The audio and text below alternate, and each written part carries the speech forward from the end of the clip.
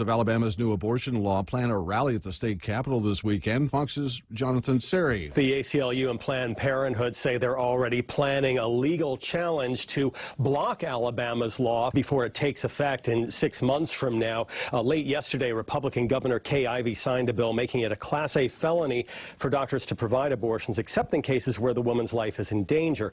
The new law makes no exceptions for rape or incest. That law could result in 99-year prison sentences for doctors who perform the procedure. Another day of gains on Wall Street following positive earnings reports from Walmart and other companies, as well as better than expected labor and housing reports.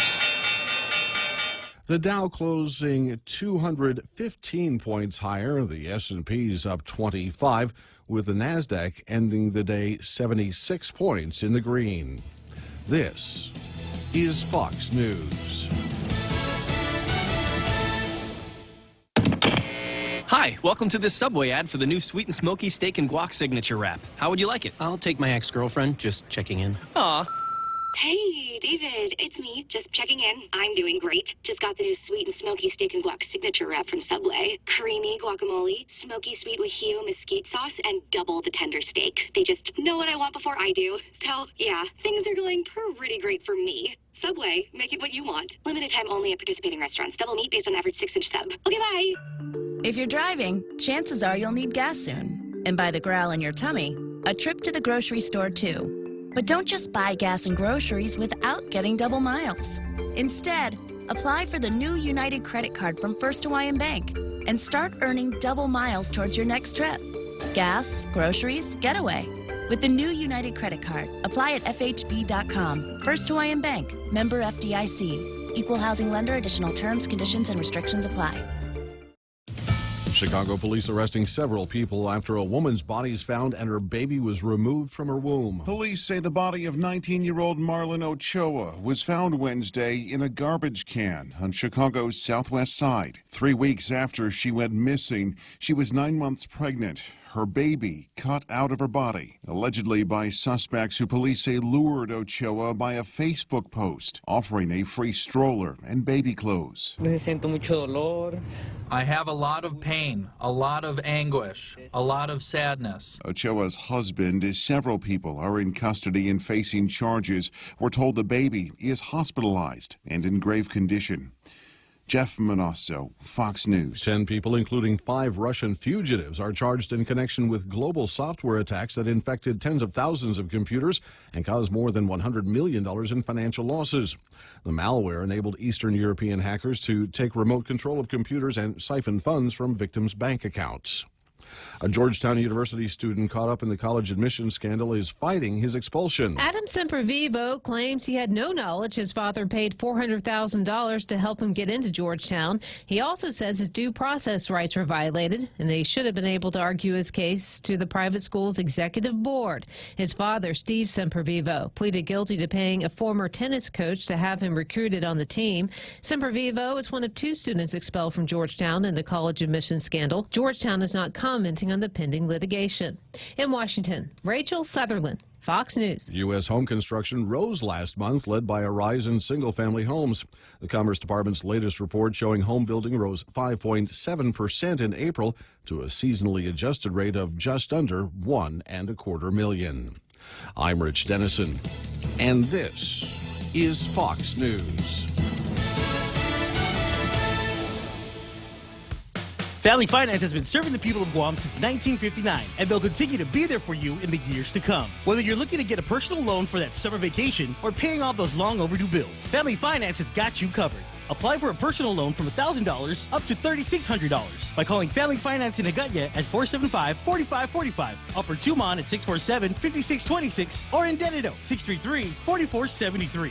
Family Finance, serving the people of Guam since 1959. Legends aren't born, they are made. And during our Jeep Celebration event at Cars Plus and Mighty, you'll receive up to $6,000 in accessories with the purchase of a new Jeep Wrangler, Motor Trend SUV of the Year. Customize your new Jeep to the way you want it. Or how about a new Jeep Grand Cherokee? Save up to $5,000. Or save up to $7,500 on a new Jeep Compass Sport. It's our Jeep Celebration event going on now at Cars Plus and Mighty. Cars Plus. Plus, driven by you. Accessory special cannot be combined with other offers. See dealer for details. We know too well the inconvenience of not having power after a storm. You worry about food in the freezer going bad. Nights get hot. It's hard finding comfort when going to sleep. These are realities. But with solar and battery storage from Micronesia Renewable Energy, these realities can be a thing of the past. The solar works during the day and the batteries power your home at night. Call 632-2613 to see how solar plus battery storage can make life a little more convenient.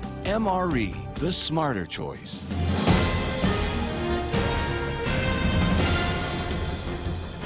Half a day and good morning, Guam. News time here at The Point is 7 minutes past 6 a.m. this Friday morning. I'm Kevin Kerrigan. Here's a look now at some of the top stories from the Guam Daily Post. One of two suspects is in custody for invading the Ordot home of 68-year-old Deanna Kittigwa on Tuesday morning. 24-year-old Francis Jerome Tysican was arrested by Guam police yesterday on allegations of home invasion, burglary, and theft of property, among other charges. Tysican and another suspect who remains at large are accused of entering the home armed with a gun and a baseball bat and stealing the woman's purse, a pickle jar full of coins, and other items. GPD spokesman Sergeant Paul Tapau says police found the owner of the vehicle used in the crime, and that person identified Tysican and the second suspect as having borrowed the car. Police are searching for that second suspect, whose name has not been released. It is not Tysican's first arrest. He has a criminal history. He was accused in the June 2011 robbery at the Mermaid Tavern in Agana, and he was also accused in the Ebenezer store robbery in Jonia, as well as the Highway 57 Club robbery in Mighty. Delays in the construction of the new Marine Corps base in Finnegad's and Dededo have postponed the arrival of the first contingent of U.S. Marines from Okinawa to Guam. Right now, we are on track for the first half of 2025, said Kelly Rodriguez, the Deputy of Communications at the Marine Corps Activity Office on Guam. It's all tied to the construction of the infrastructure that would support the Marines, she said. In May 2017, a statement from the Marine Corps to the Guam Daily Post projected the transfer of Marines would take place sometime in 2024. Now it's been delayed until sometime in the first half of 2025. The change is the result of the reassessment of where we are in progress on the construction, said Rodriguez.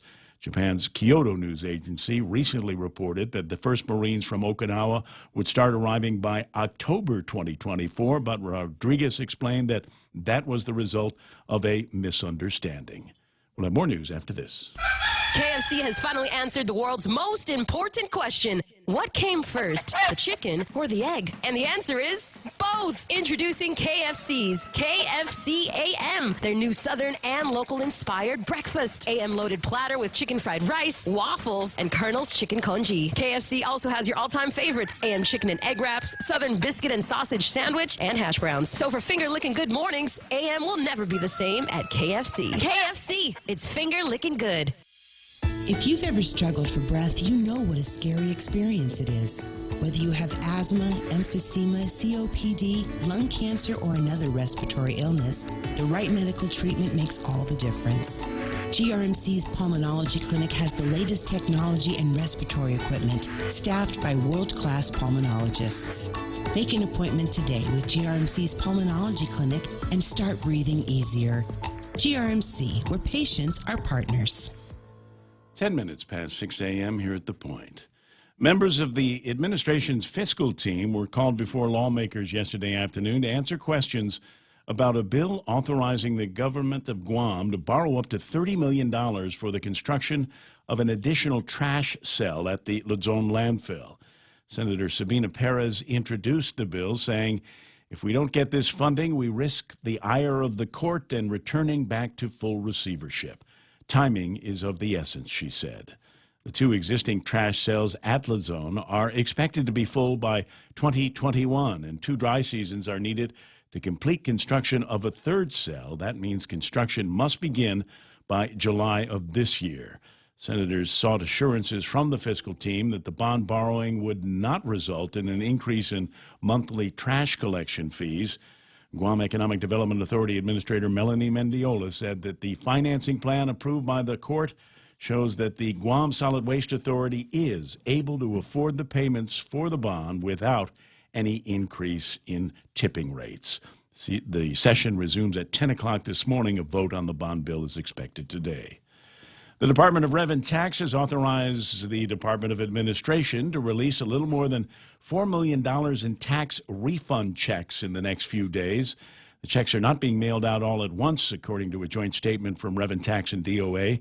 This round of refunds will cover at least part of the error-free income tax returns filed on January 29th. Roughly 1,200 checks are being mailed out. This is the third batch of tax refund checks to be mailed out for the 2018 tax year.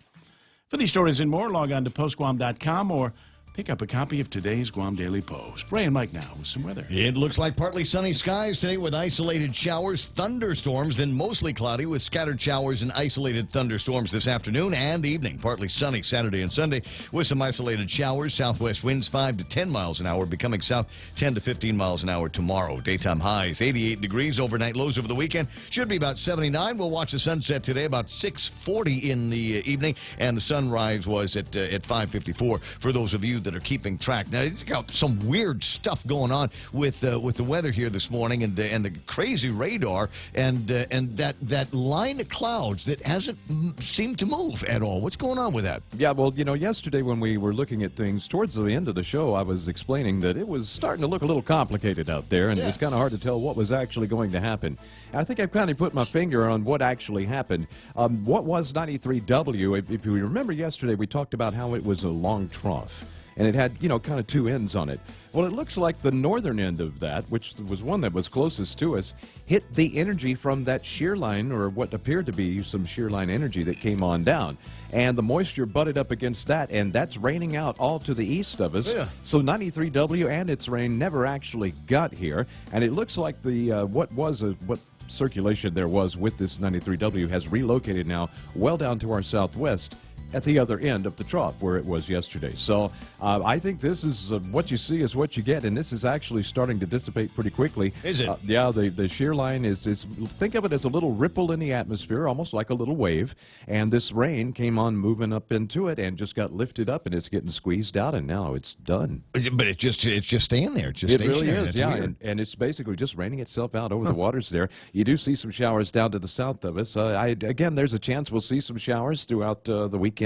But those chances just got a whole lot less. All right, so we're still now. What's the deal with the thunder? There's been a light show all morning long. Yeah, and again, that's just the focus of the moisture being lifted up by that energy right there, that little ripple in the atmosphere, and that lets those clouds build on up. But again, that's all going to stay offshore and dissipate. Grill marks this weekend? Yes. Definitely. Absolutely. Gotcha. 6:14. That's news and weather together, brought to you by Bank Pacific, where others put branches, they place roots. Business travel just got easier. Take your data plan with you for only $10 a day to all 17 data-to-go destinations. Never worry about additional data roaming charges when you go where your business needs you. The U.S., China, Thailand, and so much more. Have the assurance you need to check emails, surf the web, and stay connected. Call 688-2677 today to make sure your account is data-to-go ready. Docomo Pacific. Better together. Portions of the Ray Gibson Show brought to you by American President Lines. Remember, APL is shipping the future. Guys over at Micronesia Renewable Energy, there's never been a better time to go solar. And now, especially because they've got those battery systems that now go and match up with your solar system, so you almost don't need GPA anymore. Imagine that, a world without having to pay GPA bills. How fun is that? Give them a ring, why don't you, at Micronesia Renewable Energy. And don't forget the King's Crazy 19 menu. Breakfast, lunch, dinner, appetizers, desserts, all reconfigured and reflavored for you. Try them now at King's in Tamuning and Harmon. In illness and in wellness, Calvo's Select Care is health care that is there for you. That's why over 80% of the Guam medical community places their trust and insures with us. We offer our members wellness and fitness programs for a healthier lifestyle and provide a comprehensive medical network on and off island to help members from unexpected illnesses. Contact Calvo's Select Care today for more information. I got you.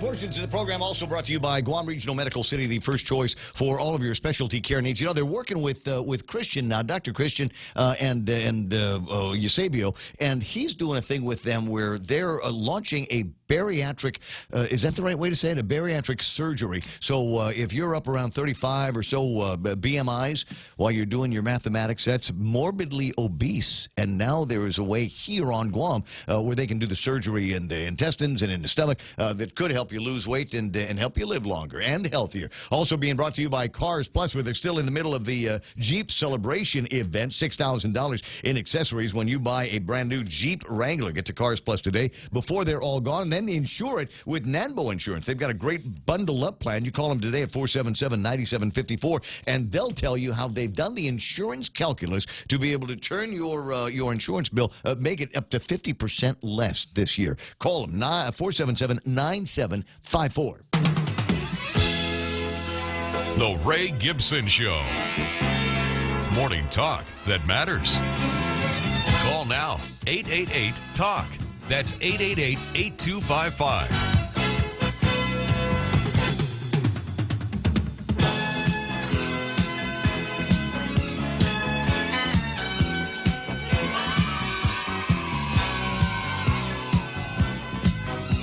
Is that the celebratory noise that we're going to be making because it's Friday? Yeah, studio audience is a little excited this morning. And then there's a lot to be excited about because it's Friday in the month of May, into the third weekend of my month-long celebration of my 57th birthday. And so just if you see me out after midnight anywhere this weekend, please send me home. just remember what you've said on the air, Ray.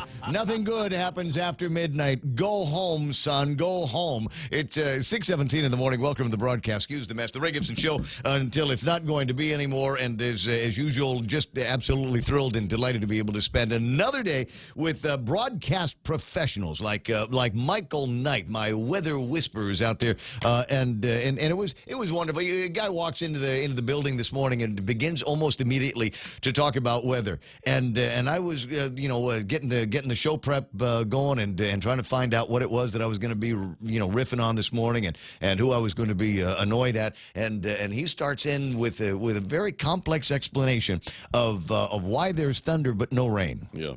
It kind of blew my mind. I got up a little early this morning. Thank you, Kat. And thank you, Kat. And I was kind of sitting up, and then I saw a flash out my window, and I'm like, "Well, what's that?" And I looked there are out. People taking pictures of you in your sleepiness. Of course. Well, that's what happens when you work with Ray Gibson. Yeah, buddy. So I was like, "What's going on?" Looked at the radar, and then I saw that mess off to the east. But it was moving weird, and I'm like, oh gosh, I don't even know what's happened. So it's taken me this long to actually kind of get a handle on what's going on. I've reached out to I believe Landon.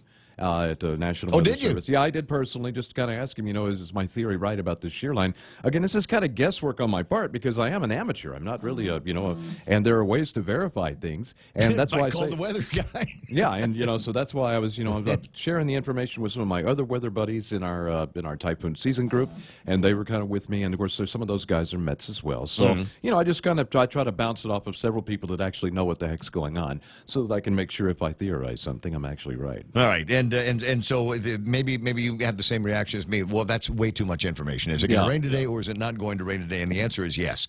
Either one of those questions. Anyway, so I got Mike, the weather whisperer. You can also reach out to him and ask him all kinds of weather questions. You can ask him all kinds of questions about all kinds of stuff because we're experts at we know a lot about we know a little bit about a lot of stuff around here. We are the guys that you want on your trivia team if you're going to be doing anything like that soon. Anyway, so Mike, you can reach out to him at 888-8255-888-TALK. And don't forget the WhatsApp number, which is 988-5874. And lately we've been getting a lot of sunrise pictures and some shots of what it might be looking like outside your back door on early mornings. And Ken has been sending some great pictures of the vistas that he gets at the sunrise. This one here, Ken Leon Guerrero's Trail to the Kitchen Door. And that's how he has titled that. Absolutely gorgeous plants that you got there in the background, and what looks like a coconut tree that doesn't look like it has been yet infested by rhinoceros beetles. Good for you. Good going on that one. Hope it stays like that. You got some more pictures like that. Sunset last night, sunrise this morning. Be happy to get those and put them on the actual Facebook Live just because they're so pretty, and it gives you an excuse to goof off with us here at the radio station. Kevin Kerrigan from the Guam Daily Post online with me this morning. Good morning, Kevin. How are you doing?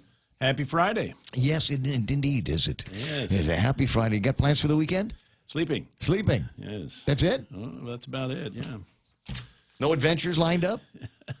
You got any plan? Gonna go make any ideas? What? No, I've become one of those guys. I try Maybe not to I'll make run plans. a marathon. I try not to make any plans for the weekend because I constantly want to be surprised at the level of fun that I've had and how it all started. 6:21 in the morning, and we'll find out from Kevin in a few more minutes about some of the other big stories that we've got in the Guam Daily Post. And you take a look at the front page of it. Another home invasion suspect has criminal past.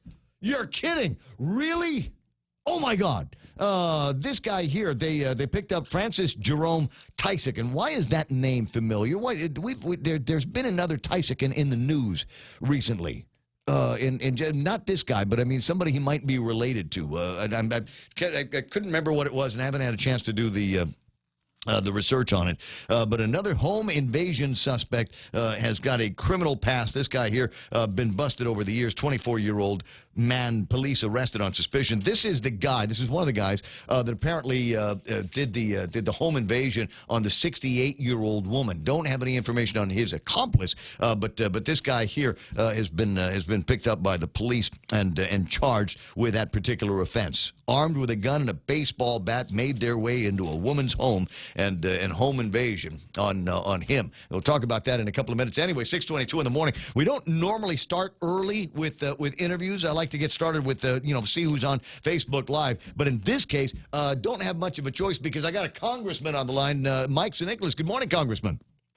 Hey, Ray. Good morning. Good to hear from you, man. Well, it's always good to hear from you. I wanted to touch base with you real quick yesterday, actually, but you have been busy and I believe traveling. So I wanted to find out a little bit more about your relationship with the Hispanic caucus and how that could help bring about SSI for Guam. Oh yeah. Well, I'm a member of the caucus. We were able to get on the caucus. It's ethnically based, and so my last name is San Nicolas, and so I'm able to get onto the Hispanic caucus, and we've gotten on, and I brought on a really good staffer, Elidio Pinheiro. He's from Guam. He's married to Michelle Moffinis up at Stimble Middle School, and with his help, this guy speaks fluent Spanish. He's a real go-getter. He really knows how to work the room, and we were able to really make some strong inroads into the Hispanic caucus. We helped them out on some of their issues, and so they circled back with us, and now the entire Hispanic caucus has officially endorsed the passage of H.R. 208, which is the first bill I introduced on my first day to get supplemental security income for Guam. And so the Hispanic caucus is 38 members strong. It's one of what's called the tri-caucuses out here in the Congress. We have the Hispanic caucus, the Black caucus, and the Asia Pacific caucus.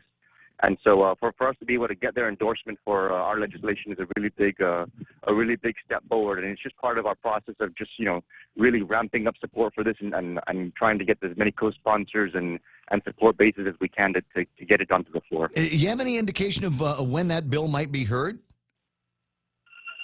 It's in Ways and Means right now. And the way we're going to be able to move it forward to get it heard is it's going to require a Congressional Budget Office scoring. And the bottom line is because this is going to result in a new cost center for the supplemental security income pool of funds. Right. It will get scored as something that's going to cost money. And so anytime something scores to cost money, that immediately raises some hairs on some members out here, particularly on the Republican side of the aisle. Sure. And so if we're going to move SSI forward, given the fact that it is going to be a cost center, we're going to need to rally as much votes as possible in order for us to be able to even get it into the hearing phase. And so before we can get a hearing, we need to just really marshal as many members as possible to get on board with it. And getting the Hispanic caucus is a big step forward for that. I understand. Yeah. Now, is this one of those pay-go deals? Are you going to have to find the funds in order to fund SSI for Guam? Well, yes and no, and here's why. SSI, as a program that basically caters to a population that is constantly shifting in terms of its numbers. If more people are applying for SSI on any given day, then the costs for SSI are going to increase. And so getting Guam included into SSI is going to increase those costs. But because our population is relatively small compared to the rest of the nation, I'm making the case to members that even if this is going to increase the cost of SSI, it's almost like an organic increase in terms of the dollars and cents. I mean, based on our preliminary discussions of the Congressional Budget Office, it's estimated to be about maybe $40 million a year. But in the grand scheme of the overall SSI amounts that are funded throughout the country, $40 million is a rounding error. Yeah. And really that's something that would naturally occur just based on organic population growth.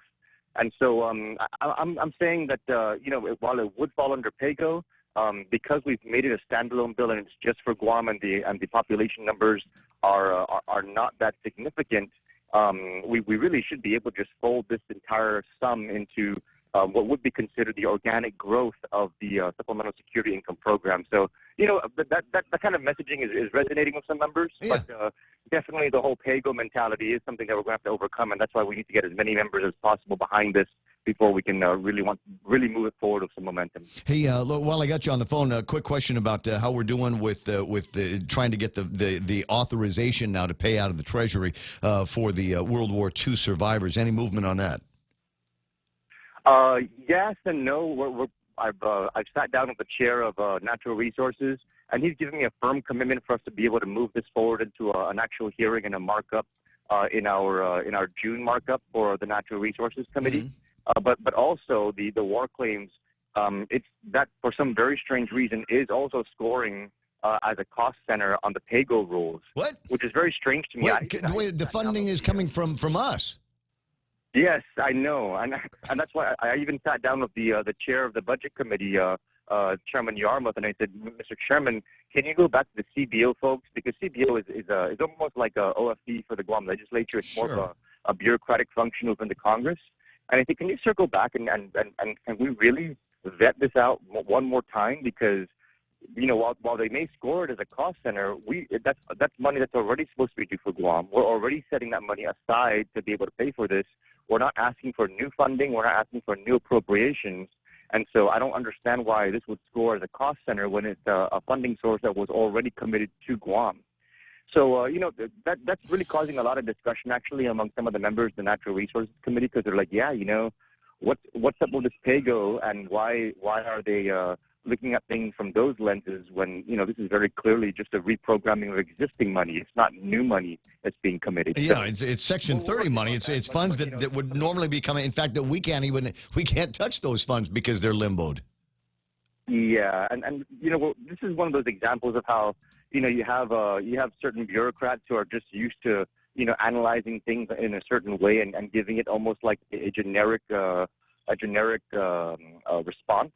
And so we're trying to educate members, we're trying to educate CBO, and I'm hoping that we can find a workaround. But all of that notwithstanding, because I had this conversation with Chairman Grijalva in the Natural Resources Committee, he agrees with me.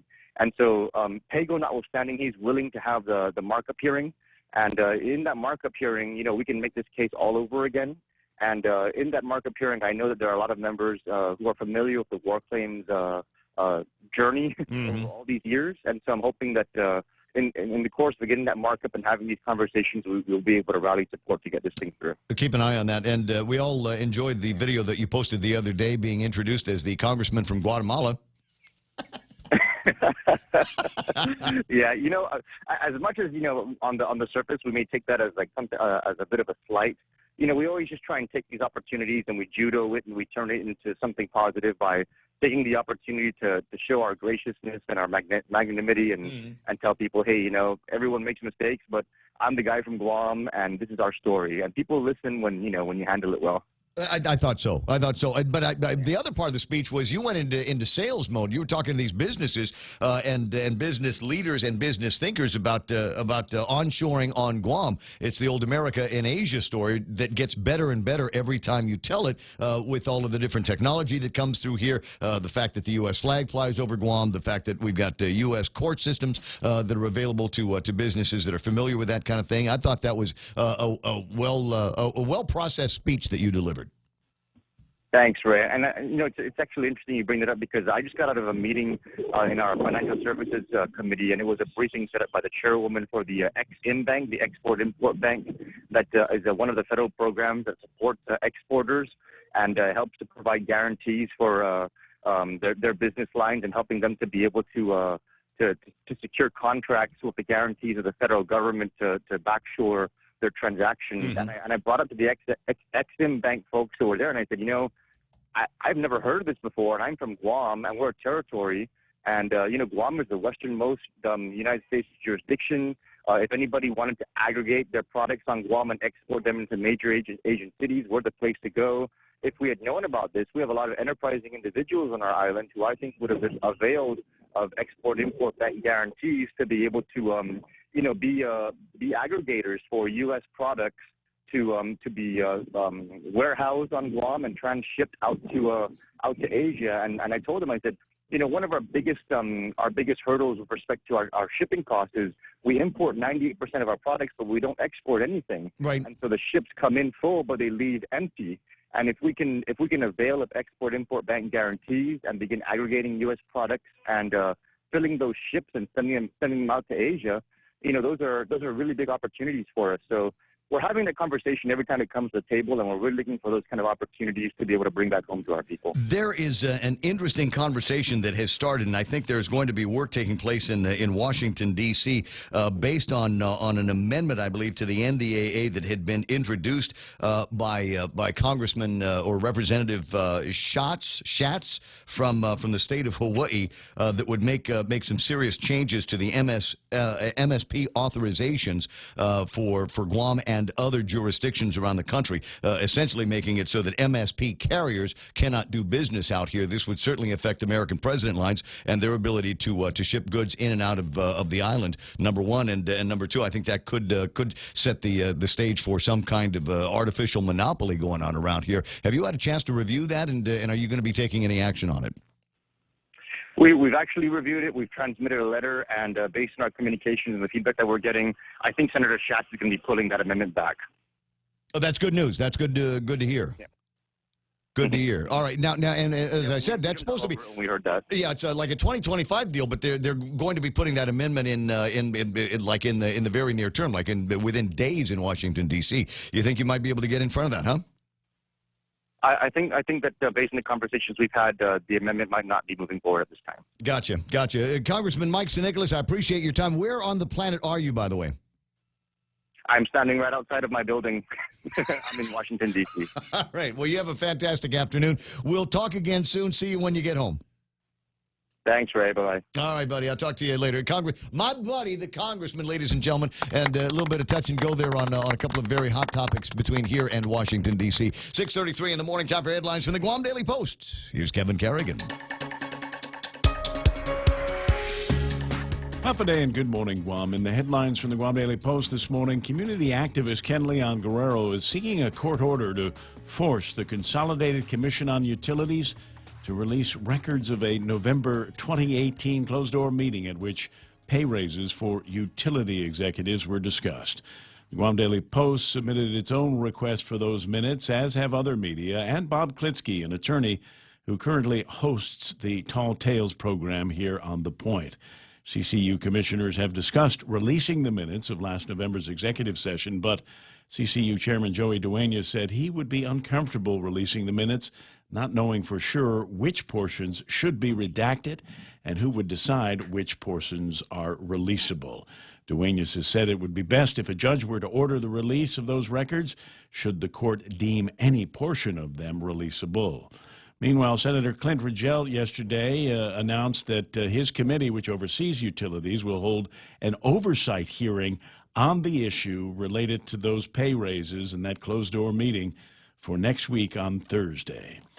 Senator Kelly Marsh is working with the Mayor's Council of Guam to allow tourists access to use the restrooms at the Mayor's community centers and the Mayor's offices throughout the island.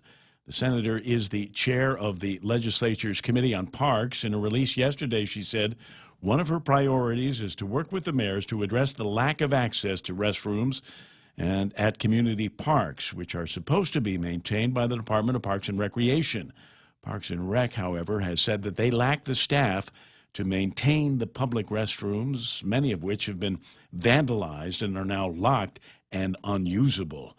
The senator said tour companies will be provided with the locations identifying the restrooms if the mayors approve the plan. Take Care and Mega Drug Pharmacy have struck a deal that will expand Take Care's pharmacy services as well as extend hours of operation. Under the arrangement, Mega Drug will take over operations at the FHP pharmacy in Tamuning, which will become known as a Mega Drug Pharmacy. It will be Mega Drug's third and largest location on island. In a release yesterday, Take Care said that the outsourcing of the pharmacy services at their FHP clinic will allow the clinic to focus resources on its core clinical practices. Take Care CEO Joseph Husline said the arrangement with Mega Drug extends pharmacy hours for customers and allows Take Care members to take advantage of Mega Drug's exceptional service.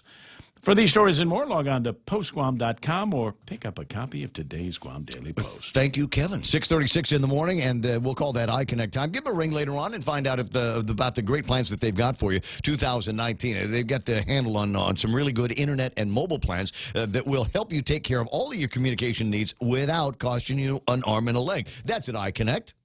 The Crazy 19 menu at King's Restaurants is back with all your breakfast, lunch, and dinner favorites. Fun pancakes, tasty sandwiches, and the local dishes you crave for a limited time on the Crazy 19 menu at King's. Security Title is honored to join and sponsor Ray Gibson on The Point. Half a day. I'm Mark Beneventi of Santa Rita, and this is where I start my day, listening to the voice of our community and sharing thoughts and issues that affect us all. It all boils down to our people, our land. Protei Igumama. Protect your home. When purchasing or refinancing your home, remember to call the professionals at Security Title, just like you call Ray Gibson in the morning.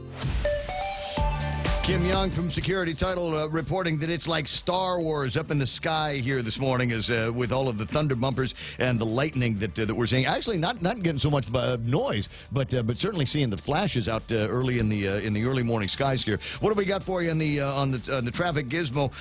Don't see a whole lot that is happening right now. As I zoom into the northern end of the island, it looks like there might be a little bit of northbound traffic that will slow you down just after Paris Acres, but before you get too far north. Doesn't look like it's going to slow you down if you're headed up in the Jigo area past that. Route 3 starting to busy up over by the schools. Also, the intersection down there, traffic in both directions as a result of the traffic light here is moving a little bit slower than normal. But once you get past that, should be smooth sailing all the way into the upper Tumon area. Maybe a little bit of slowdown over by DPW and Kmart. But then if you're headed all the way into town, you shouldn't see anything slowing you down all the way into the downtown Hagetnia area. Route 4 running clear. Route 8 running clear. 10 and 16 looking pretty good right now. Let me just scooch over and see if there's anything over by Navy and Sumai. Starting to look busy up here as a lot of people headed in that direction. 6:38, that's right now traffic on the point. Let's go for a drive. Let's take a stroll. Let's gallivant. Let's go cruising. We all have different ways to describe how we get up and go in our cars. But whatever you may call it, you can do more of it when you save 6% off your fuel purchases at any Shell station when you use your eligible Bank of Guam Visa and MasterCard credit cards. So stop by any Guam or CNMI Shell station and start saving today. Visit bankofguam.com for more information. Terms and conditions apply. Bank of Guam, the People's Bank. Member FDIC. News to fill your mind. Talk to get it out. The Ray Gibson Show. Call now, 888-8255.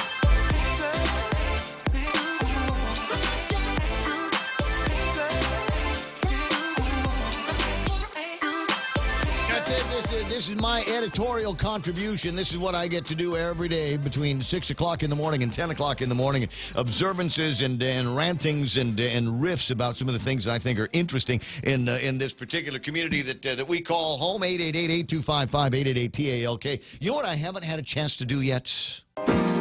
Sometimes you want to go where everybody knows your name.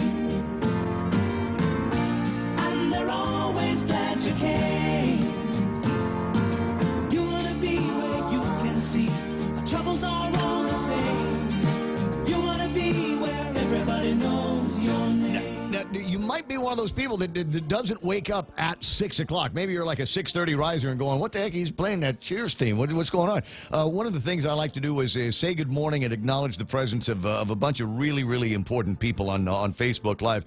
I'm here, but I'm really, really glad you're there. Guys like Rico Blancaflor online, James Howard, Cheryl Ochai. Randy Kruger is online this morning. I see Rudy Magallanes there. John Nicholas with his Good Friday morning, everybody. Who else is playing around? Therese Uggen-Rigel. Now, it says Therese Uggen-Rigel, but is that really Therese Uggen-Rigel, or is that Clint using his wife's account to watch what's going on here? My very close, very dear personal friend Simon Sanchez is online, and he and I are working to make sure that a particular fundraiser is completely and totally sold out. I'll tell you more about that in a second. Patty Santiago there, Joey San Nicolas is online. Huffa Lillian Cruz and Gina Cono and Carlos Barreto. Carlos and I working with Ernie Galito and others on the 40th anniversary Ray Gibson show. It's not 40 years that I've been on the point, obviously, but this summer, I am just pleased and humbled to tell you I'm going to be celebrating 40 years as a broadcaster. It was the summer of 1979 when I first started working at the lonely hilltop of Barrigada, behind Barrigada Heights, back when there really wasn't much by way of a road that would take you from the front of Barrigada Heights to the back, where Ed Poppy had radio station KSTO. This is back in this is olden days of broadcasting, when you broadcast where the transmitter was, not necessarily in some kind of fancy downtown location, and we bounced the signal to the transmitter site. We actually broadcast at the base of the tower. That's when you rode a Triceratops to work. Oh, it was, yeah. Oh, but it was a while ago. Different times, different technologies, and it's been such a fantastic ride. So the guys over at BMW, AK BMW, you can see the building going up. Some great construction that's taking place on Marine Corps Drive. Nice. So we'll do at the end of this month. There's going to be a groundbreaking and a hello ceremony for BMW, and then I believe on the 7th, Friday the 7th, we'll be doing a live broadcast from down there. And Carlos Barreto, if I hold my nose right, is going to make it so that you'll be able to watch it. And I hope that many of you will have a chance to come by and visit and say hello. Where was I? Lillian Cruz is online. Gina Cono, Carlos Pam Duval is there, and Pam sent up some beautiful pictures of what sunrise was looking like at her particular location this morning. And there it is. You can see a little bit of just light over the horizon here when she sent that particular picture. Who else is playing around here? What else do I have that I want to say hello to? Tomas, Tenorio Bernardo, Alfredo Mendoza is online here this morning. Yoich Ringil, Flo Cruz saying, half a day, Ray. Well, thank you very much. I put the little Valentine's sticker on that one. O'Neill Tutao says, Yoich. Who else is on? Tinelta, Nelson Mori is there. Editha Camarillo, Francis Salas. I got Richard Fee. Nice to get you. One of my favorite retirees. You absolutely have got to be following Richard Fee on Facebook. If you're not, you're missing out on some really, really interesting posts. Eunice Mendiola is there. So is Rod Rose Greeno. And Rose sent me this thing yesterday. And I want to make sure that you know that the Nurses Giving Back to the Community Health Fair is going to be taking place Sunday at the Micronesia Mall Center Court. Free admission, open to the public. Get there early because my recollection is this fills up really, really fast. Free on-site health screenings for blood glucose, blood pressure, blood glucose. You need to know your sugar numbers. Blood pressure, body mass index. Like I said, I had Dr. Christian Eusebio in the studio the other day talking about morbid obesity, and if your body mass index is 35 plus, you could be in trouble. Find out what your body mass index is absolutely free. They'll do health counseling and plenty more. Free mixed fit.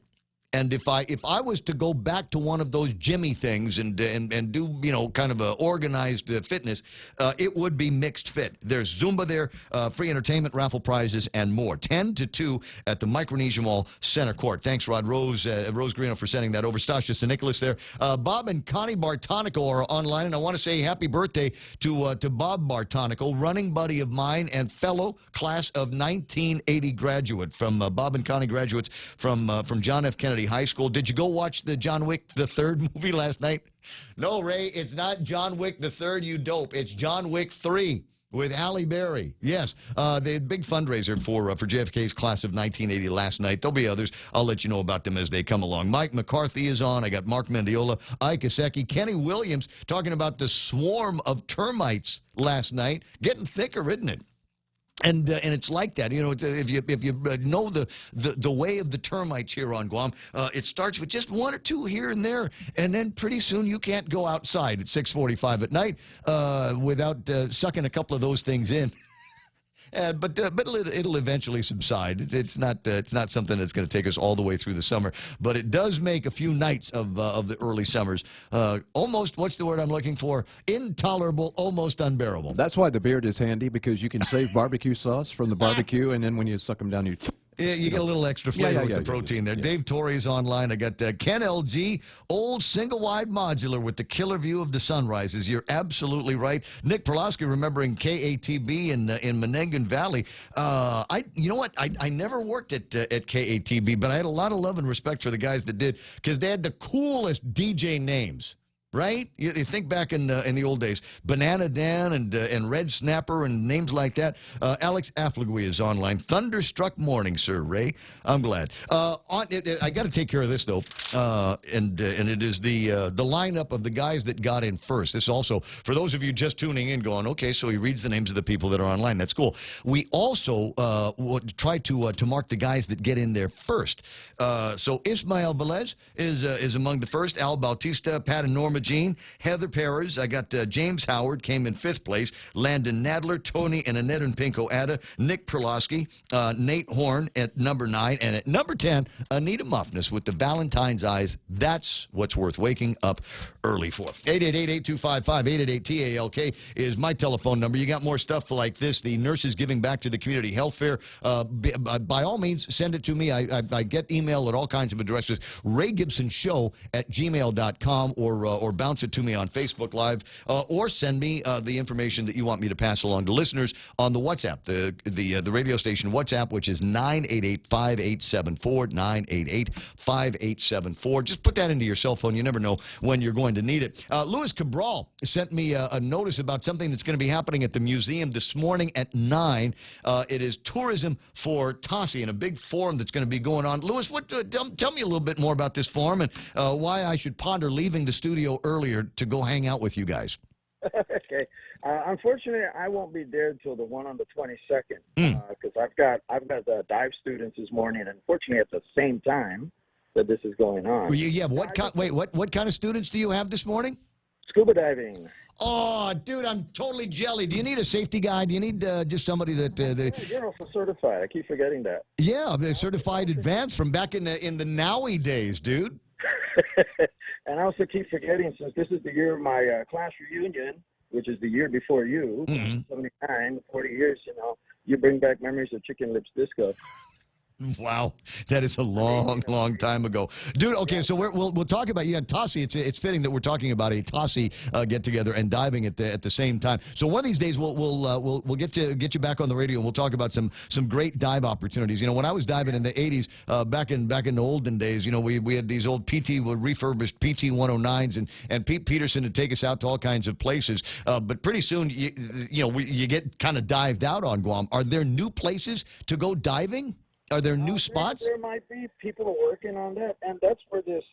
I'm going to slide us into it, which is perfect because the Tossie thing involves not just diving, but basically overall water use, is my understanding. Because Mallory Morgan from the Bureau of Statistics and Planning went around to survey and talk to companies and other folks about using how we use the water, and everybody's on reef conservation and everything else has been going on.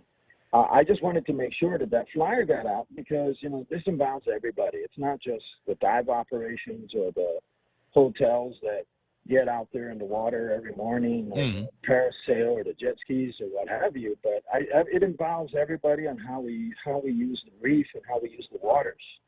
And I think everyone needs to be involved in that because that's one of our greatest resources. And I think one of the biggest things that prompted me to do this is when I saw that article in the paper about you can't sell octopus, you can catch it and can't consume it. And I know me and my fishing buddies were all like, since when did this law come into place? I mean, I had the same feeling. It's wait a second. I like octopus. I don't know how to catch octopus, and honestly, even if I knew where in the reef they were hiding, I don't know if I want to touch a live octopus with my hands. yeah, but part of it was just that fact that all of a sudden, there are a bunch of us that didn't know. But that's why I felt it's important to make sure it got out, because when I saw Jerry and I asked him if you guys saw this, and he went, no. I said, okay, I want to make sure you guys got it. Mm-hmm. But it is happening. One today, there's one on the 22nd, and there's one on the 24th. There are different hours for those, because I know on the 22nd that I'm going to involves operators in the industry, all the different groups, and they're trying to get everybody there. They do want to hear from everybody. I don't have full details on it, but from what I've been hearing, people want to go because it's going to make a difference on how we use our waters. And we want to make sure that we have a say in it. We don't want to find out that, like that octopus law, that all of a sudden there are some rules made. And if I go step in the water, I don't want to find out that when I come back out that I've got, somebody glaring down at me saying, here's a ticket or something like that. Right.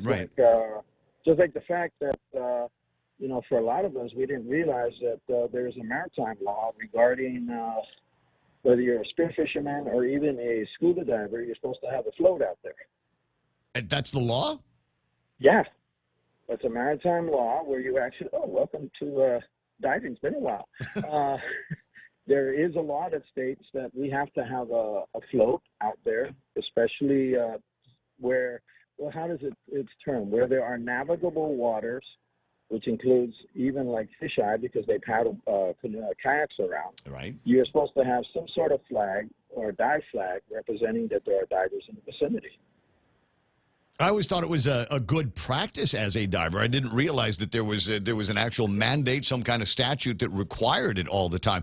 This is a good idea. So 9 o'clock this morning, you and other stakeholders, and not you, necessarily you, but other stakeholders and policymakers are going to be getting together. Do we have a buy-in from anybody over at the legislature to ensure that they're going to be there? I mean, there's I want to say Senator Sabina Perez with a piece of legislation that would ban spear fishing and scuba diving. Yeah. I'm not sure exactly who's going to be there, but like I said, Mallory would be the perfect person to get more information from. But my goal at this point was just to make sure enough people knew about it that, to go. I can't talk to Mallory without flirting, so they won't let me call her. Control yourself. Impossible. Yeah, but the whole idea from me was to make sure enough people knew and to be there, because I think this is something that everyone has to be involved in, not just divers, fishermen, but right down to snorkelers. Mm-hmm. Because you've got the tourism industry. You and I have been around long enough to see how Cumano's grown and all the stuff that goes on down there.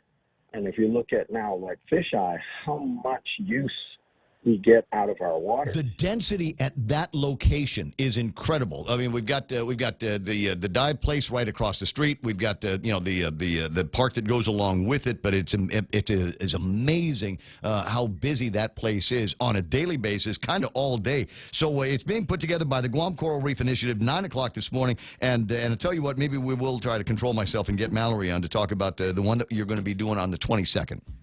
Good man. All right, buddy. Listen, I'll talk to you pretty soon. Have a great weekend. You too, Ray. I promise. 6:53. Luis Cabral on the line this morning talking about that get together over at the. That's going to be, I believe, at the museum. Yeah, 6:54 in the morning. 888-825-5888-TALK. Items in the table of contents. Well, let me see.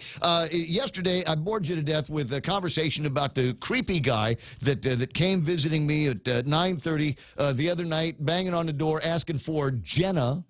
And my response was, there's no Jenna here. I have a gun. Go away. And he did go away. And I played the video, and a couple of people asked for copies, including a couple of friends over at the Guam Police Department. And maybe he was just drunk and lost and tweaking on something, or maybe he was setting me up for a home invasion. I ain't taking any chances, and I don't want you to take any chances either. There's a bunch of crazy out there. We have got better than our share of nut jobs in this town, and in some cases, they can be violent. So think about a means of protecting yourself from them and their kind over the weekend. And no reason why you can't start thinking about means of self-defense. And also means of being able to detect when there's a problem. I've told you I got alarm system at the house. I got the video surveillance system at the house, and I have added to it yesterday. I was looking around for because I've got video of the guy walking to the house, but I don't have any good shots of his face, which ticks me off. I don't have, I didn't install the camera in a place where I could get a great shot of this guy's face. And I fixed that yesterday. There is a device called the Ring. It is an Internet of Things enabled doorbell. And when you press the doorbell, just the mere fact that you've walked up to the doorbell will start a recording process, and I'll get an email. It'll send me a notice on my phone that I've got somebody at the front door. When you press the doorbell, for sure, it begins the recording process. And you can get them at Home Depot for $199. This is a DIY install. If you're mounting it on something that's concrete, you might need a drill. And it comes with a drill bit and the anchors and the screws. I mean, these guys think of everything. A couple of different colors for the faceplates and all of that. And I was able to get the thing installed in, I don't know, 5 minutes or something like that. It comes with an app. So, like I said, if somebody breaks the plane on the security features, it will send you an email and let you know to look at your phone, and you can talk to the guy. So if I'm at work and somebody goes up to the door at the house, I can talk to him and say, Jenna doesn't live here. I have a gun. Go away. And they can't tell whether you're in the house or at work, or in Tokyo, or in New York City, or in Washington. I think it's a very, very cool system. $199 for the basic version, which is the Ring 2. And like I said, you can buy it at Home Depot. Yesterday, according to the website, they had 15 of them. I bought one, so now it's 4. And I might do a little demo for you in just a little bit. Only a couple of minutes to talk about this. So Ken, you might want to call in a little bit later on to get more splains on the lawsuit that you have now filed against the Consolidated Commission on Utilities. Well, I'll keep it short.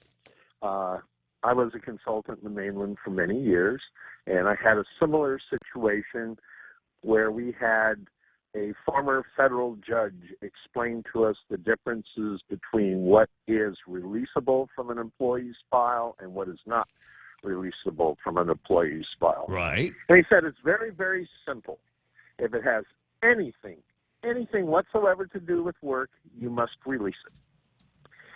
If it does not have anything to do with work and it's personal in nature, you cannot release it. So we went through a couple of examples. You know, we have an employee who came in and confessed an addiction problem and was seeking treatment. That's not releasable. Mm-hmm. You have an employee who was written up because he improperly operated a lift truck without safety gear.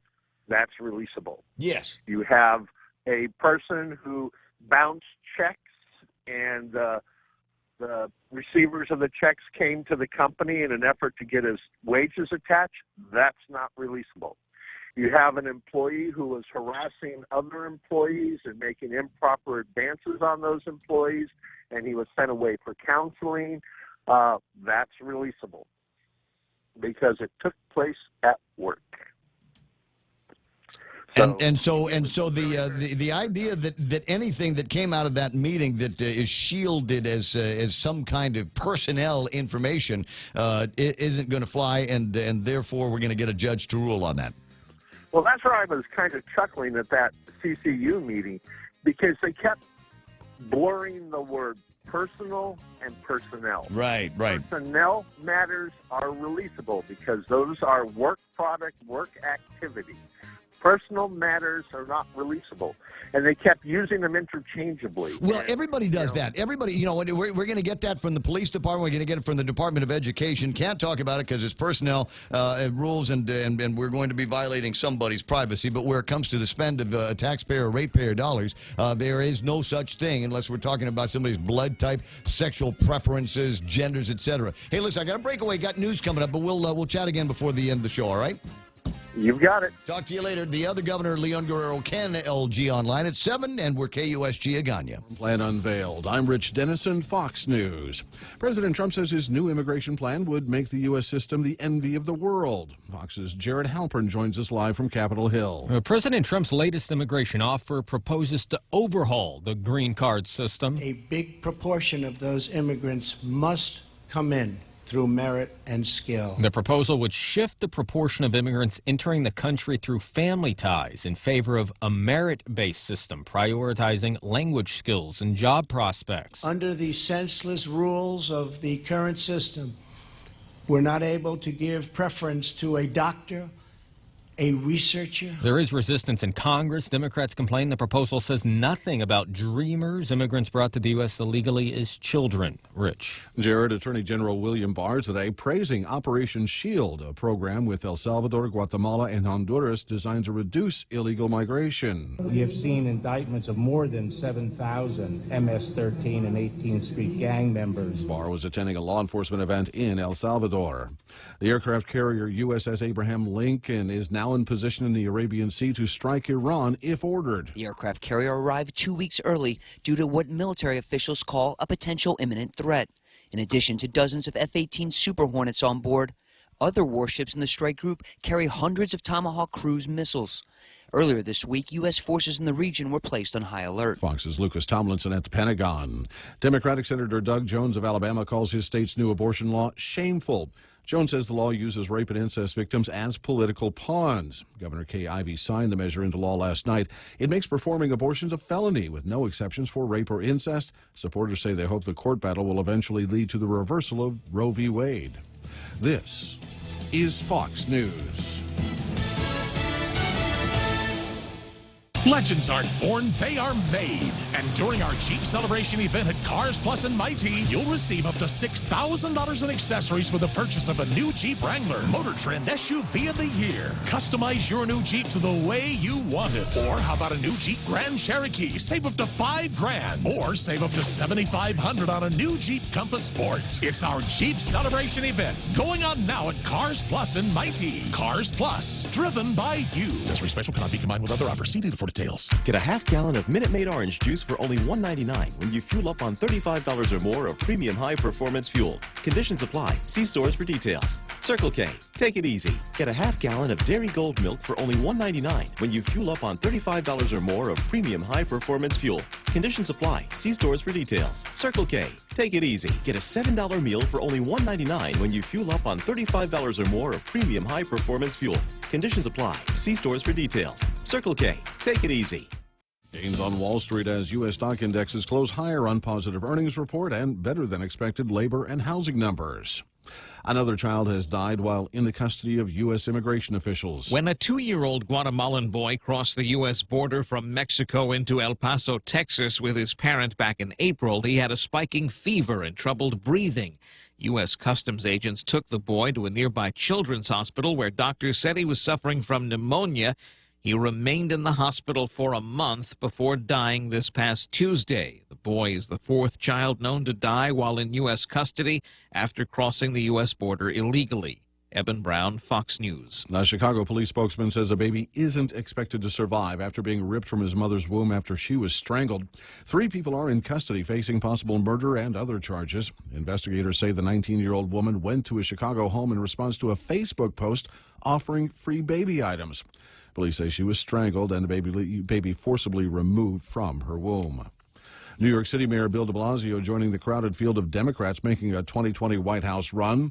De Blasio posting a video earlier today announcing his candidacy, saying he can stand up to President Trump. I'm a New Yorker. I've known Trump's a bully for a long time. This is not news to me or anyone else here, and I know how to take him on. De Blasio heading out to key primary states to kick off his campaign. President Trump in a tweet calling de Blasio a joke who is hated by New York City. House Democrats are about 5 hours into a 12-hour marathon reading of special counsel Robert Mueller's final report on Russian election meddling. Signed a letter of intent for Trump Tower Moscow by November 2015. About 24 Democrats are taking part in reading the 448-page report. The Republicans are calling it a political stunt and a waste of congressional resources.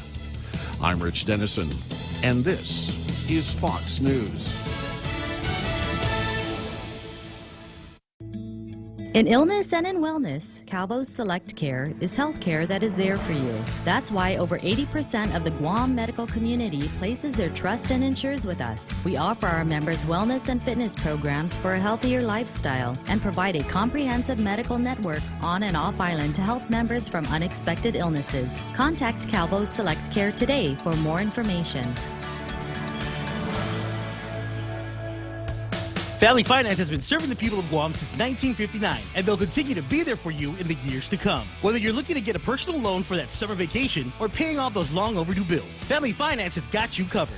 Apply for a personal loan from $1,000 up to $3,600 by calling Family Finance in Agutya at 475-4545, Upper Tumon at 647-5626, or in Dededo, 633-4473. Family Finance, serving the people of Guam since 1959.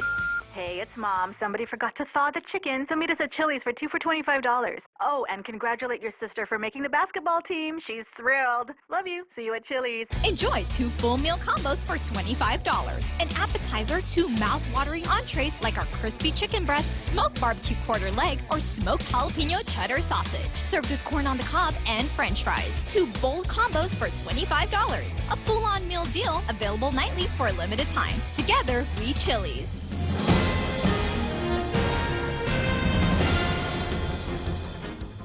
Half a day and good morning, Guam. News time here at The Point is 7 minutes past 7 a.m. this Friday morning. I'm Kevin Kerrigan. Here's a look now at some of the top stories from the Guam Daily Post. One of 2 suspects is in custody for invading the Ordot home of 68-year-old Diana Kitigwa Tuesday morning. 24-year-old Francis Jerome Tysikon was arrested by Guam police yesterday on allegations of home invasion, burglary, and theft of property, among other charges. Tysikon and another suspect, who remains at large, are accused of entering the home armed with a gun and a baseball bat and stealing the woman's purse, a pickle jar full of coins, and other items. GPD spokesman Sergeant Paul Tapau says police found the owner of the vehicle used in the home invasion, and that person was able to identify Tysikon and a second suspect as having borrowed the car. It's not Tysikon's first arrest. He has a criminal history. He was accused in June 2011 of the robbery at the Mermaid Tavern in Agana. He's also been accused in the Ebenezer store robbery in Jonia and the Highway 57 Club robbery in Mighty. Police are still searching for that second suspect in the home invasion, and this morning, a police spokesman, Sergeant Paul Tapau, issuing a release seeking help from the community in finding 22-year-old Ronnie Vincent Crisostomo Jr. Sergeant Tapau's release does not say whether Crisostomo is linked to that Ordot home invasion, but the release does say that he is wanted for questioning relative to several ongoing criminal investigations. Crisostomo's last known address was listed as Aguero Street in Jonia. However, he is known to frequent the villages of Ordot, Chalan, Pago, and Jonia, according to Sergeant Tapau's release. The subject is believed to be armed and should not be approached. He is believed to be avoiding authorities and may flee once spotted. Anyone who knows the whereabouts of Crisostomo is asked to call the Guam Police dispatch line at 472-8911 or call Guam Crime Stoppers at 477-HELP. We'll have more news after this. We know too well the inconvenience of not having power after a storm. You worry about the food in the freezer going bad. Nights get hot. It's hard finding comfort when going to sleep. These are realities. But with solar and battery storage from Micronesia Renewable Energy, these realities can be a thing of the past. The solar works during the day and the batteries power your home at night. Call 632-2613 to see how solar plus battery storage can make life a little more convenient. MRE, the smarter choice. Experience the Take Care difference. Take Care members can count on accessing a high-quality, credentialed network of on-island providers, including the convenient one-stop FHP Health Center and Urgent Care, access to an extensive off-island network of providers, and the island's largest offering of free fitness classes and health education programs. You can count on Take Care to deliver comprehensive, accredited insurance coverage and quality health care when and where you need it. Take Care. Our island, your health plan. Learn more at takecareasia.com. News time here at The Point is 10 minutes past 7 a.m. Members of the administration's fiscal team were called before lawmakers Thursday afternoon to answer questions about a bill authorizing the government of Guam to borrow up to $30 million for the construction of an additional trash cell at the Luzon landfill. Senator Sabina Perez introduced the bill, saying if we don't get this funding, we risk the ire of the court and returning back to full receivership. Timing is of the essence, she said. The two existing trash cells at Luzon are expected to be full by 2021, and 2 dry seasons are needed to complete the construction of a third cell. That means construction has to begin by July of this year. Senators sought assurances from the fiscal team that the bond borrowing would not result in an increase in monthly trash collection fees. Guam Economic Development Authority Administrator Melanie Mendiola said the financing plan approved by the district court shows that the Guam Solid Waste Authority is able to afford the payments without an increase in tipping fees. The bond bill was moved to the voting file yesterday. Session resumes at 10 o'clock this morning. A vote on that measure is expected today. Senator Kelly Marsh is working with the Mayor's Council of Guam to allow tourists access to use the restrooms at the community centers and mayor's offices throughout the island. The senator is the chairwoman of the Legislative Committee on Parks. In a release yesterday, she said one of her priorities is to work with the mayors to address the lack of access to restrooms at community parks on island. Those are supposed to be maintained by the Department of Parks and Rec, but the department says they lack the staff to maintain the public restrooms, many of which have been vandalized and are now locked and unusable. Senator said tour companies will be provided with the locations identifying those restrooms if the mayors approve the plan. For these stories and more, log on to postguam.com or pick up a copy of today's Guam Daily Post. Ray and Mike now with some weather. Oh, I got to do the weather. Oh, okay. All right. I think I might be able to scare something up here. Partly sunny today, Kevin, with isolated showers and thunderstorms. Mostly cloudy with scattered showers and isolated thunderstorms this afternoon and into the evening. And then it'll turn partly sunny Saturday and Sunday with the possibility of some isolated showers. Wind southwest 5 to 10 miles an hour, becoming southerly 10 to 15 miles an hour tomorrow. Michael explained why. Highs around 88 degrees and overnight lows of about 79 degrees. Sunset tonight at 6:40. We'll watch the sunrise tomorrow morning at the Mango Festival race, the 5K, 2K down in Agate. Is it a 5K and 2K? Well, I'm pretty sure it's a 5K. Down in Agate about 5:54 or so from the perch in the Weather Center. All right, we don't actually have a weather center, but I got Mike that can look at radar. Yeah, looking at radar here, and we don't really see much going on in terms of circulations or anything like that. Got a long line of showers and thunderstorms off to our east, southeast, south, but it ain't and doing west. anything. But it's not moving. It's just kind of staying where, if anything, it's drifting kind of over to the east. And it seems that the heavier showers are actually traveling up that line off to the east and away from Guam. And, again, for the lack of a better way of understanding what happened, what was thinking that was going to bring us the rain just never made it here, and it hit some energy in the atmosphere and kind of slammed up against that.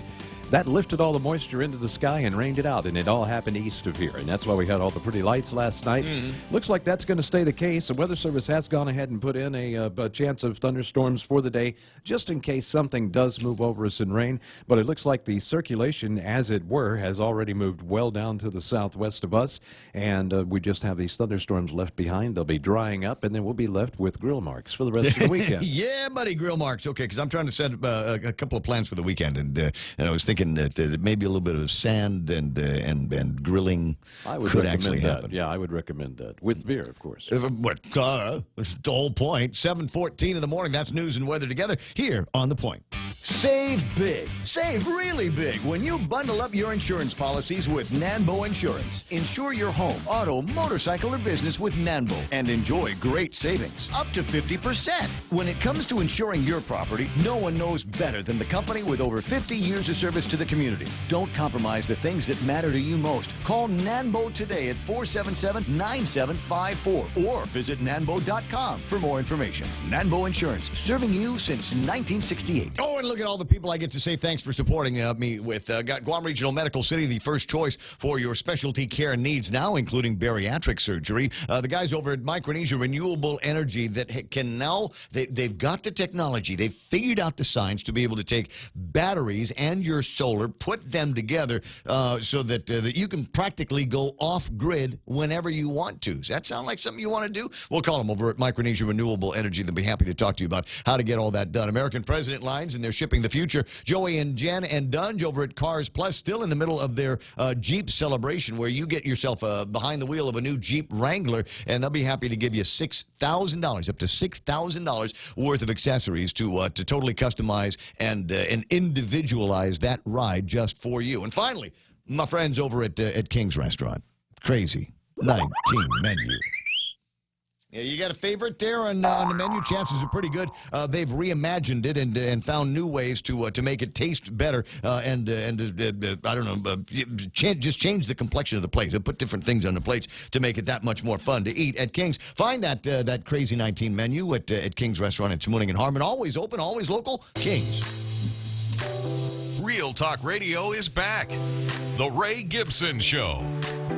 Morning talk that matters. Call now, 888-TALK. That's 888-8255.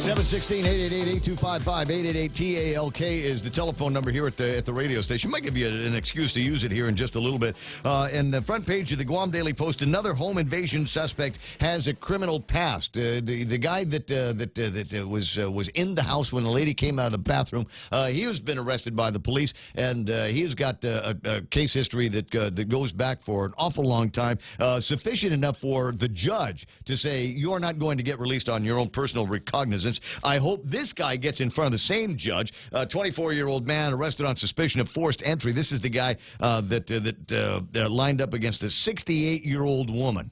Huh? What kind of bravery, what kind of real man are you when you run up against a woman with a gun and a baseball bat and ransack her house while she's watching? Francis Jerome Tysican, and there's a picture of him on the front page. Memorize this face. Memorize the name. And I'm looking at this going, why is that name so familiar? And the reason why it's so familiar is because recently there have been a number of Tysicans that have been busted for a variety of offenses. Give you an example here. Geraldine Tysican. Man reported his caretaker to police, accusing her of stealing documents and tools from him. Geraldine Tysican, 45, charged with theft and forgery. And then there's Jarvis. Not Jarvis Tysican. There's Audrey Tysican, who was busted with Jarvis Farron.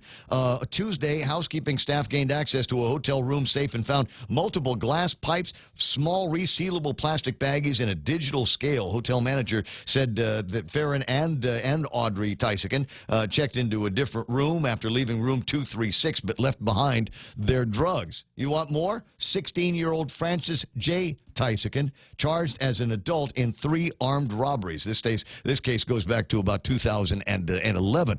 Familiar names that we've got here in a lot of the blotters here. So I'm sure when the police got a description of this guy, they probably knew exactly who they were talking about and exactly where to go and find him. Hopefully he gets in front of a judge that will go, yeah, personal recognizance? No. Because you're just going to go back to your crime family here. Like their own little syndicate there. 7:19 in the morning, 888-8255 is the phone number. You know what? Jerry Roberts in the studio will talk about one of the things that's got him shaking his head in a second. But first, let's take a look at what happened in the market. S&P 500, NASDAQ, Dow Jones Industrial Average. Everybody in the green this morning. That's nice. 28.76 for the S&P 500. They picked up 25 points. NASDAQ in the green by about 75, closing at 78.98 this morning. And the Dow Jones Industrial Average average closed up 214 points. Still not to 26,000, but that's all right. 25,862. FTSE's going to open in the green. Nikkei is opening down a little bit later on this morning, 125 points in the red. Hang Seng up at 28,275. Shanghai at 29.55, and the DAX is opening up by 210 points. Those of you that are watching out for national gas, never mind natural gas, let's talk about West Texas crude here today. West Texas crude, you know, if you're investing in it, this is a good day because it's up by $1, $63.14. Yesterday, $62.11. Those of us that buy gasoline, that is derived from Tapis crude. Tapis trading this morning at $74.53. Yesterday, $73.73. Up by 80 cents in trade for Tapis crude. Is this going to be that weekend where we're looking at the gas station signs? Are they changing the phrase, or are they going to be changing the number? I don't know. But if you are, as I say, around this time, if you got a little bit of E for Ever Ready on your car, might want to put some gasoline at the bargain price of $4. Could be a good idea. 35 cents a gallon. 7:20 in the morning. There's Jerry Roberts. Good morning, Batman. Good morning, sir. What's on your mind today? What are you thinking about? You know, when I heard on the news as I was rolling up about the tourists being able now to use the mayor's restrooms, etc., or the recreation center's restrooms. But the question that I have is, how do we know that the mayor's restrooms are any better than the restrooms that Parks and Recs is taking care of? We can probably hope for that one. What bothered me and what triggered the response was years ago I used to subscribe. There's the Asahi Shinbun. Did that name? Oh, sure, you? Yeah. I think it was them that they had. It's the English-speaking newspaper in Tokyo. It goes all throughout Japan, and they also have one in Japanese, like the rest of them. Yeah. But the Shinbun also had a website. I believe it was them, and I would subscribe to their website because it was all in English and there was forums there.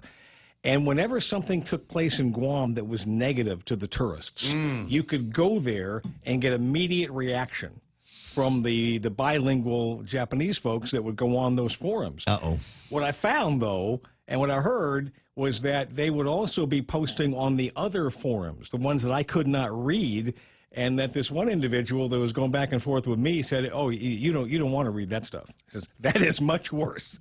When it gets over into our language, it is much worse." Oh boy! What you're getting on the English side is sanitized, but when things like this happen, I mean, when your restrooms aren't clean, and we've all had this discussion, you know, forever and ever.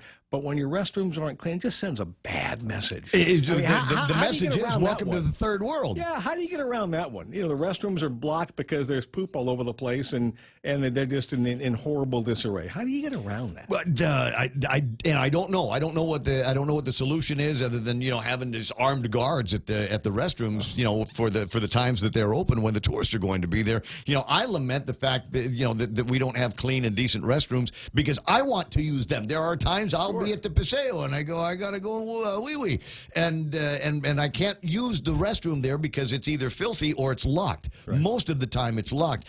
There were a bunch of guys there, and it's one of those things you just kind of don't look at it because it'll just tick you off. But there are areas at the Paseo that are noted as alcohol-free zones. So you go by there, and sure enough, you know, in the afternoon about 4 o'clock, while there's little kids playing softball, you got all these people that are, you know, crowded around a cooler, and there's no place for them to go and take a leak, so they walk over to the ocean and relieve themselves that way. Well, that's nice for the Korean tourists that are walking around the Paseo. Welcome to our third world, guys. Yeah.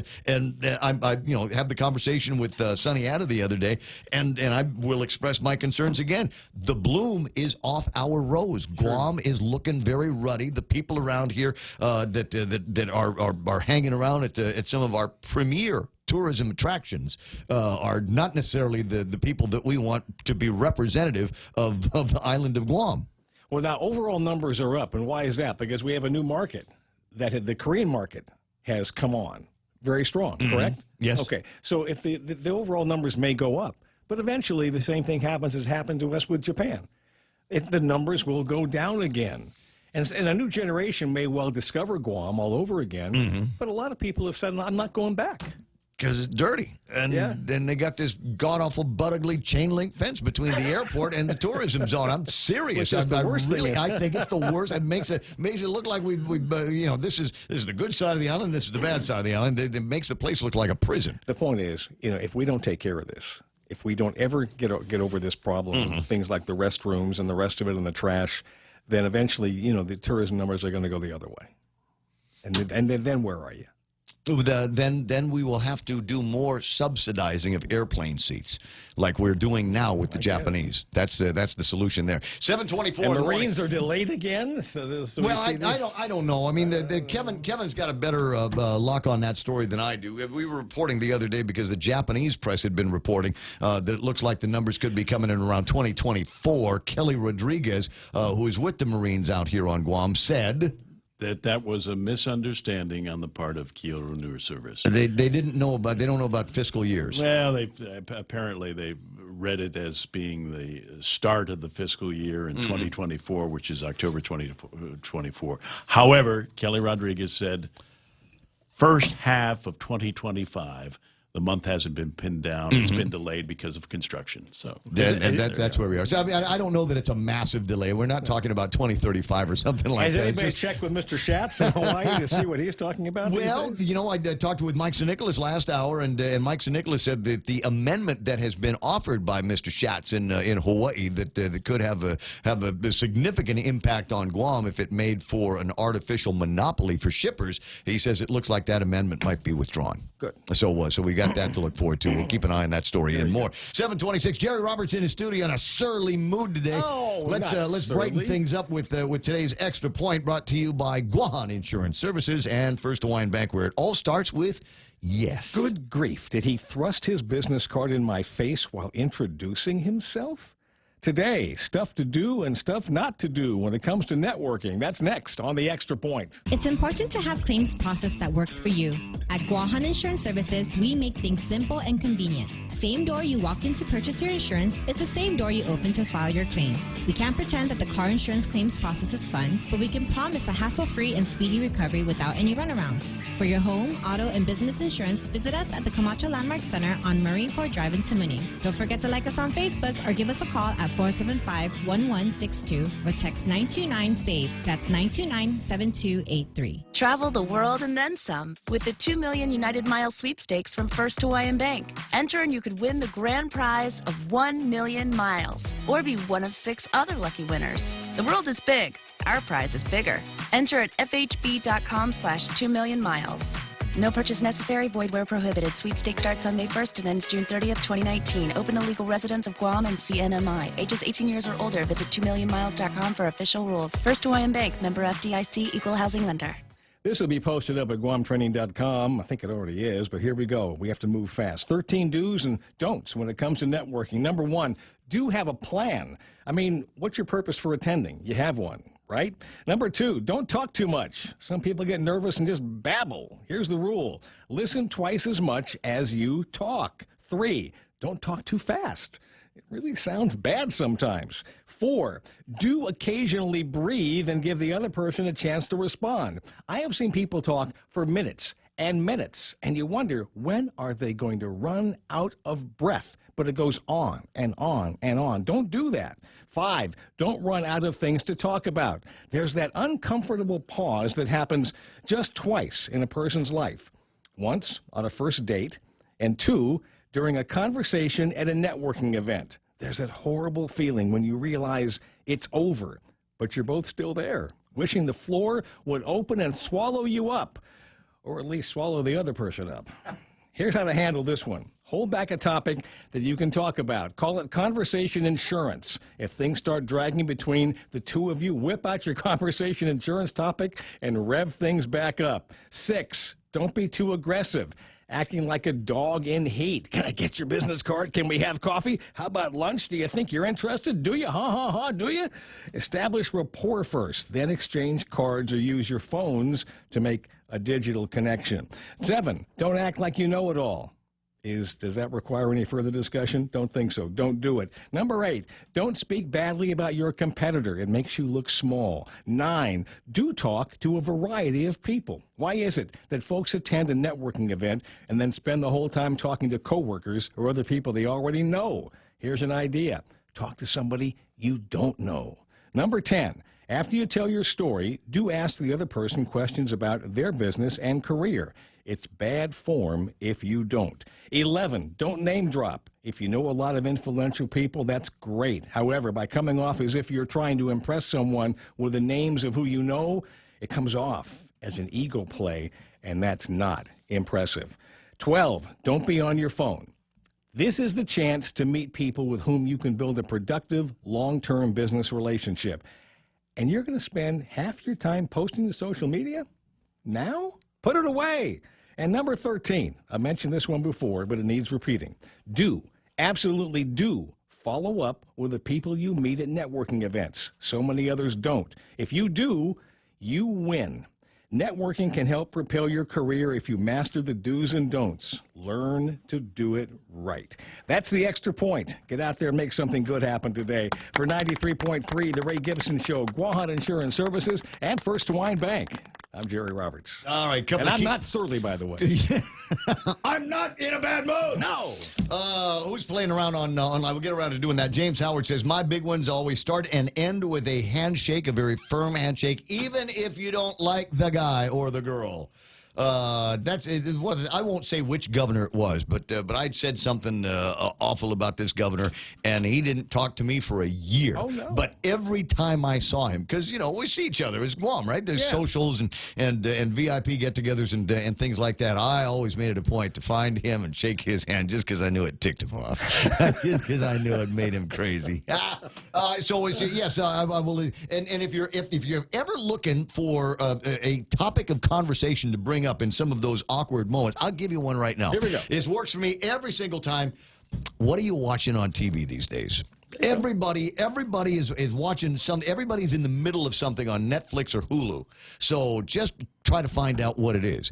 And by next year or 2 years from now, there'll be like 6 other things they're coming on, like networks and Hulu. Yeah. I've got a list. There's plenty enough of those new outfits that are going to be coming up. Apple's got theirs, and Google's Disney got theirs. and, YouTube is going to be cranking out something. Yeah. So yeah, everybody will have something out there that they're going to be watching, and you'd be surprised at how passionate some people are about the shows that they are binging. I started rewatching just because I think it's exciting. An old HBO miniseries called The Pacific, about the Marines in the Second World War out here in the Pacific. A dramatic thing. It's dramatic, but it's based on fact. Based on fact. Yeah. How close? It starts with Guadalcanal and the bloody battles that took place down at Guadalcanal to try to keep the Japanese from getting a toehold into Australia. Yeah. And they go from there. There's a great couple of episodes that are based on the bloody battles out in Peleliu.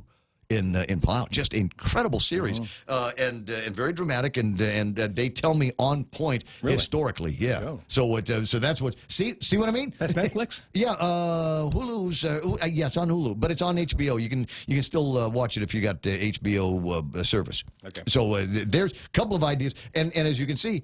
It just worked. I mean, that killed 30, 45 seconds of a conversation between a couple of people. And he could have been a stranger, but, expressed interest in what I was watching, and it leads to conversation. So you never know what's going to happen. Mike Hernandez, who works over at 76 Circle K, is one of the marketing geniuses over at 76 Circle K. He is always in the middle of a book.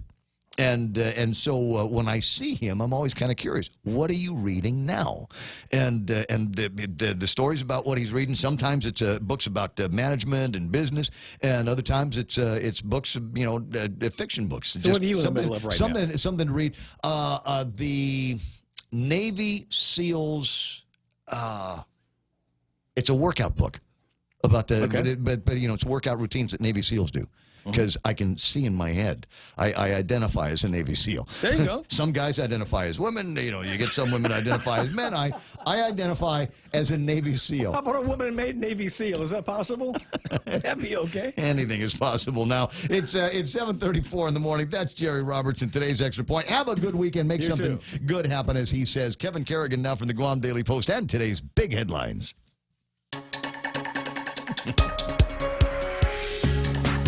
Half a day and good morning, Guam. In the headlines from the Guam Daily Post this morning, delays in the construction of the new Marine Corps base in Finigaj and Dededo have postponed the arrival of the first contingent of U.S. Marines from Okinawa to Guam. Kelly Rodriguez, the communications deputy at the Marine Corps Activity Office on Guam, says the first Marines could arrive sometime in the first half of 2025. It's not clear which month they'll arrive. She explained that it's all tied to the construction of the infrastructure that would support the Marines that come here.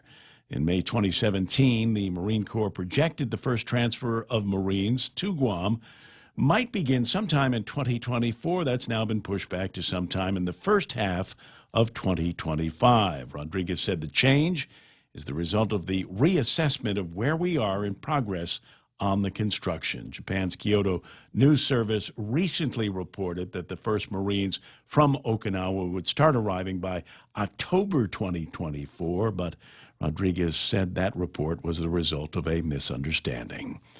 Community activist Ken Leon Guerrero is seeking a court order to force the Consolidated Commission on Utilities to release records of a November 2018 closed-door meeting at which pay raises for utility executives were discussed.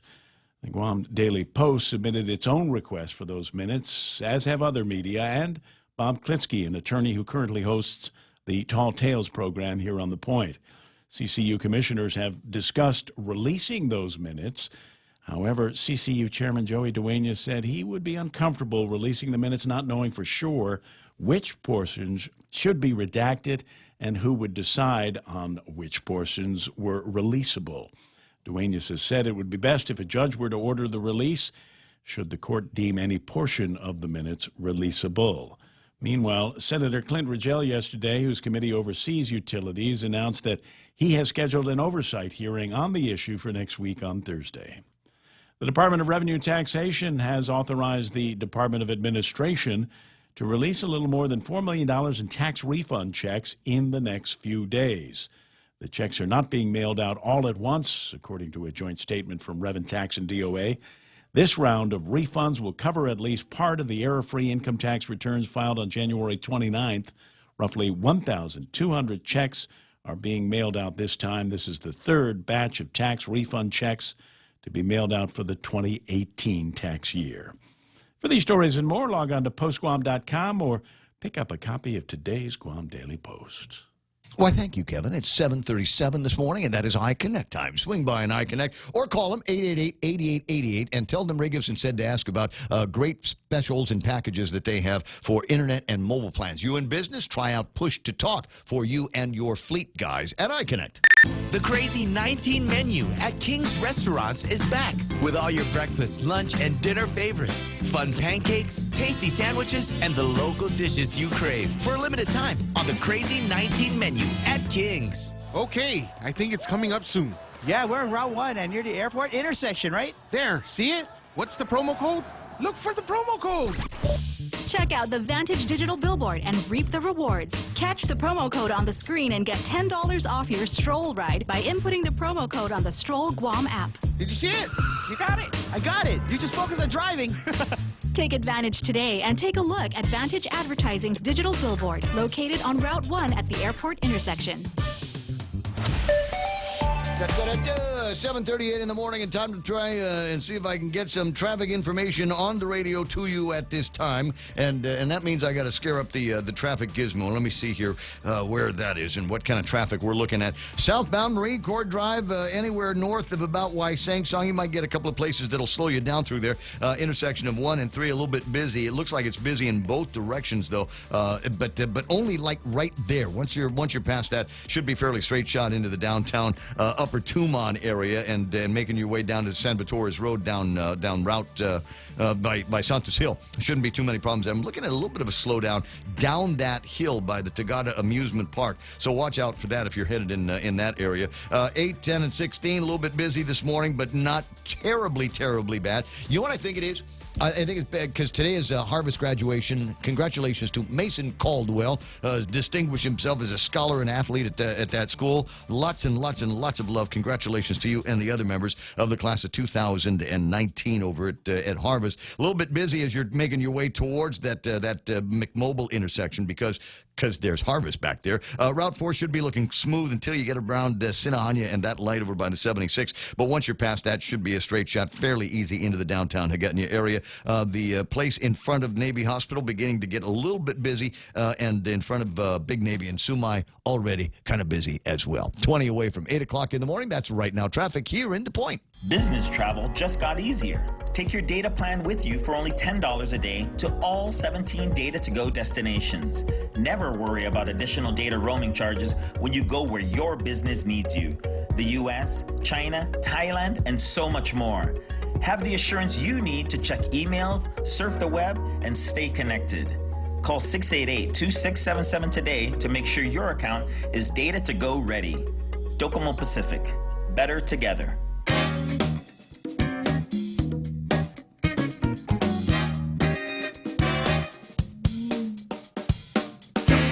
Big crowd working on Facebook Live this morning, and if you don't want to go on Facebook Live because you're going to go, oh my God, he's going to read my name, then you can watch us on YouTube Live. I can read your name there as well. It requires me to have two windows open, and I'm frankly distracted enough already. Vanessa Augustin Judikpa online this morning. Nice to see Mingo Ree joining us today, as well as Lady D up in Jigo, Vivian Cunningham, and Vicky Ganashus Borja is there. Vanessa says, why can't neighborhood watches contribute for a drone and assign somebody or rotate to fly the drone over the neighborhood for any suspicious activity? My response is, I would love to be the drone pilot.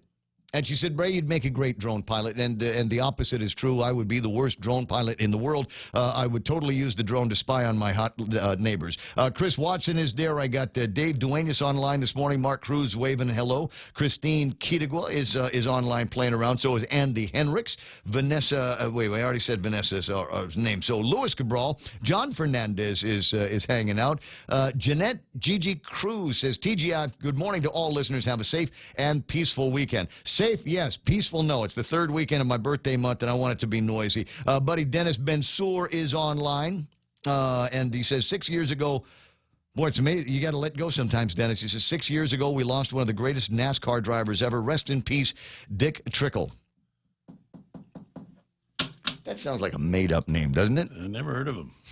I'm not going to say it again just in case it's a made-up name. Chris Valencia, Xavier Athelig, Brad Hewitt is online. Parks and Rec used to go from bathroom to bathroom, putting bleach and then hosing down the area and picking up the trash.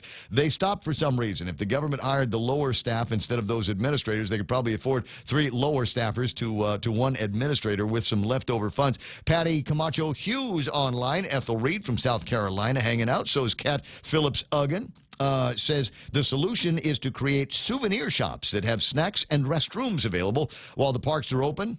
Ireland is a very good example of how everything is kept clean and also generating revenue. You know, Jim Moylan's got a plan to provide some kind of sponsorship activity, kind of like using the same model that they're using over at Two Lovers Point. Maybe that will work out. Chalorna Laron from Guam Regional Medical City, the first choice for your specialty care needs, is hanging out with us this morning. I see Dave Evans. Hannah Iriarte. Good morning, Director Cho. Nice to see you there. Ed and Karen Unfalan, Dee Chaco, and Lynn Perez online this morning. Why is everybody late today? These are names, frankly, these are names that I should have been reading in the 6 o'clock hour. I don't know what it is that got you laying around until it gets to be 7:40 or so in the morning. What's going on? Yeah, Dick Trickle actually was a dude, a race car driver. I'm still not going to say the name. Yeah, Mr. Richard Trickle. Thank you. Yeah, passed away 6 years ago today. Jerry Gamboa is online. Nice to see some new names in here as well. And for all the new people, do me a favor, click the share button somewhere in whatever it is that you're watching. If you're watching on your laptop or your phone, there's a share button in there. Please press the share button and let everybody know this is how you're getting through your Friday morning. By the way, I have a phone call from Mr. Richard Head. Shut up! Knock that off. We're not 11 years old. We're 12. That's Beavis. I'm Butthead. 7:43 in the morning, and let me be serious as I say this in my serious voice. Nurses giving back to the community health fair going to be taking place. This because we got celebrating nurses here, and all of the caregivers, but in particular the nurses. Scrubs weekend. Can I hear? You don't have to actually be a nurse. Just wear scrubs. Thank you. Nurses giving back to the community health fair going to be taking place Sunday, Micronesia Mall, starting at 10, goes until 2. They're going to do glucose checks. We'll get the numbers on your blood pressure. We'll find out about your BMI. They'll do health counseling and plenty more. Zumba, mixed fit, health screenings, entertainment, raffle prizes, etc., etc. 10 until 2 at the Micronesia Mall on Sunday. I've been to things like this before, and I remember there was a delightful doctor. I want to say her name was Haifun. Pretty lady. Name sounded like Typhoon. That's why I remember it so readily. But she sat down with me and went through some of the numbers at one of these health screenings. And up until that time, I thought I was just in the peak of health. And she was looking at my blood pressure numbers. She was looking at some of the other numbers. And she says, "You need to do something about your smoking." And I said, "Yeah, I know." She says, "You need to do something about the salt in your diet as well. You're taking in too much salt." I said, "You can see that from the numbers?" She said, Yeah. And it really got me questioning some of the things that I put in my body. I still have what I consider to be a fairly salty diet, but I want to say I'm a little bit more in control of it because I can see it coming now better than I used to before. It's one of those things that I check on the labels for you. 7:45 in the morning, Sherry Uriarte is apologizing. She says, "I slept in. Don't judge." Kelly Rodriguez online this morning. We've been talking about Kelly and the flow, the force flow, I think she refers to it as, of the Marines as we get through the Marine Corps buildup here. 7:45 in the morning. And one other observation, because this show, obviously, by now you know, is news and entertainment and things like that, but mostly observances that I have got about living on Guam. So I'm at the intersection, was headed home. And I don't know if you've noticed this or not, or whether you pass by a lot. Marine Corps Drive over by airport, the area we call Northgate. And there was Triple J at a used car lot there, I don't know, last 5 or 6 or 7 years. And kind of a fixture. And you probably, unless you were looking for a used car, probably never paid any kind of attention to it. But if you go by there today, they've taken away all of the cars. The cars are gone. And the little house that they were selling the used cars, that's gone. All of the structures are gone. In fact, they have pulled up the asphalt. The foundation is gone. And I was asking out loud on Facebook yesterday, what's going to go there? What will they put there? The consensus from among the Ray Gibson followers, almost 5,000 of you, on Facebook is that that's going to be where they're going to put the Don Quixote store. Are you familiar with the Don Quixote stores? I've been in 1 or 2 or 3 or 4 of them in my life, and it is one. It's like going. You remember growing up and going to the Acme store or Lujan's little store, Big Bargains, and it was one of those places. It looks small from the outside, and then you go inside, and it is just amazing, floor to ceiling, and multiple floors of a Don Quixote of all kinds of really interesting merchandise. And when I say really interesting merchandise, I'm talking about the section of blue merchandise that they have over at the Don Quixote store. Keep the kids out of there, for sure. Anyway, so a lot of people are under the impression that that is where the Don Quixote store is going to go. I have from another source, though, another very reliable source, that it is going to be where they're building a Staples. What? You see the look on your face there. That's just a weird place to put a Staples. A Staples. Yeah, that would be better like in Micronesia Mall or something. I don't know. Maybe you own the property or something like that. And you're going to build it up. So maybe a Staples is going to be there. Used to be a 9-hole golf course there. Oh, wow, in cool. in that area. And I don't recall whether they obviously they didn't do gangbuster business. Otherwise, there'd still be a 9-hole golf course there. But I always thought it was cool. It wasn't miniature golf. It was an actual 9-hole course that you could go and putt around for par 3. Yeah, like that. It was kind of a fun place. I never actually golfed there. I'm not a golfer. My friends won't let me golf with them. So that's the deal. But I don't think it's going to be a Don Quixote store. I believe that it is going to be the Staples. I'm working on a petition to have them make it a Popeyes outside the fence. Man. See, Lady D says, I would put an Arby's there. I've been to a couple of Arby's. The last time I was at an Arby's was up in Seattle, Washington, not too far away from the airport, and I wanted to move in. I wanted to move into the Arby's. This is nice. I can put my bed here, and we'll have a television set over there, and it will be absolutely perfect. Anyway, so that's the deal there. Wasn't there Frisbee golf too? Asking Brad. I don't remember a Frisbee golf at that place. I mean, there could have been. Pam Duvall asking, do I remember the bird at Lujan's? Yes, the Mina bird at Lujan's. I have memories of the Mina bird at Lujan's.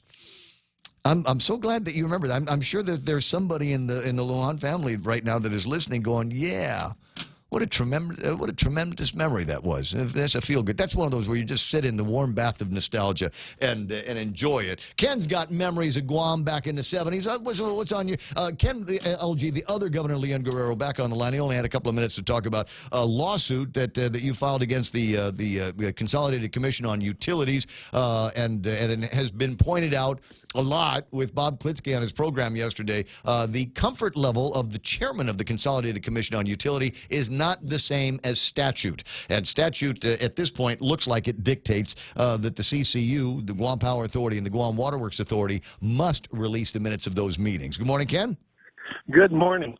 Actually, this is a education session for all the other boards, because I've FOIA'd the airport, the port, the Mayor's Council of Guam, looking at similar stuff because of, like Angel Sablan in just a couple of years went from 42,000 to 100,000.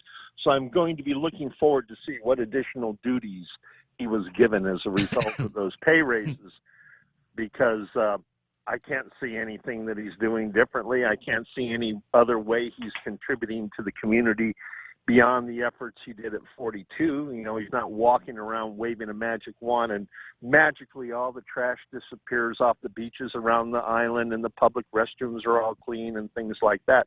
So I want to know what we as citizens are getting for the $60,000 pay raise he got. And, when I saw what happened at GWA and GPA, because I remember those pay raises were, in 2010, they were about governor range, in 80, 90,000. So how did we get from 80,000 to 200,000? Because that's coming out of our pockets. Yeah, ratepayer. What additional duties did they assume to make them worth more, more than double their salary? Now, Joey Duenas on your show said they're worth that money because they show up every day. I'm hoping there's more than that. Look at all the other employees that show up every day and aren't getting $200,000 a year. You get 200,000. You get 200,000. You get 200,000. Well, that's why, as we push forward, and that was the other purpose of the litigation, although I really did like the cartoon Romeo did for me. A very nice cartoon, yes. Because what I wanted is all these other boards to start preparing their documentation so that we don't have this 60-day dance that we're going through up at GWA, GPA with the CUC, because this is something we as taxpayers need to know, because the money that the Mayor's Council, that $60,000, also includes benefits. The benefits at 42,000 are one level. The benefits at 100,000 are a whole different level. And that's coming out of our pockets. And most of the people who are paying the taxes that are paying these salaries and benefits, they don't get this level of benefits. So we have a right to make sure that our taxpayer dollars are being used for our benefit. not their benefit. As I mentioned yesterday, I think it is incumbent on members of the 35th Guam Legislature, as they go through all of these confirmation hearings and have confirmation votes for these new board members. I think one of the first questions that they need to ask when we get into these dog and pony almost pageant hearings for these board members is: are you familiar with and do you understand the open government law? I agree with you. Not only that, but also the enabling legislation for the boards and commissions they set on. In I sat through a confirmation hearing for a former head of Guam Regional Transit. Mm-hmm. Now, before the hearing, I sat down and talked with him because I'm very interested in mass transit, as you know, especially as a senior citizen on a fixed income. You know, I would rather take a $80,000 bus than my 2003 truck to town. Oh yeah, but you can't because we've got a lousy system. And I would be in my mind. I think the smart move would be just buy everybody that rides the bus now some kind of beater somewhere and be done with it. We could probably get out from under incredible debt and a complete and total waste of time with Guam Mass Transit by just buying the people that use the system their own car. Yeah, but I want to take it back to your earlier comment, because when I talked with him, he had never ridden a bus before in his life. Of course. He didn't know anything about mass transit. He hadn't read any of the information that was available on, the reports and things. He hadn't read the 2020 Transit Master Plan. He had done none of those things. So I asked him, why do you even want this job? He says, because if I stay home every day, my wife finds things for me to do. There you go. So that's perfect. He got confirmed. So the senators really need to make sure that the people they are confirming to these autonomous agencies, these boards and commissions, have a clue. Yeah, good luck, because how many of the people over at the legislature have a clue? I got to run. 7:55. Ken, have a great weekend. You too. Stay out of trouble, would you? Got enough time to get Becky North on the line. And Beck's got PSA, got a big deal going on at the Methodist Church. Yes. Tomorrow morning we have the Habitat. Oh, put on the wrong. There's Force of Habit, yeah. Yeah, Force of Habit. The Gawad Kalinga rummage sales. So Gawad Kalinga is a organization in the Philippines that builds for the poorest of the poor, to get street people off the streets and into very tiny but safe homes. And we're doing a rummage sale. It's our start of our process to try to raise enough money to at least sponsor one house, at least. And the sale will be tomorrow morning, 7:30 until 10 a.m. at the Guam United Methodist Church, which is located on Route 15, back road to Anderson. Right. About 0.7 of a mile northbound from the Price Elementary School. Is the church with the it's got the little flame on it because they're all race car people. The flame and the cross. Yes, there's a flame on the cross. It looks like my old 1972 Plymouth Satellite. I didn't know that. It's true. I'll find it. They were going to go with the Starsky and Hutch motif, but they decided to go with the flame on the cross thing. I'm just giving the Methodists a hard time because the Lutherans pay me to. Anyway, and if people are interested in donating, we will be accepting donations this afternoon from 4 until 7. And it's downstairs. Our church is kind of 2 stories, so you have to go to the downstairs doors to enter for the rummage sale. That really is a terrific place, and it's one of those things. If you're looking for a new flock to hang around with, I would recommend going with them. It's very casual, very informal. 7:56 to 7:30 tomorrow, huh? 7:30 tomorrow. Gotcha. Bring some folding money because they like cash. Oh yeah, lots of it. There's no ATM at the Methodist Church. No ATM, but we'll take everything. Oh, I'm sorry. As much as you can donate for Gawad Kalinga is great. Gotcha. Beck, you have a terrific weekend, and good luck with your sale. All right, Thank sweetie. you so much. No problem. 888-825-5888-TALK. Now, earlier I was telling you about this gizmo that I bought, and in the whole world, you talk to the people over at GTA, and they're getting into a concept called the Internet of Things, right? So it's not so much you typing away or you on your phone interacting with the Internet as much as it is devices at your home that will interact with the Internet one way or the other. And so I bought this thing yesterday in response to what I thought was going to be a home invasion at my place a couple of nights ago. I bought a Ring doorbell. You can get them over at Home Depot. You can't buy the box. What it is, you rip off a picture of it, and then you take it to the cashier, and they'll go in the back and get it for you. It is a Ring. It's Doorbell 2, which is a second generation. And if you've got real basic DIY skills, and if you know how to download an app on your phone, you can start using this doorbell. Anyway, the cool thing about it is, like I said, if somebody breaks the motion detector built into it, so if somebody comes around and breaks the plane on the motion detector, you'll get a message. If they press the doorbell, you'll get a message, and it will allow you to, on your phone, see what it looks like around your front door. Now, you'll notice that there's buttons on this side over here that look like telephone buttons. If you press the green one, you can talk to whoever is at your front door. From anywhere on the planet, from anywhere that you are holding your phone, you'll be able to interact with somebody and just say, yeah, Jenna's not here. I have a gun. Go away. They don't know whether you're in the house or someplace else. It'll set you back about $199 for this. You might be able to find maybe a used one on Amazon or something like that. But I am absolutely wild about this product. You know, and with as many of these drug jugheads that we've got floating around this town, we need to be able to do a better job of surveilling our neighborhood. And speaking of surveilling our neighborhood, this also has neighbor functions. So if you got one of these things and your neighbor has one of these things and a lady across the way has one of these things, you can actually share some of the video and some of the data that gets captured on these things. I don't know 100% of how it works, but just delving into the basics on the manual, this is a sweet utility, and I like the way it works with the GTA system and my GTA Pixel phone. 7:59 and change. The radio station is KUSG Agana. Do we have news coming up? Yes, we do. From the Fox News Network. Kevin Kerrigan with the big stories from the Guam Daily Post ahead as well. And don't forget, we get to pretend to talk about sports with Blake Watts in just a few minutes. Stick around, Brown. A new path. I'm Lisa Lacera, Fox News. President Trump unveils a merit-based immigration plan. Fox's Jared Halpern live on Capitol Hill. And President Trump is proposing what he calls an easy-to-navigate points-based immigration system. You will get more points for being a younger worker, meaning you will contribute more to our social safety net. A preference would also be given to immigrants with English proficiency, higher education, a job offer, or job creation opportunity.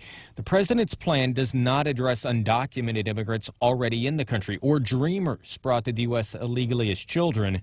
House Speaker Nancy Pelosi called the merit-based language condescending, questioning whether the president thinks families have merit too. Lisa. Jared, New York City Mayor Bill de Blasio, the latest Democrat to announce he's running for president. As president, I will take on the wealthy. I will take on the big corporations. I will not rest until this government serves working people. As mayor of the largest city in America, I've done just that. De Blasio, the 23rd Democrat to declare his candidacy. And the latest Fox poll takes a look at which Democrat is leading in the crowded field. Fox's Cornell Scott has more live. Lisa, of those 23 Democrats and one independent now in the race, former Vice President Joe Biden far and away is the front runner with 35% support. Bernie Sanders second with 17%, Elizabeth Warren third at 9%. Those three are the only ones who would beat President Trump head-to-head if the election were today. The poll also shows 54% would vote for someone else rather than re-elect the president. 73% call it extremely important that a Democrat who can beat the president be their nominee, Lisa. Grinnell Wall Street at the close. Stocks ending higher for the third straight day, erasing most of Monday's losses. The Dow rose 214, the NASDAQ added 75. This is Fox News.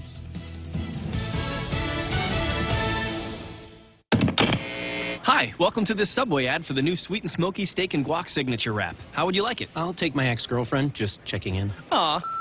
Hey, Hey, David, it's me. Just checking in. I'm doing great. Just got the new sweet and smoky steak and guac signature wrap from Subway. Creamy guacamole, smoky sweet with Hio mesquite sauce, and double the tender steak. They just know what I want before I do. So, yeah, things are going pretty great for me. Subway, make it what you want. Limited time only at participating restaurants. Double meat based on average 6-inch sub. Okay, bye. Legends aren't born, they are made. And during our Jeep Celebration event at Cars Plus and Mighty, you'll receive up to $6,000 in accessories with the purchase of a new Jeep Wrangler Motor Trend SUV of the year. Customize your new Jeep to the way you want it. Or how about a new Jeep Grand Cherokee? Save up to $5,000. Or save up to $7,500 on a new Jeep Compass Sport. It's our Jeep Celebration event going on now at Cars Plus and Mighty. Cars Plus, driven by you. Accessory special cannot be combined with other offers. See dealer for details. The body of a pregnant woman found in Chicago. 19-year-old Marlon Ochoa Lopez, 3 weeks after she went missing, was discovered outside a southwest Chicago home in a garbage can, strangled, her baby cut out of her womb. Her mother saying through a translator, "My daughter was a very joyful person, joyful girl. She had a lot of dreams in her life." Ochoa was lured to the home via a Facebook post offering free baby supplies. Her baby is now hospitalized in grave condition. Several people are under arrest and facing charges in what police call an unspeakable crime. Jeff Manasso, Fox News. California Governor Gavin Newsom says the Trump administration move to pull nearly $1 billion for the state's high-speed rail project is illegal and a direct assault on the state. And he says California will defend its right to the money in court. The Federal Railroad Administration said it's canceling the money because California hasn't made progress and has strayed from the project's original vision.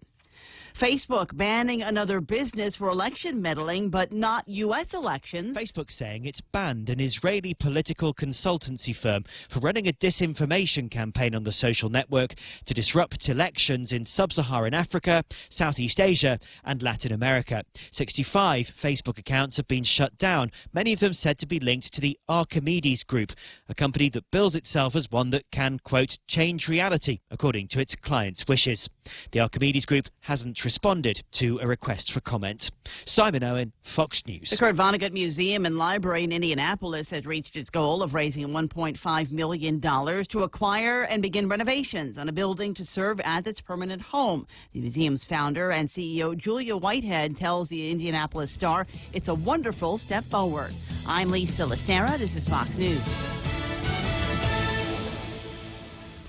KFC has finally answered the world's most important question. What came first, the chicken or the egg? And the answer is both. Introducing KFC's KFC AM, their new Southern and local-inspired breakfast. AM-loaded platter with chicken fried rice, waffles, and Colonel's chicken congee. KFC also has your all-time favorites, AM chicken and egg wraps, Southern biscuit and sausage sandwich, and hash browns. So for finger-licking good mornings, AM will never be the same at KFC. KFC, it's finger-licking good. Security Title is honored to join in sponsoring Ray Gibson on The Point. Half a day. I'm Rita Tidegli of Manila, and this is where I start my day, listening to the voices of our community and sharing thoughts about issues that affect all of us. It all boils down to our people and our land. Ingatan ang iyong tahanan, protect your home. When purchasing or refinancing your home, remember to call the professionals at Security Title, just like you call Ray Gibson in the morning. Get a free Polar Pop, any size, when you fuel up on $35 or more of premium high-performance fuel.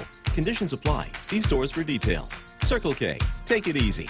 Get a free coffee, any size, when you fuel up on $35 or more of premium high-performance fuel. Conditions apply. See stores for details. Circle K. Take it easy. Get $5 off any Circle K car wash package when you purchase $35 or more of premium high-performance fuel. Conditions apply. See stores for details. Circle K. Take it easy.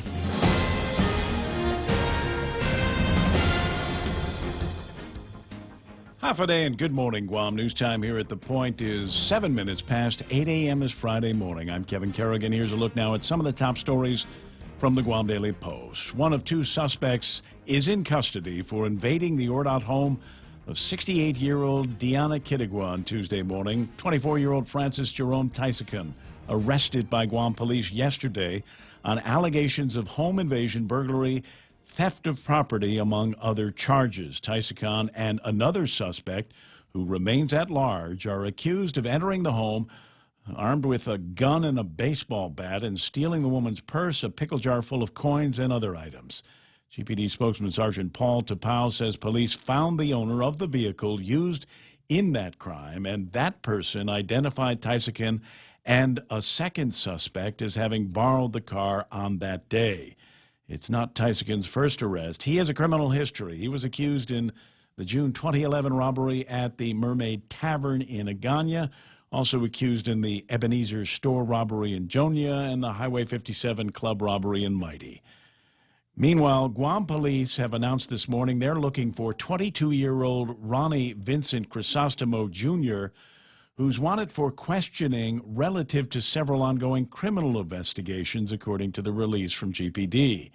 The release from Guam Police spokesman Sergeant Paul Tapau warns that Crisostomo is believed to be armed and should not be approached. He is believed to be avoiding authorities and may flee once sighted. Crisostomo is described as being Chamorro, having a fair complexion, black hair, and brown eyes. Stands between 5'6" and 5'7" inches tall. He's estimated to weigh about 145 to 155 pounds. He has an amber tattoo on the back of his left hand. Anyone with information on Crisostomo's whereabouts is asked to call GPD's dispatch line at 472-8911 or contact Guam Crime Stoppers at 477-HELP. It's not clear whether Crisostomo is wanted in connection with yesterday's arrest of Jerome Tysican relative to that home invasion in Ordot on Tuesday. We'll have more news after this. Hey, it's Mom. Somebody forgot to thaw the chicken, so meet us at Chili's for 2 for $25. Oh, and congratulate your sister for making the basketball team. She's thrilled. Love you. See you at Chili's. Enjoy 2 full meal combos for $25. An appetizer, 2 mouth-watering entrees like our crispy chicken breast, smoked barbecue quarter leg, or smoked jalapeno cheddar sausage. Served with corn on the cob and french fries. 2 bold combos for $25. A full-on meal deal available nightly for a limited time. Together, we Chili's. Save big. Save really big when you bundle up your insurance policies with Nanbo Insurance. Insure your home, auto, motorcycle, or business with Nanbo and enjoy great savings, up to 50%. When it comes to insuring your property, no one knows better than the company with over 50 years of service to the community. Don't compromise the things that matter to you most. Call Nanbo today at 477-9754 or visit nanbo.com for more information. Nanbo Insurance, serving you since 1968. 10 minutes past 8 a.m. here at The Point. Members of the administration's fiscal team were called before lawmakers yesterday afternoon to answer questions about a bill authorizing GovGuam to borrow up to $30 million for the construction of an additional trash cell at the Luzon landfill. Senator Sabina Perez introduced the bill saying, if we don't get this funding, we risk the ire of the court and returning back to full receivership. Timing is of the essence, she said. The 2 existing trash cells at Luzon are expected to be full by 2021.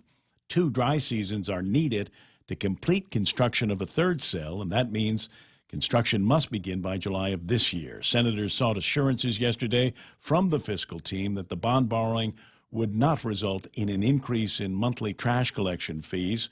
Guam Economic Development Authority Administrator Melanie Mendiola said the financing team approved by the financing plan, that is, approved by the District Court of Guam, shows that the Guam Solid Waste Authority is able to afford the payments without an increase in tipping rates.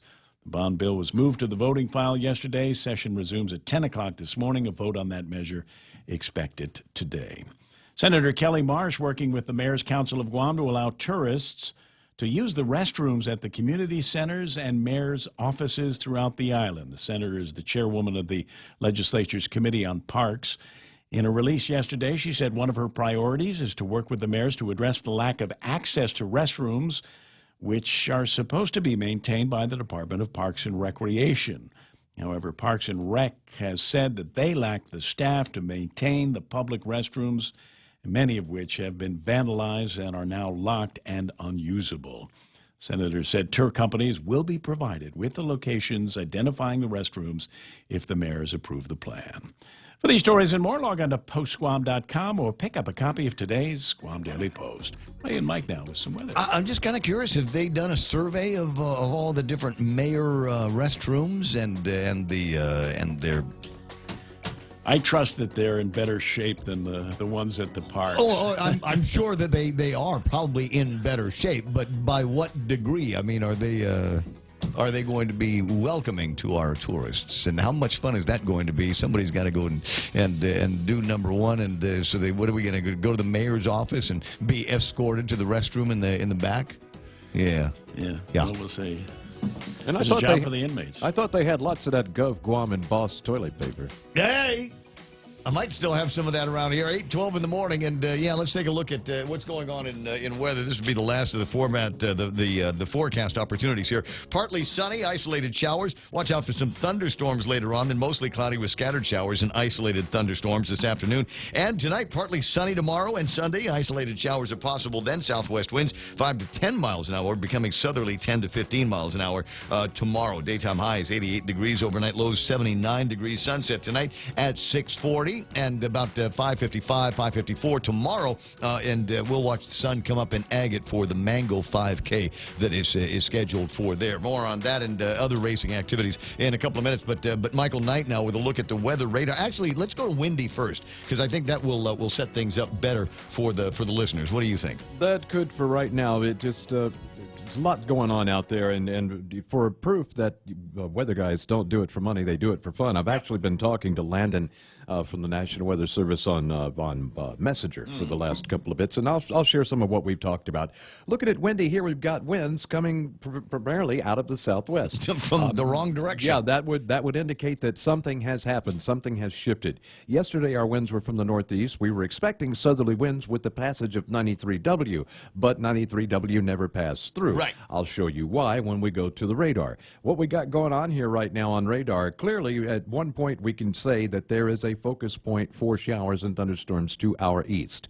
My guess at this point is this is some shear line energy, not a shear line actually because it's got no cool air with it, but it is a ripple in the atmosphere, a little wave that hit the moisture that was coming in from 93W. And the circulation that was back out to the east of Rhoda kind of got all jumbled up and basically dissipated. Most of the energy for 93W actually shifted to the southwest.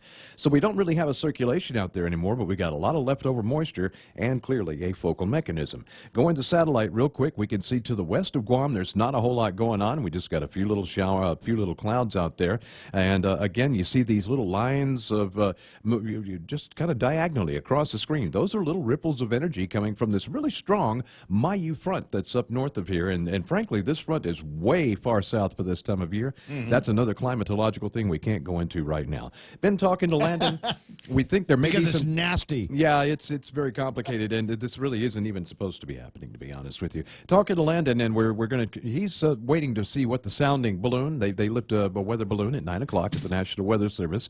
We'll get some readings from that and see what the precipitable water values are. That's a measure of actual moisture that can be used to be condensed into rainfall throughout the different layers of the atmosphere. We'll get a look at those numbers, and then we'll have a better idea of whether we can actually see some thunderstorms this afternoon. But he says it feels pretty soupy out there, and if the heat's just right, it may be a thunder boomer for us as we go through the day today. Boy, that's a lot of weather. It really is. It's 8:15 in the morning. News and weather together into point, and coming up, sports. I'm spent.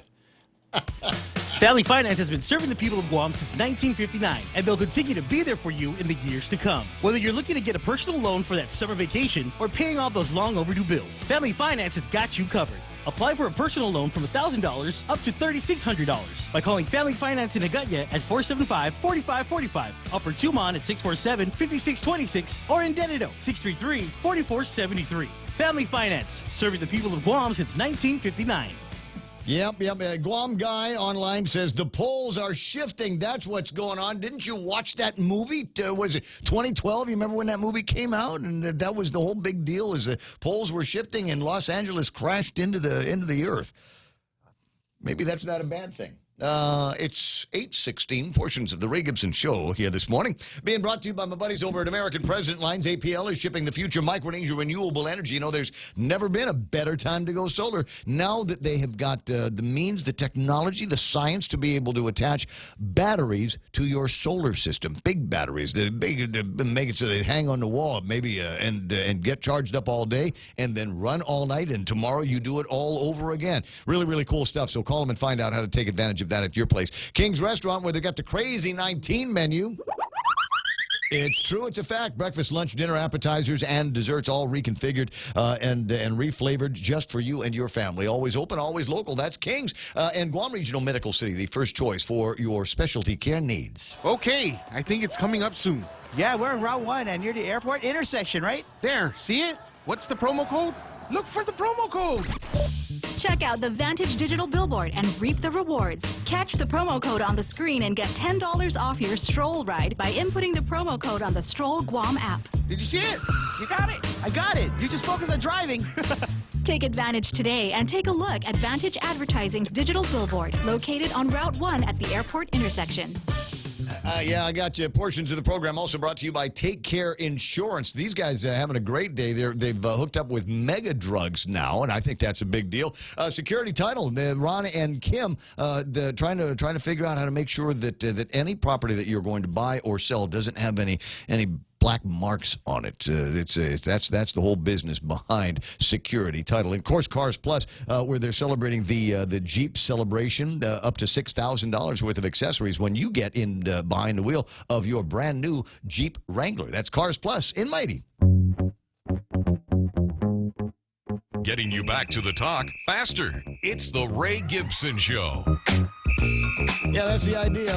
Buddy Joe Cruz, the real Joe Cruz, online this morning. So is Tom Tahadzi, Ida Kitatai, Leon Guerrero, Mary Park, Guam Guy is there, Brad Hewitt, talking about mayors should open up hospitality centers at their offices. While using the head, others can shop for village-specific goodies, eats, and treats. You know, I kind of like that idea.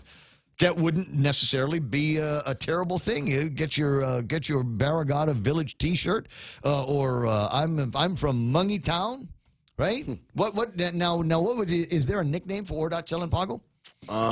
Yeah, the Gauntlet apparently. The Gauntlet, because you'll get robbed at 7:30 in the morning if you live there. Something happened there?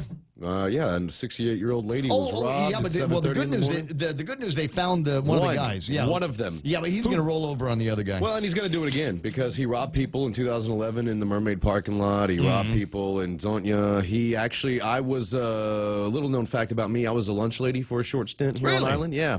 I was a supervisor. I worked for Sodexo, and my kitchen was Emu Lujan for the school year. And I was I wasn't physically there, but I was the kitchen supervisor when the teacher was pepper sprayed and she was robbed in the parking lot of the school. That was also this guy. That was back in 2013, I think. Yep, 12, somewhere around there. So I don't know that he ever did any real time for any of the. I cruised his Facebook. He's not going to get better. So if somebody could meet him with a weapon of choice the next time he comes to their door, that would be greatly Jungle appreciated. Justice, 8:20 in the morning, 888-8255-888-TALK. And maybe the weapon of choice is going to be, as we talked about the other day. Mine's a pickaxe. A sword. A sword. Anthony Camacho is on the line. His attorney, Anthony Camacho, is on the line. Yesterday we were talking about the foil camp that is going to be coming up here on Guam. We've actually got the guy that's throwing that party. Good morning, Counselor. How you doing? Well, good morning, Ray. How are you? You know what? I had never been better. You know, I pass by your place all the time and threaten to go in, but I always get sidetracked and go to Roots instead. Oh, yeah. Well, you're welcome to come up and take a look at what we got anytime we're there. We're usually there in the evenings. Right. Well, what do you have upstairs, by the way? Well, it's basically called a SAL, and that simply is short for, Salle d'Armes, because the Guam Fencing Federation, we're part of, we practice the French School of Fencing. So that's simply what we call the area where we train. Mm-hmm. It's simply two pists, and if you were to go up there, you would see our fencing masks, And really, it's just a big room. So you've got a foil camp that's going to be coming up. FOIL is as in the sword. The fencing foil is what people are going to be training on. And I was looking at this. I'm a little bit I'm confused. Is this for little kids, or can grown-ups like me and Blake go by there and play with the foils? Well, this particular camp is aimed at middle to high school students. Hence, the age bracket's 12 to 18. But traditionally, for the last, 4 years or so, we put on classes for adults, and that's our group classes. You could also take individual classes if you sign up for them. But we train in the three main weapons of fencing. Foil is the first one. It's the introductory weapon. The next is epee, and then the third is saber. So we're actually going to start our saber class. This is for adults. It's open also to teenagers, and that's probably going to start next month. Nice. It'll last all summer. Nice. Okay, so I don't need to start with the foil because I was thinking actually about coming in with something like my great grandfather's sword that he got when he was a Marine. Well, we wouldn't. That's probably closer to the saber. Okay, you're talking about if it's a Marine officer sword, and so that is the type of weapon we're going to be learning or practicing this summer, and. But our weapons aren't, so these are all Olympic regulation type weapons, hence they don't have points, they don't have edges, they're very safe, okay? It still does kind of sting if you get hit, though. Yeah, well, as one might imagine. So you got a guy, now it's going to be starting on the 20th, goes until the 31st, 5:30 in the afternoon until about 6:30, so it's just an hour, and as you point out, middle school and high school kids. And they'll all be trained by a guy named Leon Thomas. Well, yeah, Leon Thomas and I will both be doing the camp. We also have a few other foil coaches, and they're trying to get certified. So there'll be a group of us actually teaching. And Leon Thomas is, Guam Fencing Federation is part of the Oceania Fencing Confederation. Mm-hmm. So the whole world is divided into these various districts for fencing. And so we're in Oceania. Japan, for example, in the Philippines, they're in Asia, that region. So we're in Oceania, and Leon Thomas is the regional development officer for Oceania. So he's a level 3 coach, which is pretty high for all weapons, for foil, for epee, and saber. I, for example, am a level 1 coach, so he's way above me. And it is always a treat to have him come out here. And he's a very experienced coach, and I hope that a lot of people on Guam take advantage of his class while he's here. So Blake had a question about the Olympic guy, the GNOC guy that was out here, and how come he didn't participate? Yeah, how come he didn't stop by? Was he too busy being the president of the IOC and everything? Well, we did apply for the Guam National Olympic Committee. Our application is still pending, so we're not an official part of the Guam National Olympic Committee at this time. Further, I think in terms of why he was out here, he certainly wasn't out here for us. Right. He was, and he was only out here for a short period of time. Mm-hmm. So there were many other federations that I'm quite sure he was paying attention to that are part of the Guam National Olympic Committee. So.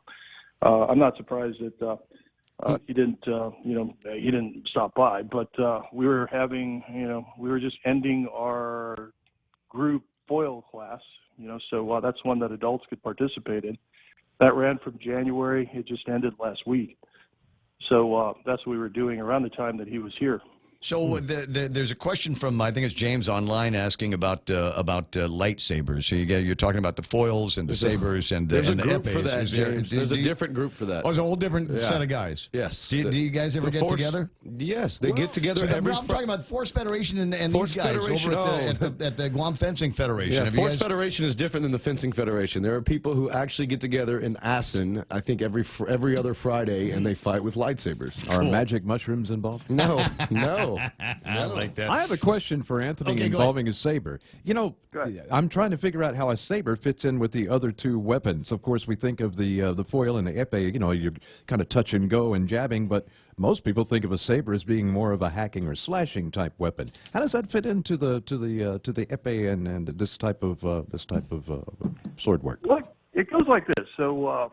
In terms of the saber, it all has to. The main difference really is what parts of the weapon can be used to score a hit.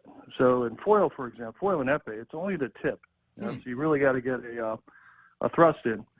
And for foil, for example, it's only a limited target area. It's mainly the torso.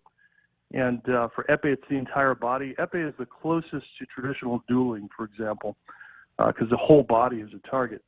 Saber, on the other hand, so the legs are not a target, the rest of the body is, and then it is the only one of the three weapons that you could actually use the edge. So you could cut. essentially with a saber. So, but you can use the pointy side of it and the edge at the same time.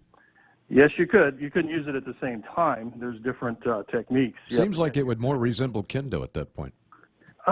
It's not a two-handed weapon. It's a one-handed weapon. You have to understand that the saber really evolves from the horse. It's a weapon for the person mounted on a horse.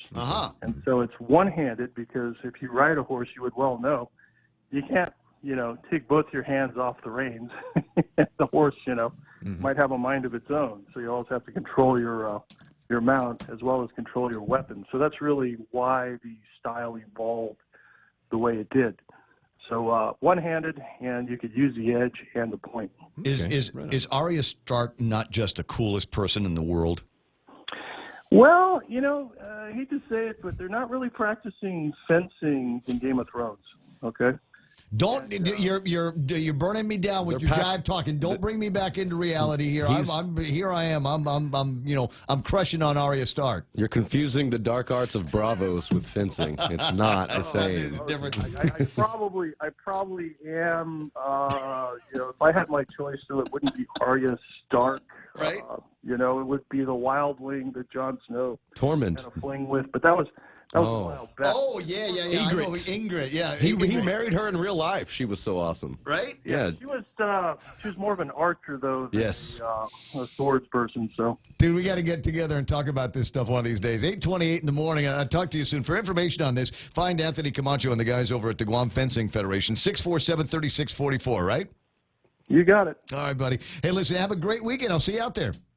Take care. I promise you I will. An opportunity to go off in a completely different sports-related direction, talking about the foil camp. Again, it starts on May the 20th, goes until the 31st. Absolutely free, but reservations are probably going to be required for you. So go ahead and make that telephone call. All Island meet last night. I do have a one or two. I've got some that might feel like results. Go ahead.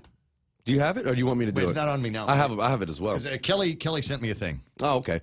Well, I can nutshell it for you. I can summarize it for you very quickly. The Guam High Panthers boys, they secured their three-peat as they took the crown yet again. Strong performance at the All-Island Track and Field event as the JFK Lady Islanders, led by a familiar name, Rochelle Tugati. Right. If that sounds familiar, it's because her sister Regine is running for the Navy and has set all kinds of records here locally.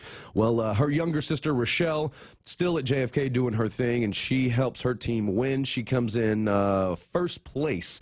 15.9 seconds. By 2 seconds, she beat the second place runner in varsity women's 100-meter hurdles. So that helps lift her team up to the top spot. She also took varsity women's the 100-meter with the time of 12.96. And anything else? Yeah, that's pretty much it from Rochelle Tugati from the short list that I have here. But yes, the JFK Lady Islanders women's champions for the season, and the Guam High boys, the Panthers, they are three-peat champions for the boys for the IIAG 2019 track and field season. The other summary I got was from Kelly Rodriguez for team standings on the men's varsity side. Third place GW, second JFK, and winning for the third year in a row Guam High School. On the women's side, third was Simon Sanchez, second place Guam High, and in first was John F. Kennedy. Difference between first and second for the women, only 6 points. Great meet all around, lots of personal records set, and one of the only sports where all of the athletes support each other no matter what team you're on. And having run high school track back when I was just a squirt here, I can tell you it's exactly that. There is obviously a sense of competition, but when you're on the sidelines watching people, everybody is in support of everybody. That's one of my favorite things about running. So that wraps up. We also have the boys volleyball champions wrapping up, and the final sport, other than paddling, I guess, but the final sport that I have news on, three-time defending champions, the Lady Royals from Notre Dame High School. Talked a little bit about them yesterday as they punched their ticket to the championship over the St. John's School Knights. They won out at Leo Palace this week 3-1. Well, meanwhile, they were awaiting who they were going to play, and that has been decided as, I'm sorry if I butcher your name, but the mighty Academy Cougars, they defeat the Guam High Lady Panthers 2-1. Big goals from Iina? Yep. Inia? I-N-I-N-A. How would you say that? Inia? Inia Yarder and Mia St. Nicholas. I know her. They were big time, and they were clutch. They scored both of their goals in the final 15 minutes. That helps lift the Cougars over the Lady Panthers. In that cat fight, 2-1. They will advance to the championship. That happens in Milau. Actually, at GW Field, the championship will take place Saturday, May 18th. No, excuse me. Wait. Cougars and Panthers, yeah. The Cougars and Panthers played at GW. That's where I got that from. And the championship will take place on the 18th. I had that right, 7 p.m. That's Saturday night at GFA's National Training Center out in Harmon on the big field. Third place game will kick off at 5 and the championship at 7. As seems like the Royals and who do you want to say and Guam High will I mean, not the Royals, the Knights and Guam High will kick things off on the consolation game, and then the championship will have the Royals and the Cougars.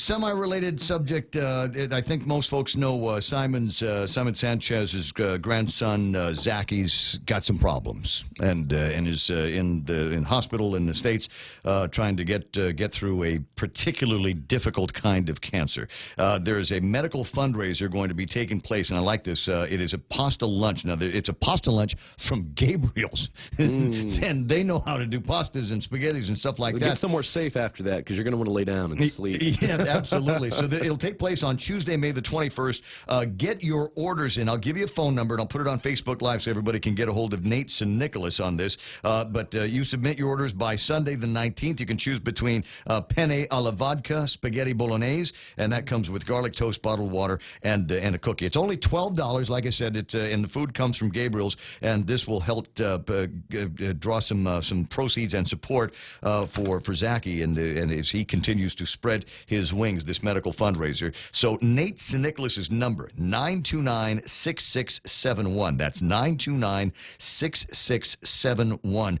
As I said, I'll put it on Facebook Live so that you can contact him directly. $12. It's a plate of food from Gabriel's. They'll take care of all of the delivery on May the 21st, but we want to get the orders in on the 19th. So make that phone call this morning. And that's all the time we've got for sports today. And for the week. That's it? For the week, yeah. I guess. For the week. So, yeah, that's it's the third weekend of my birthday month, so you'll see me out there somewhere. Was it about people? And I was hanging out with I was hanging out with a friend, and she also having a whole birthday month.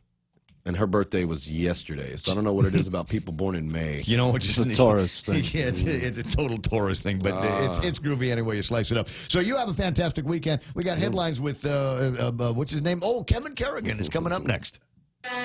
Here at APL, our core values give the company its heart and soul. Whether it's connecting your business with our global network through our newly enhanced service or investing our efforts into giving back to the community, APL is committed to serving you. We humbly honor the opportunity to find innovative solutions for you and your business. To learn more about our enhanced service, call 588-4651 or visit www.apl.com/Guam for more details. Warriors Trailblazers game number 2. Blake says as he walks out the door, I guess we've still got some conference finals that are taking place right now. It's 8:35 in the morning, and, well, I've kept him waiting, but that's all right. We learned important new things about the foils and the epes and the sabers and the foil camp with Leon Thomas. Right now, it's time for headlines from the Guam Daily Post. Here's Kevin Kerrigan. Half a day and good morning, Guam. And the headlines from the Guam Daily Post this morning: delays in the construction of the new Marine Corps base in Finnegajan have postponed the arrival of the first contingent of U.S. Marines from Okinawa to Guam. Kelly Rodriguez, the communications deputy at the Marine Corps Activity Office on Guam, says the first Marines could arrive sometime in the first half of 2025. It's not yet clear which month they'll arrive. She explained it's all tied to the construction of the infrastructure that would support the Marines that come here. In May 2017, the Marine Corps projected the first transfer of Marines to Guam might begin sometime in 2024. That's now been pushed back to sometime in the first half of 2025. Rodriguez said the change is the result of the reassessment of where we are in progress on the construction. Japan's Kyodo News Service earlier this week reported that the first Marines from Okinawa would start arriving by October 2024, but Rodriguez said that report was the result of a misunderstanding. Community activist Ken Leon Guerrero is seeking a court order to force the Consolidated Commission on Utilities to release records of a November 2018 closed-door meeting at which pay raises for utility executives were discussed. The Guam Daily Post submitted its own request for those minutes, as have other media, and Bob Klitsky, an attorney who currently hosts the Tall Tales program here on The Point. CCU commissioners have discussed releasing the minutes of last November's executive session. However, CCU Chairman Joey Duenas said he would be uncomfortable releasing the minutes, not knowing for sure which portions should be redacted and who would decide which portions would be released. Duenas has said it would be best if a judge were to order the release of those records should the court deem any portion of them releasable. Meanwhile, Senator Clint Rigel yesterday, whose committee oversees utilities, announced that he has scheduled an oversight hearing on the issue for next week on Thursday.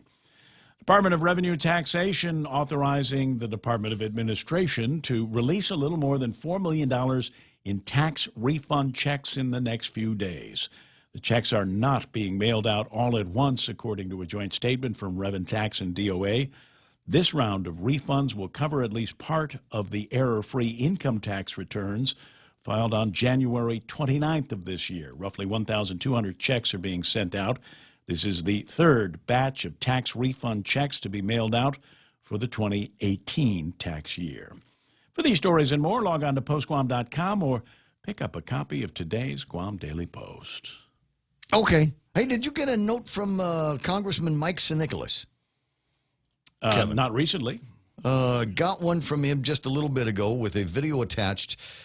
Congressman Sinicolas highlights compact impact disparities and pursues EITC. In a natural resources budget hearing with the Secretary of the Interior, Congressman Sinicolas highlights how Guam and Hawaii both get the same compact impact per migrant, but EITC costs per migrant are not factored despite their effects on Guam coffers. The Interior Secretary affirmed that the disparity may have been a federal government error and committed to work with Congressman Sinicolas and Treasury to determine how to find answers.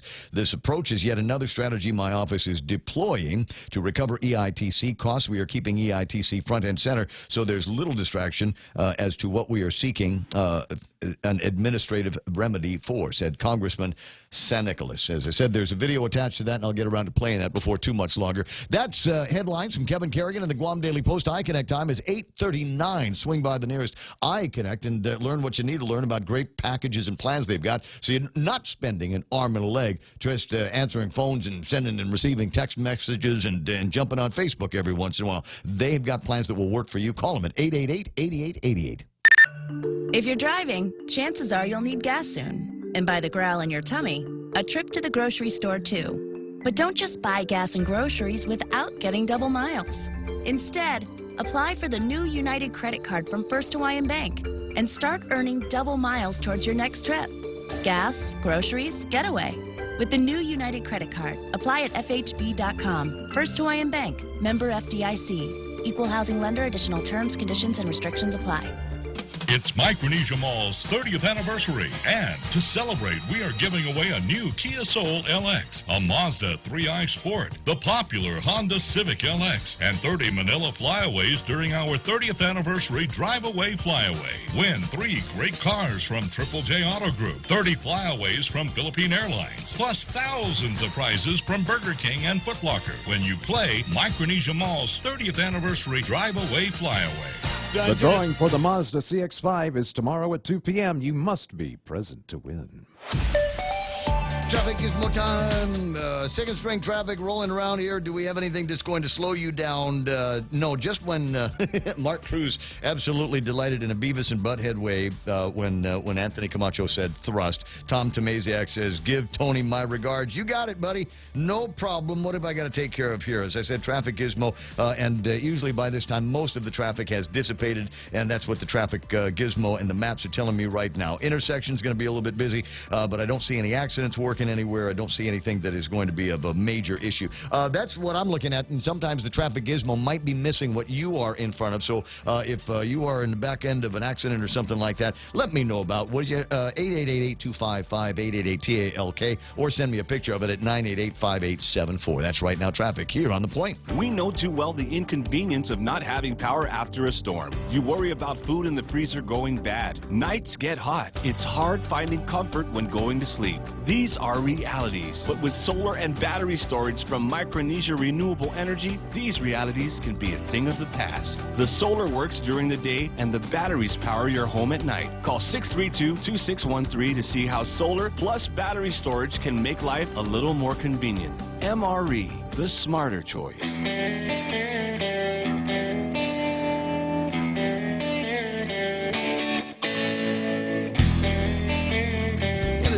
I'm seeing some weird traffic patterns around the mighty McMobile area. Traffic in both directions around Harvest Christian Academy, looking slow. Is today the last day of school? Is that what's going on? Is it just everybody? I know for seniors could be the last day of school. It's supposed to be graduating a whole bunch of them tonight. 8:42 in the morning is 8:42 is the time here at the radio station, and looking at the Congressman's House of Representatives seal on a video from Congressman Mike Sinicka. Let's get around to playing that for you in a couple of minutes. But there is work being done over at the legislature yesterday. They were talking about let's go and borrow some more money, and so it looks like the folks over at GITA are going to be busy in a couple of different fronts. One of them is bonds to support the work that GWA needs to do, and another one is work that the guys over at the Guam Solid Waste Authority need to do as well. We've touched on those subjects with Melanie Mendiola from GITA joining us now on the radio station. Good morning, Mel. Good morning. Half a day, Ray. Half a day, what do you... Harvest is next Thursday. Is it next Thursday? Yeah, that's what Noah told me. I dropped him off. For the last day of school? Yep. Okay, but graduation for the seniors is tonight. I think it's tonight, yeah. Yeah, because I got a ticket. I'm supposed to go. Anyway, 8:40. What else is going on this weekend? What else are you going to be working on? This weekend, let's see. With regard to not a whole lot. Well, I mean, just anything. I mean, you're generally well connected and highly socially mobile person. So what have you got? Where are you going to be snuggling up on a glass of wine at? I'm just going to do the Matai circuit, probably. The usual. The Matai. Are you running for something? No. Of course not. All right, 8:43 in the morning, and so I got Mel on the line. A lot of work being talked about, a lot of talk at the legislature about bond borrowing efforts. You ready to go to work on that? Yes, we are. That was a long time yesterday. We spent about 4 hours at the legislature working out their questions. Not even so much about the bond. I mean, in addition to the bonds, they also just had questions about sort of the end of the GSWA receivership and whatnot. Mm-hmm. Well, yeah, but that's not in your lane. No. So GSWA General Manager Mr. Larry Gasp was there, so he was able to answer some of their questions, and yeah, so it was a lot of information. Were there a lot of people that were breathless and urgent? Oh my God, we've got to get this done. We've got to take care of this, and we have to vote on this like today, so that we can get the money and get started on the construction of the cell. Well, I think the sense of urgency, I think Senator Sabina Perez definitely expressed the sense of urgency. But I think, of course, you have many of our senators who obviously want to go in there with their eyes wide open and know exactly what they have in front of them. So did they narrow down a number for GITA to start working on for this cell? Will it only be the cell, or as we've talked about before, and it seems to me that the conversation is modulated up and down, but as we talked about before, including funds for GSWA to be able to manage and maintain the closure of the ORDOT dump? It will be strictly for the construction of Ledzone Cell 3. Okay. So as far as the ORDOT post-closure, we've been allowed by the court to... So in previous conversations with the court, there was the expectation from the U.S. EPA to have an ORDOT post-closure trust account pre-funded. They said, the account would need $10 or $15 million. And so what the GITA team did was we said, okay, well, we can look into getting a bond to pre-fund that $10 or $15 million. And then the U.S. EPA came back and said, actually, we don't think it's 10 or 15 million. We think it's more like 21 or 22 million. And then we said, well, okay. Yeah. Which turned into a completely different proposition when it comes to borrowing. I mean, there's a certain amount of time when, the analogy I used in the courtroom was, there's a certain point in time when you have to ask yourself, is the juice worth the squeeze? Because what we were doing here was we were doing the calculation, and we said, if we issue the construction of Luzon and the post-closure of Ordet under a general obligation bond, this would be your payment. Mm-hmm. This would save you this much a year in cash flow. All right. And then as the amount creeped up and creeped up and creeped up, there was no savings in cash flow by doing the bond. So we said we may as well. And I think the U.S. EPA felt kind of bad. And so at that point in time, they compromised with us, and they said, okay, we don't need the entire account pre-funded. We're willing to enter into a pay-as-you-go type of arrangement as long as the money that goes into a trust account. At that point in time, we said, okay, so then. But that relies on the idea that we've got a semi-fixed income that's going to be happening there. Is there the likelihood? Does everybody agree that those funds are always going to be what they are and as available as we think they are?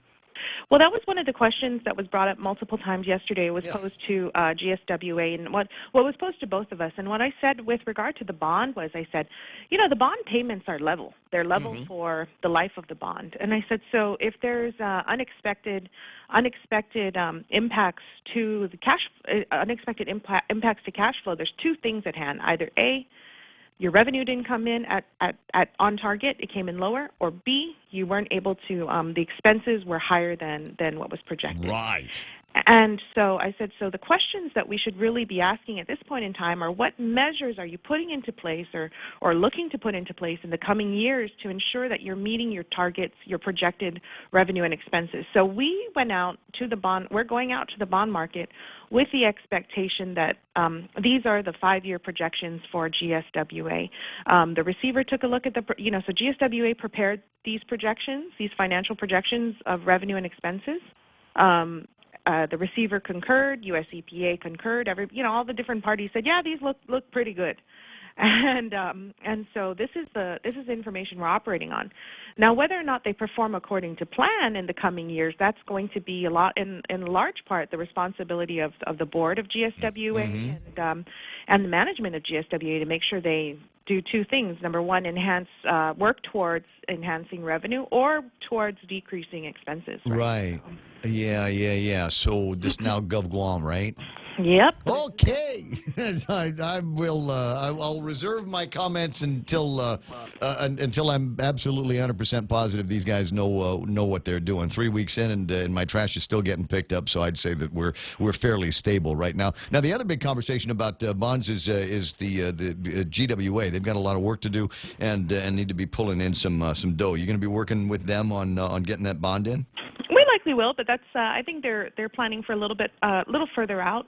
So GSWA is likely to happen by the end of likely to be funded right around Liberation, our 75th Liberation, whereas GWA I think is going to be probably timed with maybe the new fiscal year. All right. Well, I'll keep that in my head for the next telephone call as we try to figure out how much we're going to need. How much more creditability do we have around here? How much more could we go out and borrow? So for the debt limit for general obligation, we are talking about right around after this borrowing. Now this is there's already been a few borrowings authorized. One of them is the Department of Land Management building. Another one is Labor and Delivery Board for GMH. So. Wait. Do we get a bite on the Labor and Delivery Board? No. Two rounds. Okay, but it's been authorized, right? It has been authorized. That's the point. Okay. And so we're probably going to go out again at some point in time in the coming months or two. And so given what is already authorized and the $30 million that we're requesting for GSWA, you're looking at just under $200 million. So about 195, 196. So that's what we got left over. Do we have anything that's gonna mature anytime soon? Do we have anything that we can pay off early or refi? I believe we have what is it? The one that we have one that's coming up, and let me see this. Let me see my schedule. I think we have one coming up in 2020, 2019, 2020. I don't have it in front of me. Is it a big that was one? the one that was, I believe it was used in part for something over at UOG. Was it maybe SBPA? Yeah, I don't have it off the top. I was wondering if there's anything big that we can make one big payment on and get out from under. Mm-hmm. Well, I mean, what's our original sin here this year? $200 million, $200 million worth of debt that we have to pay. 220. Oh wait, I'm sorry. 250. No, I'm sorry. Between it's general obligation bonds, utility bonds, things like that. I want to say that we're into it. So for the first $200 million that come into the Department of Revenue and Taxation, that money's already spoken for. Mm-hmm. We have, let's see, we have 5 million series. Oh, the 2009 series bonds. Those should be paid off soon. 2009 is 5 million. The Guam Legislature buildings, 4 million. University of Guam, 11. BPT, the various BPT. The various BPT loans that we've taken out in the past. Those are the big ones. Yeah, but kind of like 70% of the bonds that were. Where do I find that? I know that there's an abstract, the borrowing bond abstract on Gita's website. You've got a current one, right?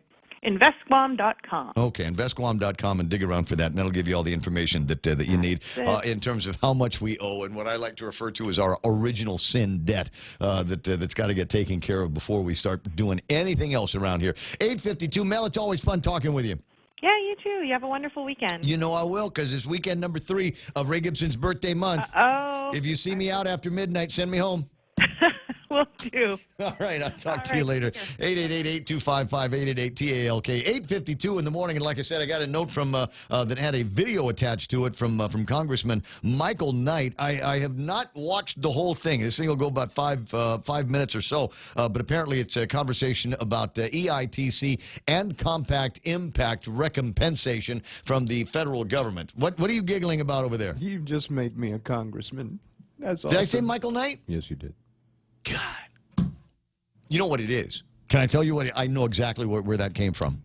It's Friday. I was going to say, it's Friday. What time is it? We are an hour and 6.5 minutes away from the weekend, as far as I'm concerned, because I'm mentally checking out at 10, and it's also possible I've already mentally checked out here. So this will kill the rest of the hour for the most part. Congressman Michael Sinicolas now here with what looks like a video, U.S. Department of Inferior Budget and Policy Priorities for 2020. And away it goes. Thank you, Mr. Chairman. Good afternoon, Mr. Secretary. Thank you so much for being here with us, and thank you also for making time to visit me in my office and have a dialogue about some of the concerns we're facing on Guam. I thought it was very constructive, and I think that we shared some good ideas. And I wanted to speak specifically about a budgetary concern that I think is something that relates to the conversation that we had when you met with me in my office. And this is with respect to the Compacts of Free Association, and most specifically the compact impact funding that's provided as a result of the Compacts of Free Association. Recently, the Department of Interior published the recent counts of compact migrants, and I'm going to reference those numbers with respect to Guam's count and with respect to Hawaii's counts. And I'm going to reference the amounts that were provided relative to those counts, and have a discussion about how those figures correlate, but more specifically how there are certain elements that I think are not being properly accounted for. On Guam, the most recent count of compact migrants was about 18,874 based on the report. The funding levels that were provided as a result of the compact impact was $16,835,958 for an average per migrant amount of $892 per migrant. For Hawaii, the compact migrant count was 16,680. The dollar figure provided was $14,880,034, and that was also for an average migrant amount of $892. And so Guam and Hawaii are both receiving the same amount of compact impact in order to assist the local governments in handling the costs associated with hosting compact migrants as a result of the Treaty of the Compact of Free Association. However, there is one very distinct difference between Hawaii and Guam with respect to compact migrant costs, and that is the earned income tax credit. The earned income tax credit in Hawaii is actually funded by the U.S. Treasury, and so any compact migrant who qualifies for the earned income tax credit in their income tax filing, that's actually money that comes into Hawaii from the U.S. Treasury. On Guam, Guam has been absorbing the earned income tax credit liability since 2008. And so any migrant worker, as a result of the treaty, that's receiving the earned income tax credit is actually drawing those funds down from the Guam coffers. And so the $892 is provided per migrant for Guam and for Hawaii, I'm assuming is formulaically based as determined by the department. But if that formula is also factoring in the economic contribution of the migrant worker, then the earned income tax credit liability of those migrant workers also needs to be factored in. And I don't think that that's something that this government has really paid attention to. When I brought this issue to the attention of your colleague, Mr. Mnuchin, during some questions I was asking him in my role in the Financial Services Committee, he was also taken by surprise with respect to that. And so the question that I had for you, Mr. Secretary, is are you aware of whether or not the earned income tax credit liabilities are being factored into the formula for the determination of compact impact? So you raised this issue with me last week or the week before, and I don't have a good answer for you, but I am more than willing to either figure out if it should appropriately be factored in or if we need to work with Treasury on it. So I don't want to get into a question about the allocation of funds between two representatives, but it seems like an anomaly that maybe it's just not been thought of. Right. But we'll look into it. We'll look into it and get to the bottom of that. Thank you, Mr. Secretary. Yeah, formula notwithstanding, I think that my colleague from Hawaii will also agree with me that those formulas need to be reconsidered. Even just the cost of educating an individual, at least in my district, is $6,500 per pupil, and the $892 per migrant is just very grossly insufficient. As a matter of fact, based on a per capita basis, 18,874 migrants represents over 10% of the population of Guam, and yet the compact impact that's provided is less than 2%. And so there's a gross disparity with respect to that, and I think those formulas need to be revisited. But formulas notwithstanding, I'd like to specifically request for your assistance in setting up meetings with Secretary Mnuchin so that we can get to the bottom of this EITC question, because it's a serious liability for the people of Guam and we really need to resolve it. Well, I will promise that we'll work with you and work with Treasury. I can't promise that we'll get the Secretary of Treasury, but we'll get somebody. All right. That's a commitment I'll make. Thank you, Mr. Secretary. I yield back. Well, how about that? 8:58. I'm not thrilled with Mr. Bernhardt's kind of nonchalant, almost aloof responses to Mike Nicholas. Yeah, Mike could do that. That could be cannabis. Yeah. You think maybe just dig a big, just had a big old, him a big old bong hit before he got in there. Before the thing, hi. What's up? What, EITC? Again? We're going to talk about that? Right on. 9 o'clock in the morning, the radio station is KUSG. The only thing he was missing was a far out, man. You just know this guy was a peace, love, dove hippie back in the South. I'm gonna Google him. I want to find out a little bit more about that guy's background. At any rate, but nice to see Mike Nicholas continuing to bang the drum and ask the important questions for Guam. Seconds away from 9 o'clock in the morning, the radio station, like I said, KUSG, again, you were 93.3 The Point. Fox News Live is coming up next.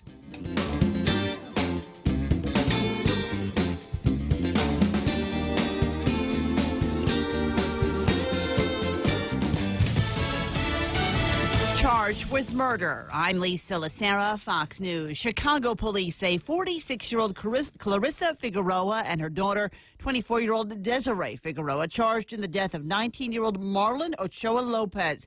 The young woman had been missing since April 23rd. She was found strangled, her baby cut from her body. Working with one of Marlon's friends stated to the detectives that Marlon was on a chat site on Facebook.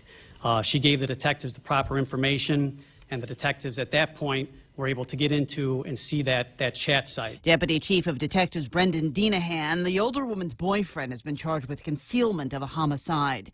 President Trump unveils a sweeping new immigration plan. Currently, 12% of green cards are awarded based on employment and skills. 66% are based on family ties. President Trump wants to flip those numbers, increasing employment and skills to 57%, reducing family to 33%. We discriminate against genius. We discriminate against brilliance. We won't anymore once we get this passed, and we hope to get it passed as soon as possible. Democrats agree that the current system of legal immigration is broken, but just the words merit-based they find offensive. Fox's John Roberts at the White House. Advocates sounding new alarms about the federal government's treatment of families after a 2.5-year-old child became the fourth minor known to have died after being detained by border agents since December. The boy had spent several weeks in a hospital. Customs and Border Protection says the boy's mother told agents her son was ill April 6th, 3 days after they were apprehended near a bridge in El Paso, Texas. Boeing says it's completed a software update for its 737 MAX jets, which have been grounded since March. This is Fox News.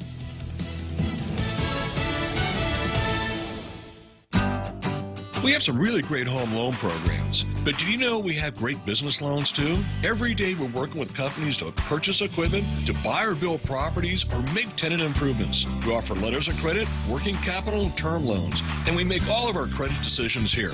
Commercial loans, commercial banking from Bank Pacific. Bank Pacific, where others put branches, we place roots. Equal housing lender, member FDIC. Viva Bank Pacific. Get a free Polar Pop any size when you fuel up on $35 or more of premium high-performance fuel. Conditions apply. See stores for details. Circle K. Take it easy.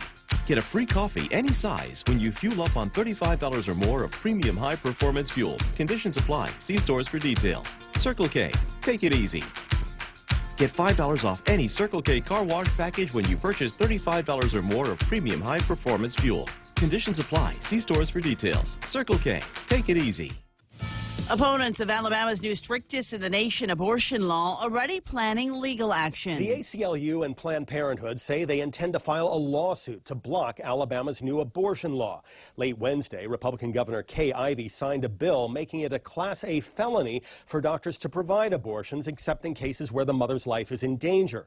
The new law makes no exceptions for rape or incest and is scheduled to take effect in 6 months.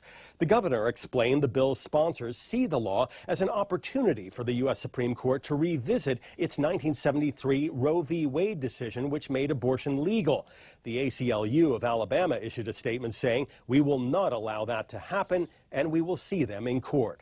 Jonathan Seri, Fox News. New York City Mayor Bill de Blasio making it official today, announcing he's running for president. Federal investigators take a close look at a fatal crash involving a Tesla and a tractor-trailer. A Tesla Model S drove under a tractor-trailer in Florida, killing the driver, shearing off the car's roof.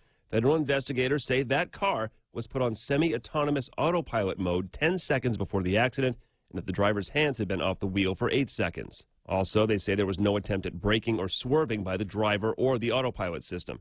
The accident is a lot like one also in Florida 3 years ago. A Tesla on autopilot didn't stop and went under a semi-trailer.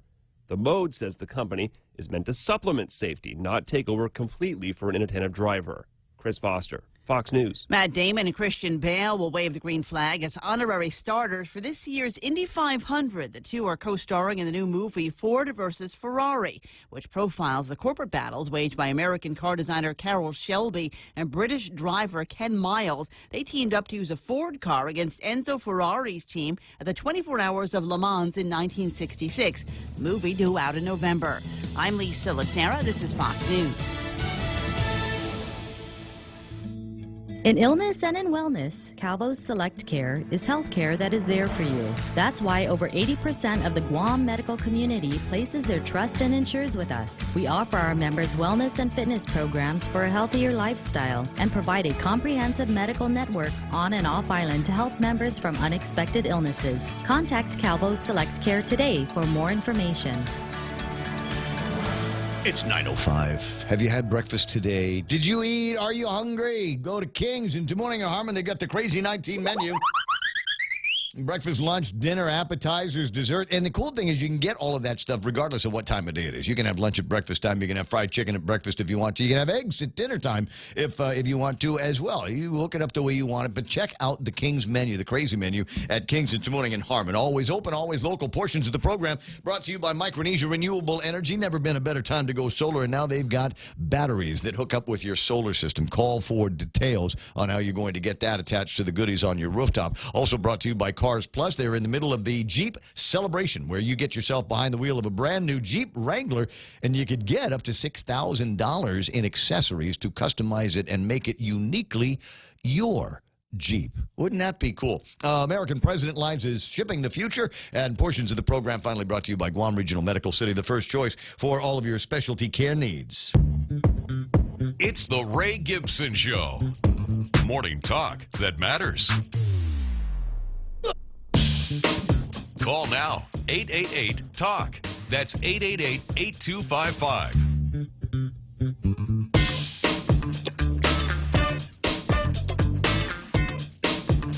What? The weekend already? You gotta be kidding me. Where's Monday? When does the weekend going to officially end? What's going on? 888-8255-888-TALK. So a little bit of the conversation that's this morning had to do with what looks like some kind of construction, some kind of activity that's going to be taking place at Northgate. And I hope whatever gets put there is actually given the name Northgate something, right? Like the El Chapo of broadcasting. This place will be the Northgate Don Quixote. Everybody says it's going to be Don Quixote. Got a guy on the WhatsApp that says, I've reviewed the plans, Ray. It's going to be a Don Quixote. I don't know. Somebody else said it's going to be a Staples. As in the home office supply store, right? I don't know. I'm just happy that something's going to be going on there. I've always, it's one of those places that never seems to change. I mean, it's always been that spot in, as you're making your way down Airport Road and Marine Corps Drive.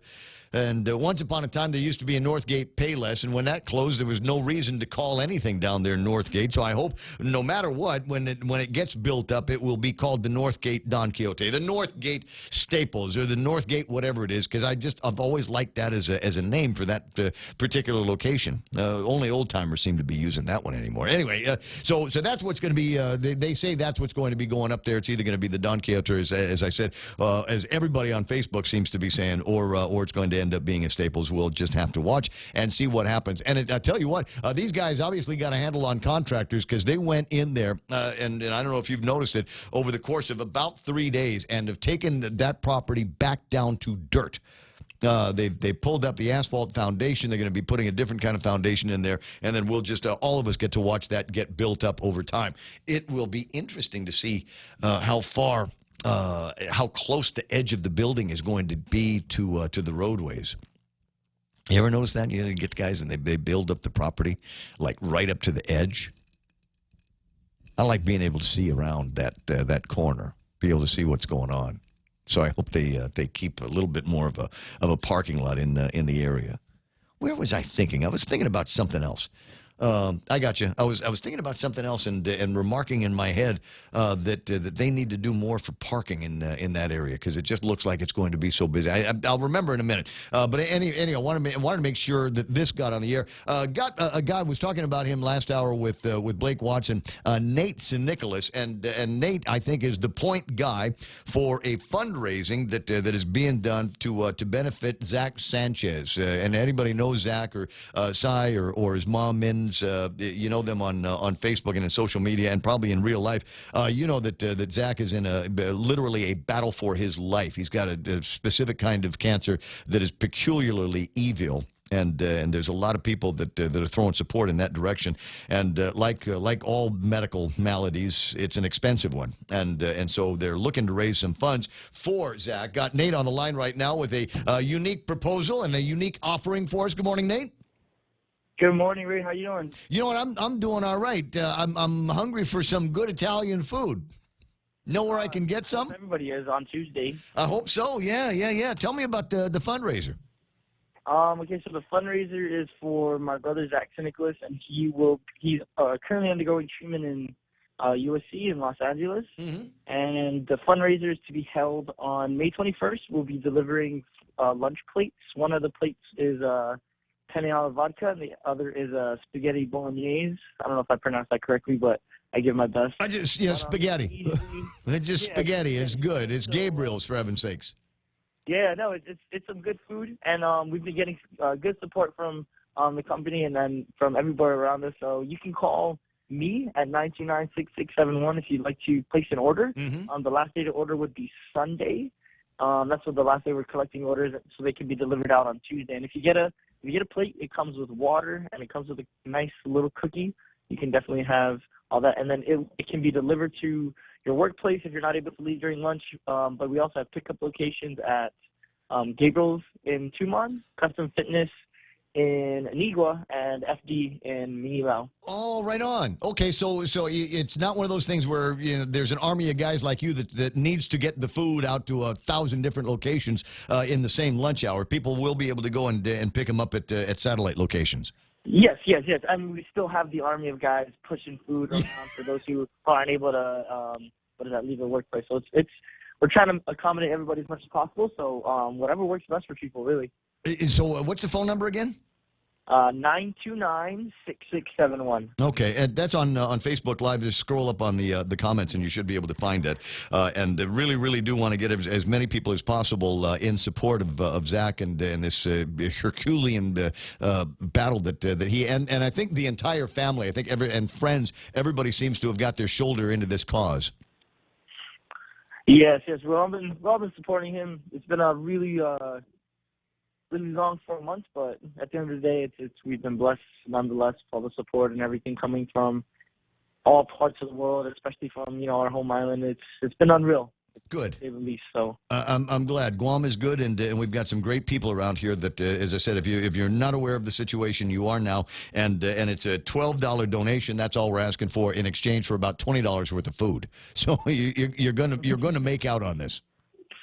Yes, exactly, and it's some good food. I've tried it myself. It's really good, so I hope people enjoy. It's a good cause. My brother's been fighting it through and through. He's currently undergoing his treatment. He's smiling all the way through as well, so any little help matters too, and just also to keep him in your prayers and in your blessings and your thoughts. It's also the world we could ask for right now too. So absolutely. Hey, are there other fundraisings that you guys are going to be doing?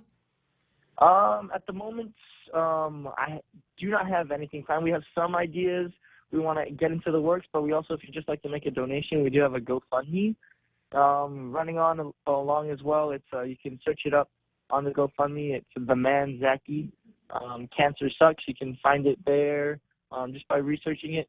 You can also find it on the link on my Instagram if you would like to follow me, Nate Sanic, NateSannic.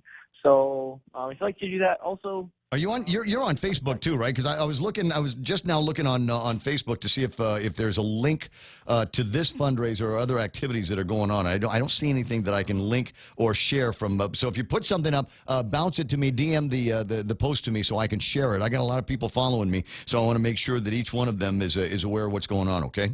Okay, perfect. I definitely do that. Yeah, do that, and hit me up on Instagram too. I'm Kadukure on Instagram. Kadukure, perfect. All right. Thank you. Happy to help out, take care of things, and you got other fundraising activities or other ways that the community can help, let me know about it.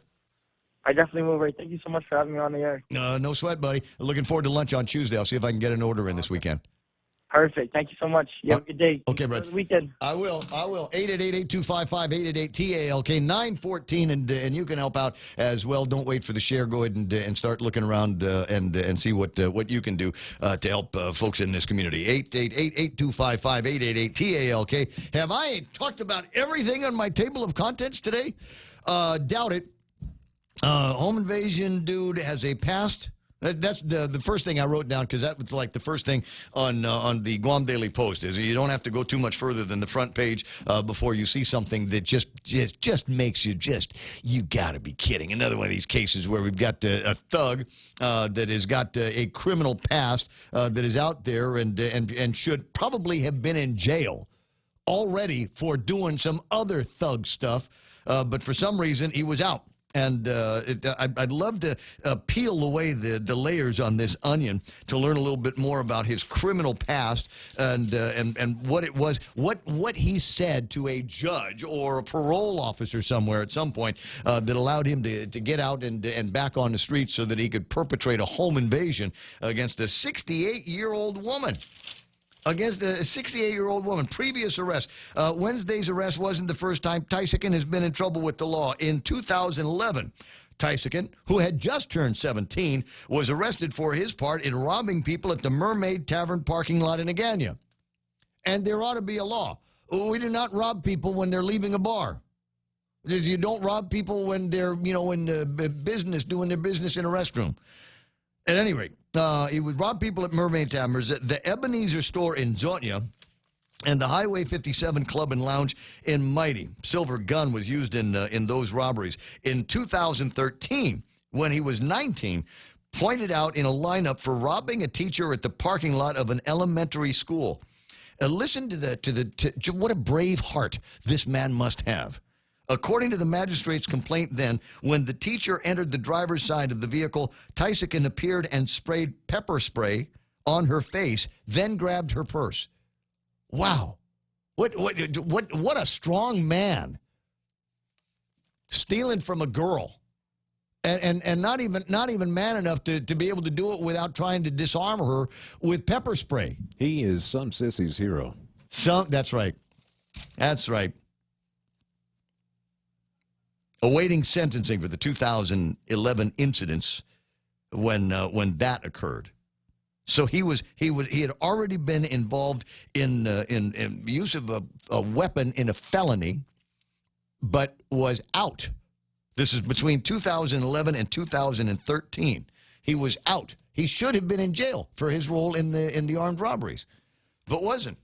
Last year, while at the Department of Corrections, he was rearrested after a contraband shakedown led to the discovery of a mobile phone in a cell he shared with another inmate. Earlier this week, a man charged in another incident, John Anthony Salas, also had past burglary and theft. So he was in jail on the 2011 charges. Why was he 2013? Why was he out?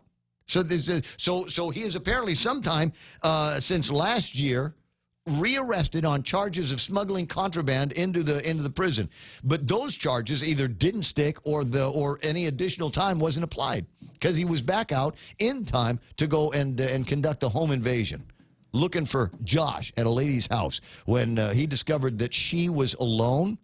Perfect victim for this guy. Try this on a guy. Try this on a real man instead of going after old ladies. That's what I want to see. That's how I want to see jungle justice meted out to this guy. Wouldn't that be great? Guy shows up at your door, and while he's reaching to knock on it a second time, you open the door and you pull him inside, and go after him with a staple or a cane or a saber. We'll have sabers. That's what we'll do. It makes me crazy. Aren't you feeling that kind of craziness here, where everybody else in polite society has to arm up, has to security up, has to video surveillance up, because the criminal justice system just incapable, incompetent, perhaps impotent to deal with guys like this. So I think that's one of the interesting stories. It's going to be something that we will continue to rail on. Guys over at the Guam Daily Post in their editorial, not to take anything away from Bob Klitsky, who will later on in the program do one of these press the meat things. Judges need to get tougher on repeat criminals. That's what Guam Daily Post is saying. And it echoes the sentiments of Raymond Gibson, who's been saying this for a long, long time. What is going on? Why do we have judges that keep letting these guys out? Do they know the combination of the lock over at the Department of Corrections and let themselves in and out whenever they want to? It sure feels like that, doesn't it?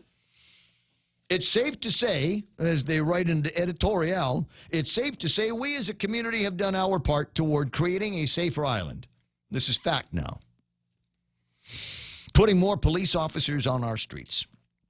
Good old investigative work by these cops, concerned citizens and their neighborhood watch vigilance, surveillance cameras, news and social media engagement to watch out for each other's safety. That's all contributed to the arrest of perpetrators who'd rather steal and harm people rather than put in an honest day's work to pay for what they need.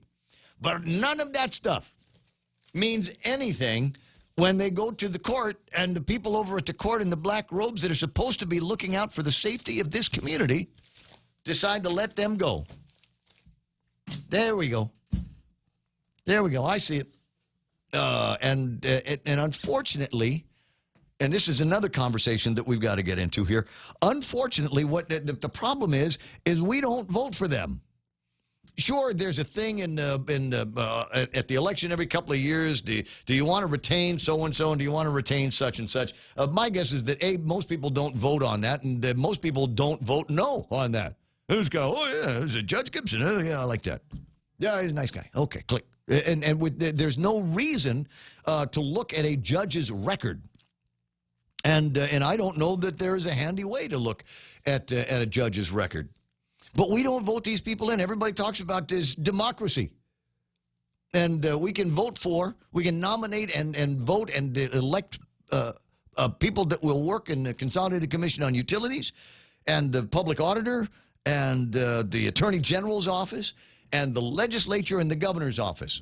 You mean, but we don't vote the judges in here. We don't. It's the only place I've ever lived where we don't. They all get appointed by somebody. Yeah. So if Lulian Guerrero wanted you to be a judge, she said, Mike, make you a judge. I'd be a better judge than some of the ones they got right now. But you better build a new prison because I'm gonna be filling it up, brother. But we don't get to vote for them. So maybe there ought to be a conversation about it's a whole third of our government that voters have no control over. We don't have much of a say in who gets nominated, who get these judgeships, number one, and number two, when we run into somebody that we don't think is doing a good job, how did they get out? Yeah, that's. How do we get them out from under us? How do we replace a judge that is too lenient and too soft on criminals with judges? And I'll invoke the name again. I would love for somehow or another to find a way to clone old Judge Abadi. And he was, I would like to say, a just and fair judge. If a jury of your peers found you guilty, he would look at the sentencing guidelines and apply what he thought was fair. But generally, in my recollection. And this just from reading old Guam Daily News and PDN stories from back in the past, my recollection is that there was generally, number one, a pretty stiff penalty that was applied to some of these crooks back in the day, and number two, there was always a lecture. There was almost always a lecture. Old timers will remember that. If he was going to send you up the river to the Department of Corrections, he always had something to say to you on the way out the door. And those, I would say, were I think, and chilling enough maybe to put the fear of God into some of the rest of the thugs that we had. Anybody that wasn't already, lined up with drugs and all messed up from that kind of thing would generally get the message and try a little hard to be a good boy and a good girl. Not anymore. Not anymore. The message is very, very clear from the judges that you step out of line, and we're going to tell you to stop stepping out of line and give you another chance to go out there and straighten out your life, which you'll blow, and then we'll give you another chance. Don't slip, right? That's what she said. So that's where my head's at these days. 9:24 in the morning. Old Tom's on the line. Tom, you remember old Judge Abadi? How you doing? I'm okay. Yeah, you reminded me of the Honorable Judge Abadi, right? I'm thinking about him. You know what? There's another reason why I always liked Judge Abadi, and that is he was a ham radio operator.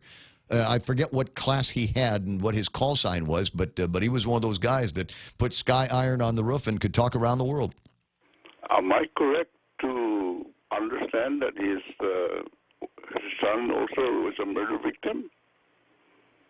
Yes. Yeah, okay. Yeah, his... what happened to those murderers? Did they get life in prison without parole or what?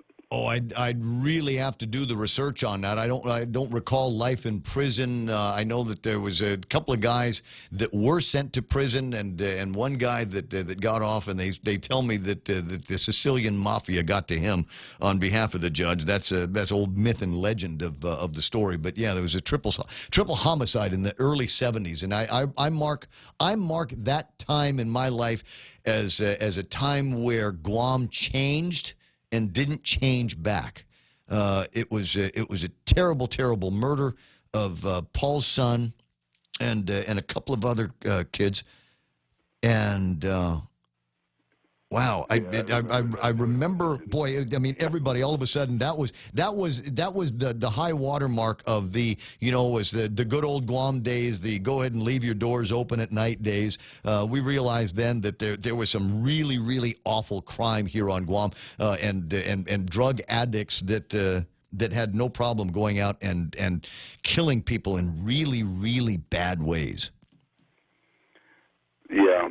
But anyway, the reason why I called is I want to ask you if you want to join our task force. I am organizing a vigilante task force, and I want you to be a member. And but we're not going to be hunting down people that hasn't been adjudicated yet. We're going to wait until they get the due process of law that they deserve under the Constitution. And we're only gonna go after the ones that are already convicted by a jury of their peers. We should be able to find a solution to this problem because our justice system is broken. Madame Mac, in my head, I don't know that I would be a part of a vigilante group, but I wouldn't mind being a part of kind of a. They were doing this out in Barragata for a little bit. A bunch of the village men would get together at the mayor's office and do kind of a stroll patrol around the village. And, if you got 4 or 5 guys, it's the only way I can say it. You get 4 or 5 guys from the village walking around and finding people that are getting drunk underneath the trees or camping out in a bus stop or something like that. If I were to do it by myself, I'd get my butt kicked. But if I'm going out with 3 or 4 other of the village men to go out and ensure that our place is clean and safe for our children and the village women, yeah, I'd love to be a part of a group like that. Like the Guardian Angels in New York City, right? Yeah, but I want to do it legally where they will have to go through the process of the law first, and because they are still innocent until proven guilty the way I see it. So that's why we got to give them the due process of law that they deserve. Okay. But anyway, I talked with Bob Plitsky yesterday. Listening to Bob later on. Yeah, I was talking with Bob yesterday. He said it's okay for me to walk around with my Glock. Yeah. I'm not going to say it like I said it yesterday. Somebody said that was grind some to make your own pepper spray. Antiperspirant, right on. I'll talk to you later. I wouldn't have a problem with that. 9:28 in the morning. If somebody came and said, "Look, we're organizing a group of guys. If you're not doing anything, between sunset and say 8 o'clock at night, can we go and play? Let's just go walk around the village. And if you see somebody that looks like they are out of place or looks like they're possibly up to some kind of mischief, a one-on-one situation probably wouldn't be healthy. But if you got 2 or 3 big village men or small village guys like me with the gun, then it's possible that we might be able to correct the attitudes of certain individuals. I'm not talking about physically getting into anything. I'm just saying go up to somebody and say, "What are you doing here at the bus stop?" Would you get embarrassed if somebody walked up to you and said, "Ray, your Glock is showing"? No, I think I'd be all right with that. I don't know. Warriors come out and play. Torches and pitchforks. I don't know if I want to. That's not where my head is at, but I can see the frustration, and I can feel the frustration from a lot of people. Look, I'm telling you, I went out, and now I'm a gadget guy. I'm a gadget dude to begin with. Anybody who knows me knows I love my toys. So I went out yesterday and realizing that there was a gap in my security coverage for the house, bought myself one of these Ring gizmos. And it's a doorbell, basically. And if you've already got an existing doorbell, you can actually use the wires. You can use the existing wiring to plug into a certain version of this Ring doorbell. So that you don't have to put batteries or anything like that. It just always takes the charge off the same adapter that the Bell thing did. So very, very cool technology that is out there. $199 over at Home Depot for the version that I got, and it took me 5 minutes to install. The only reason why it took a little longer than normal was because the battery that goes in it needed to get a charge. So I stuck the thing in, and it comes with everything. These guys, they literally think about everything. So for $199, you get a gizmo. If you've got Wi-Fi at the house, that's what it will talk to. So you can go back and forth and see what's going on in the house. When somebody presses the button, it will send you a message. If somebody breaks the plane on the motion sensor, you'll get some kind of a message, and then you can look at it on your gizmo on your app. In fact, I'm going to bring that up again. I showed you this already once, but I'm just showing off now because I really, really like this technology. And so when somebody comes to your door, like that Jughead did over at my place the other night, not only do you, get video of him, right? You get the video of the guy, but you will also be able to contact him. You'll be able to talk to him and tell him that Jenna is not there. I gotta wiggle my phone here so I can make it go sideways. Don't you hate it when that happens? You're going, okay, we'll do this, and then we'll turn it sideways, and then the frame will adjust. This one's not doing it for whatever reason. But that's the front door of the house right now. And if there was somebody there, I could press a button and talk to them and say, hey, what are you doing at my house? How come you were there? You're not supposed to be there. Or if it's a mailman, just say, leave the package there. I'll come out and get it in a couple of minutes. And you can make out virtually everything that's happening in the neighborhood. There was a car passing by a second ago, and if I show that long enough, no doubt there will be another car that goes by on the street. But nice clear picture of my dying yard. There's just a little bit of green left in it. But one of these days, it could get better. Like I said, you can buy it over at Home Depot, $199, and the installation will take seconds. I don't make any money on this, but I want you to help. But it's $199 that I'm not going to say I wouldn't have spent, because I just got finished telling you I'm a gadget guy, and this is a pretty cool gadget. But we shouldn't need to worry about surveillance, huh? We shouldn't need to have to worry about a highfalutin alarm system at the house that if somebody breaks the plane on a motion sensor inside the house or breaks a window or something like that, then I get a telephone call or somebody will call the police. We shouldn't have to live like that. But we do because there's too many people looking the other way. Joe Cruz, Guardian Angels in New NYC. I can wear a beret and walk the streets with a gang of do-gooders. That's what we'll call ourselves. It's the MTM do-gooders. And we'll all be remnants of the old Tota nomads, right? Anyway, 9:33 in the morning. So that is some of the things that are running around in my head. I've not really had a chance to talk about this yet all day, but there's apparently tax refunds that they're going to be sending out. June 29th is the date that they are working through. What was the number last week? $6 million, something like that went out. It's supposed to be another $4 million, but I don't know when that's going to take place. We'll see what happens. I'm looking at somebody had sent me something on on the WhatsApp that I actually had to take down. It was just in the WhatsApp, but there was always the possibility that it could accidentally go on the air. But it was somebody had sent me a picture that borderline pornographic. You can send those to me, but send them to my personal WhatsApp. Don't send them to the radio station WhatsApp. 988-5874. That's right up there with kids. Don't try this at home. Try it at your friend's house. Don't send them to me. My wife will know. 9:34 in the morning. We'll get to Mark in just a second, but that's iConnect time. Swing by the nearest iConnect and learn about great packages that they've got hooked up for you. We can send you details on internet and mobile packages that won't cost you an arm and a leg. That's what they'll do for you. Call them at 888-8888.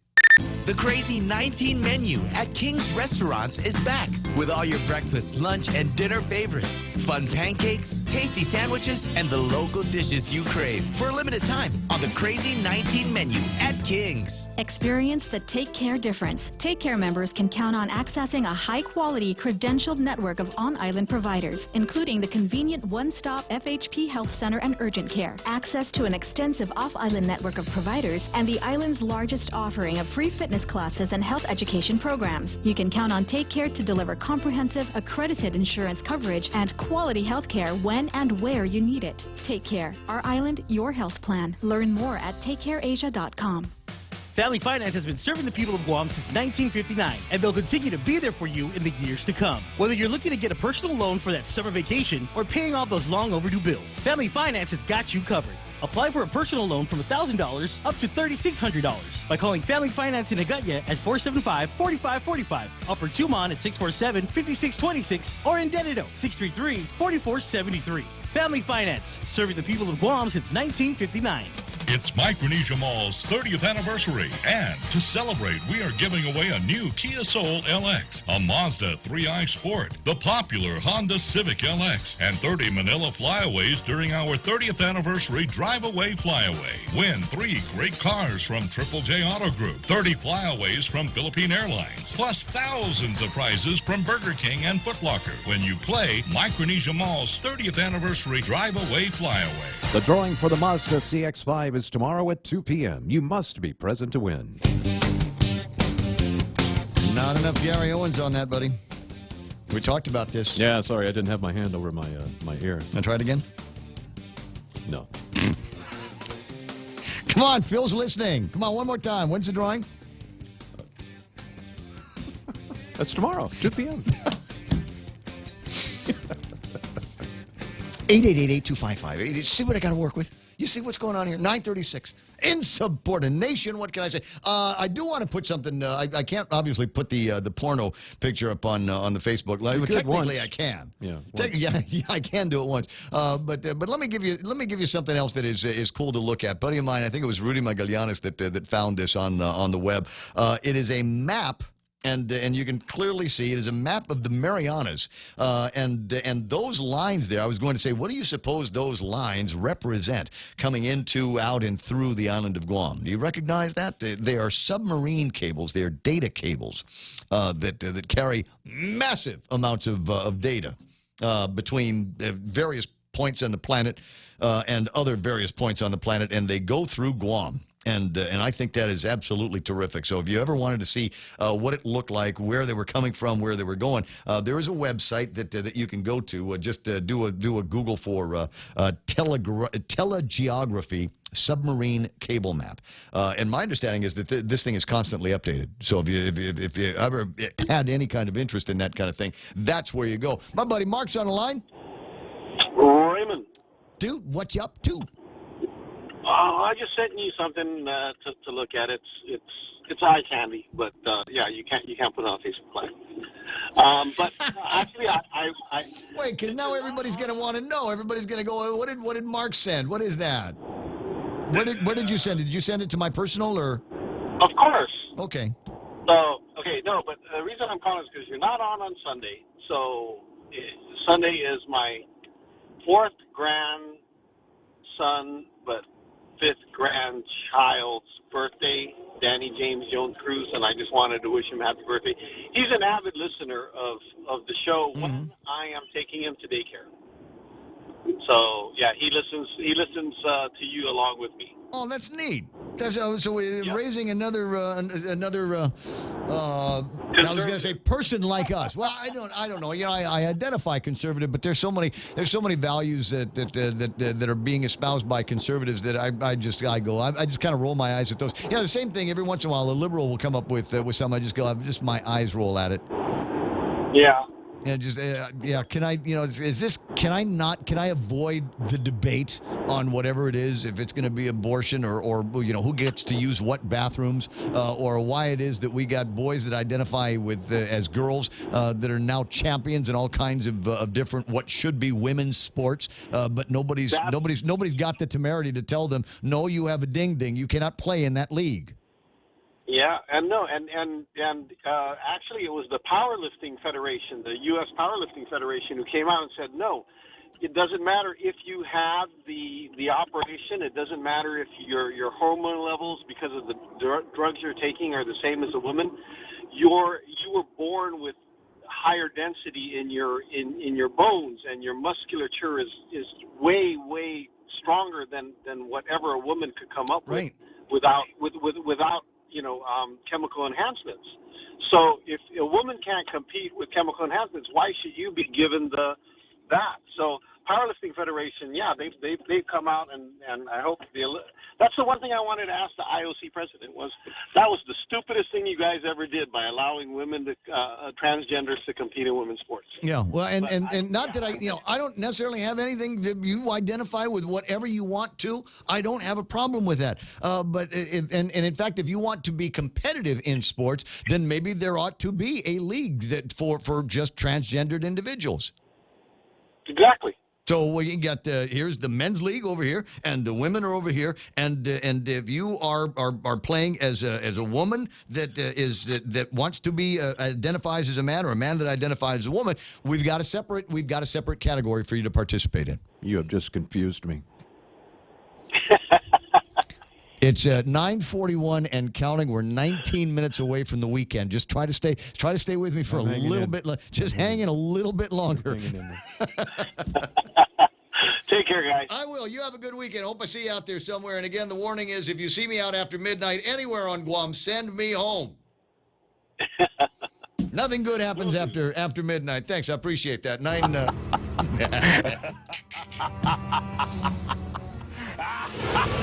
Okay, so this is me resisting the temptation to open my personal WhatsApp and see what it was that Mark sent me. Yeah, you got the itchy finger. You just like. But you know what? You know what's going to happen? It's going to be one of those things where it doesn't make any noise at first, and then it will be like raunchy sex sounds. You ever get those? Like your friends will send you those because they're not really your friends. Yeah. I don't know what's worse is people that will send me a video of something. It's, hey, look at this train off in the distance. Look at the train off in the distance. And then all of a sudden, 20 seconds in, after you're all comfortable, there's this scary face. I hate that. Yeah, I hate that. And the other one is, oh, look at this pretty train in the distance. Oh, look at this beautiful scenery. And then all of a sudden we got this noise, and it sounds like a donkey. That one. Yeah, but it's. And there you are. Worse if it happens in church. Who says I'm having too much extra Joss? Is that somebody's asking if I'm? I haven't been taking extra Joss lately. A personal conversation between me and a cycling buddy of mine, and we're both fans of extra Joss, which is a thing. It's a formulation. It's basically Red Bull in powder form. Right? And there's a lot of rumors floating around in some places that have banned it. And they've banned it not necessarily because it's Red Bull in powder form. And people, they banned it because there's an ingredient in it. One of like a beeswax or unicorn horns. Unicorn horns inside of it that some people have a very nasty allergic reaction to, i.e. it'll kill them. And I think there is at least one documented case of somebody that got this stuff from extra Joss and actually died from it. Wow.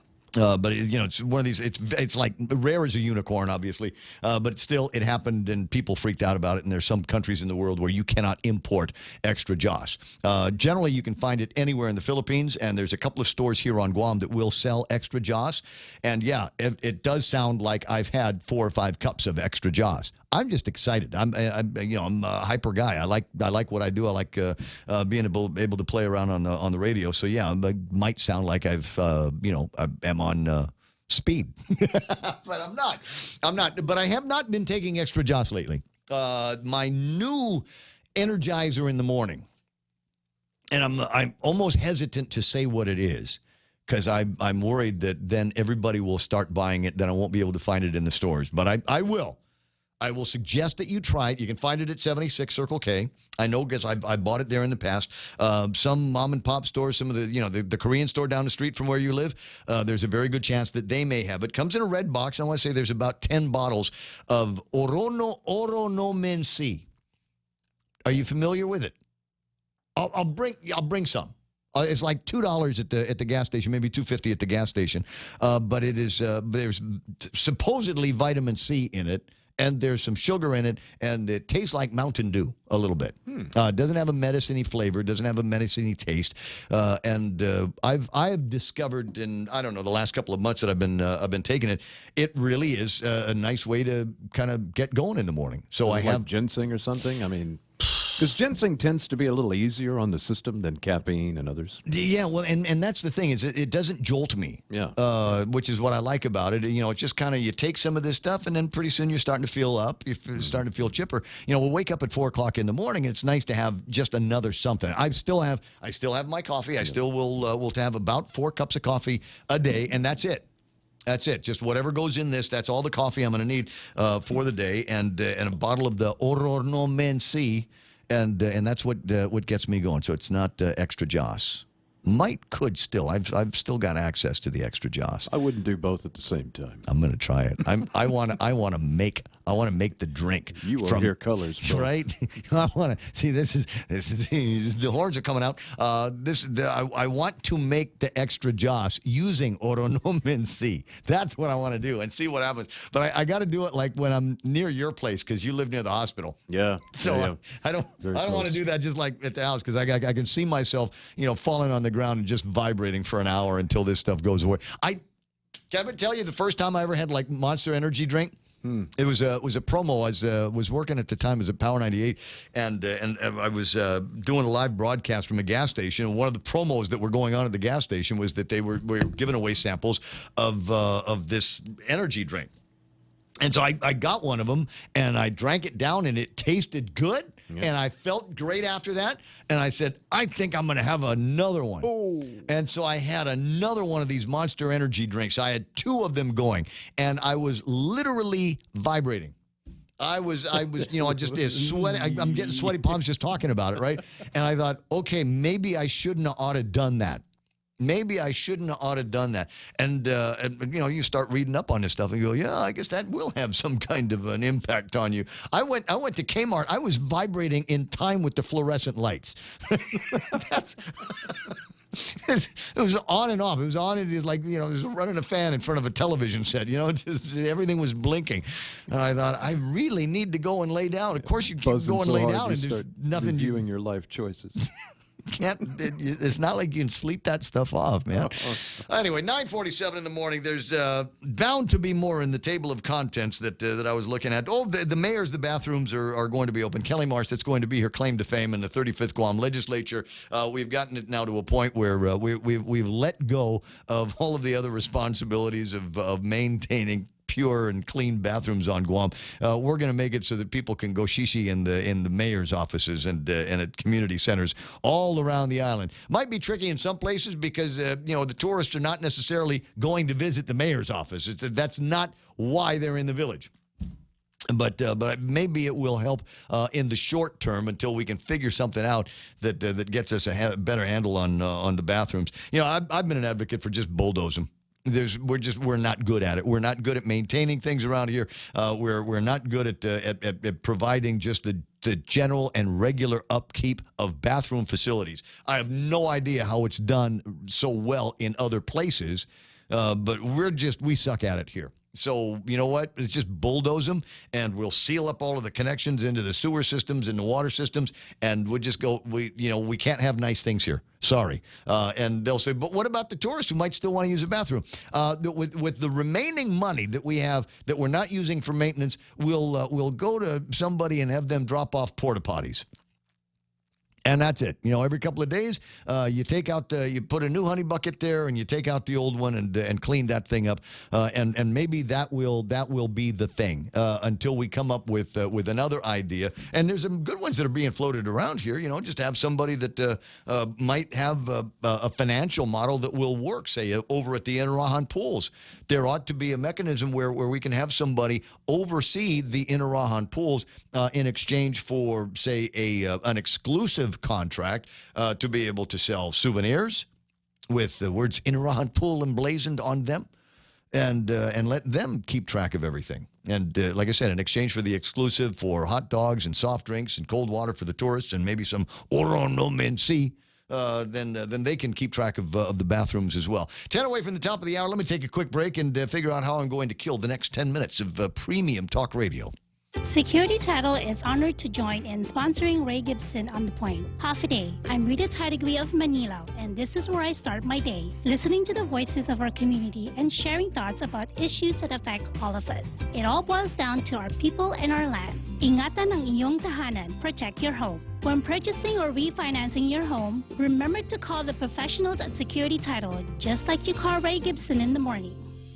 If you've ever struggled for breath, you know what a scary experience it is. Whether you have asthma, emphysema, COPD, lung cancer, or another respiratory illness, the right medical treatment makes all the difference.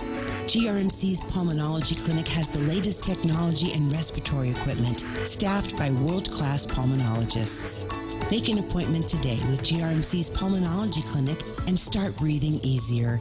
GRMC, where patients are partners. Let's go for a drive. Let's take a stroll. Let's gallivant. Let's go cruising. We all have different ways to describe how we get up and go in our cars. But whatever you may call it, you can do more of it when you save 6% off your fuel purchases at any Shell station when you use your eligible Bank of Guam Visa and MasterCard credit cards. So stop by any Guam or CNMI Shell station and start saving today. Visit bankofguam.com for more information. Terms and conditions apply. Bank of Guam, the People's Bank. Member FDIC. Legends aren't born, they are made. And during our Jeep Celebration event at Cars Plus and Mighty, you'll receive up to $6,000 in accessories with the purchase of a new Jeep Wrangler, Motor Trend SUV of the Year. Customize your new Jeep to the way you want it. Or how about a new Jeep Grand Cherokee? Save up to $5,000. Or save up to $7,500 on a new Jeep Compass Sport. It's our Jeep Celebration event going on now at Cars Plus and Mighty. Cars Plus, driven by you. Accessory special cannot be combined with other offers. See dealer for details.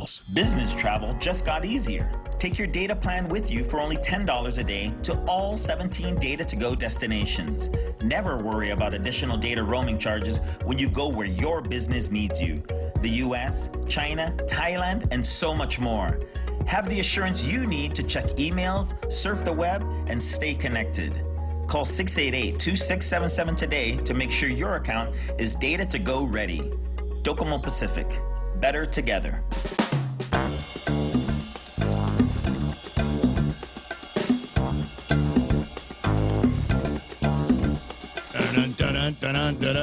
Interesting question, Lacia. I don't know the answer. Lacia Casil says, I'm training for Cocos Crossing. Which category should I enter in?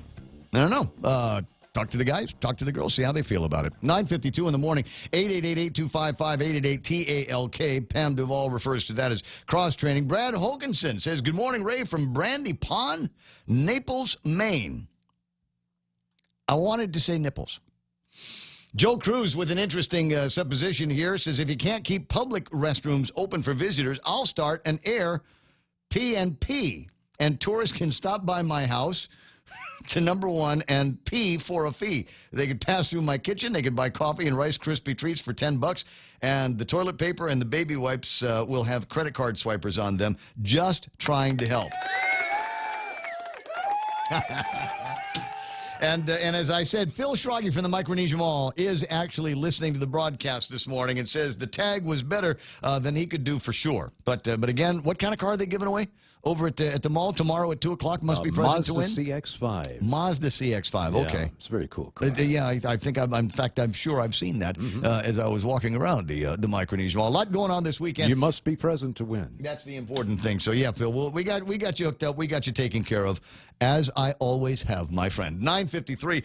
There were a couple of other things I thought were interesting in the table of contents this morning that I haven't had a chance to riff on yet. The Micronesia Island Fair is going to be coming up, and if you've seen the story, one of the things that might catch you as interesting, and it certainly caught me kind of by surprise. It looks like they're going to be doing it at the Plaza de España, right there downtown, and where the old Spanish administration was.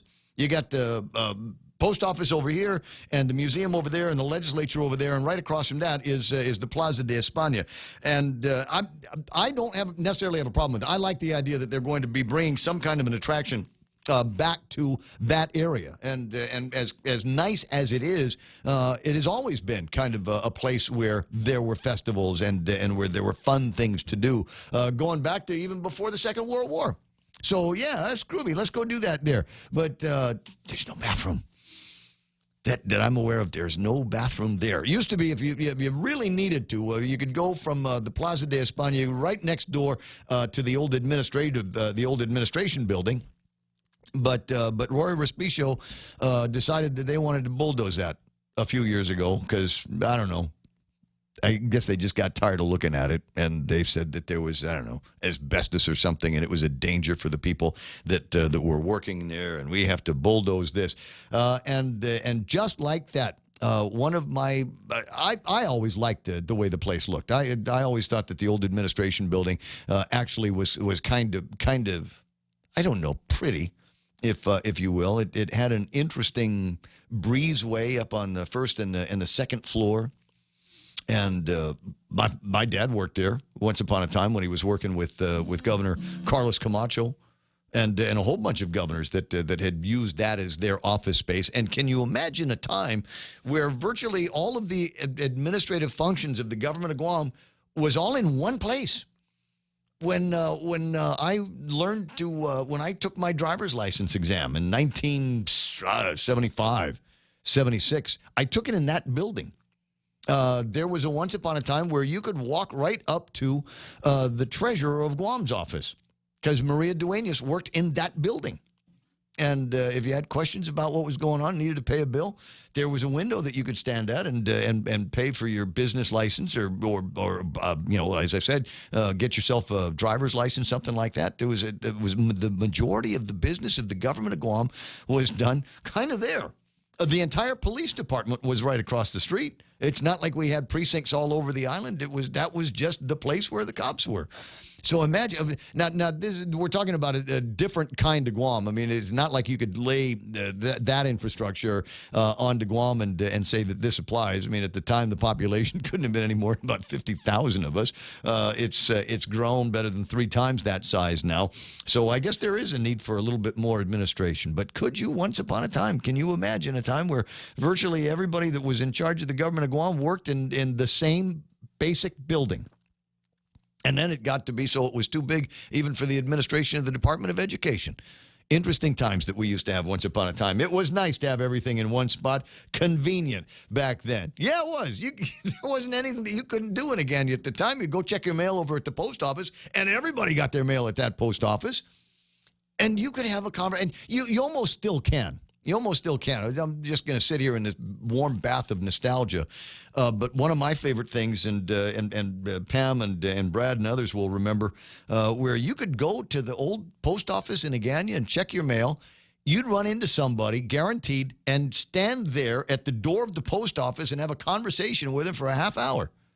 I don't know that you can still do that. I don't know if you'd still want to do that. But it was an amazing and interesting time where everybody knew everybody and everything was in walking distance to everything else. One of these days, huh? But that's the thing. Micronesian Island Fair going to be moving back into the Plaza de España and not the Paseo. I don't know where they're going to put the restroom facilities. I hope they have factored that into the process because otherwise, I guess they'd got to use the bathroom over at the church. Maybe wait a second. Didn't Carlos say visitors and everybody could use the bathrooms at the museum and at the legislature? I think so. Otherwise, it's BYOJ. Yeah, please remember to use the actual restroom facilities. Don't just go up to the stairs and go do your business there. Closing in on 10 o'clock in the morning. And plans for the weekend? Yeah, there's plenty of them. It could be one of those weekends where you might find me running 5Ks all over the place. There is the Mango 2K and 5K down Agate Way. That's showtime at 5, go time at 6. That's the Saturday race. There is a Sunday race as well. The Enhance Your Life. This is the SDA Clinic, and you can register there today. EPAL Beach Park, Sunday morning at 5 a.m. is showtime. 6 a.m. is the go time for all of those races. This one is interesting because it's a 5K and a 7K. So if you want to stretch your legs a little bit longer and maybe participate in a race where you've got to run just as fast as a 5K, but for another mile to go, yeah, that's going to be the race to run in. 10 o'clock in the morning, the radio station is KUOW USG Hagutnya. And we're 93.3 The Point. Going to have Bob Klitsky on the radio at 4 o'clock this afternoon. And great talk radio in and around and through all of the live shows. You have a great weekend. Hope I see you out there somewhere. And like I said, if it's after midnight, send me home. 10 o'clock in the morning. Welcome to the weekend.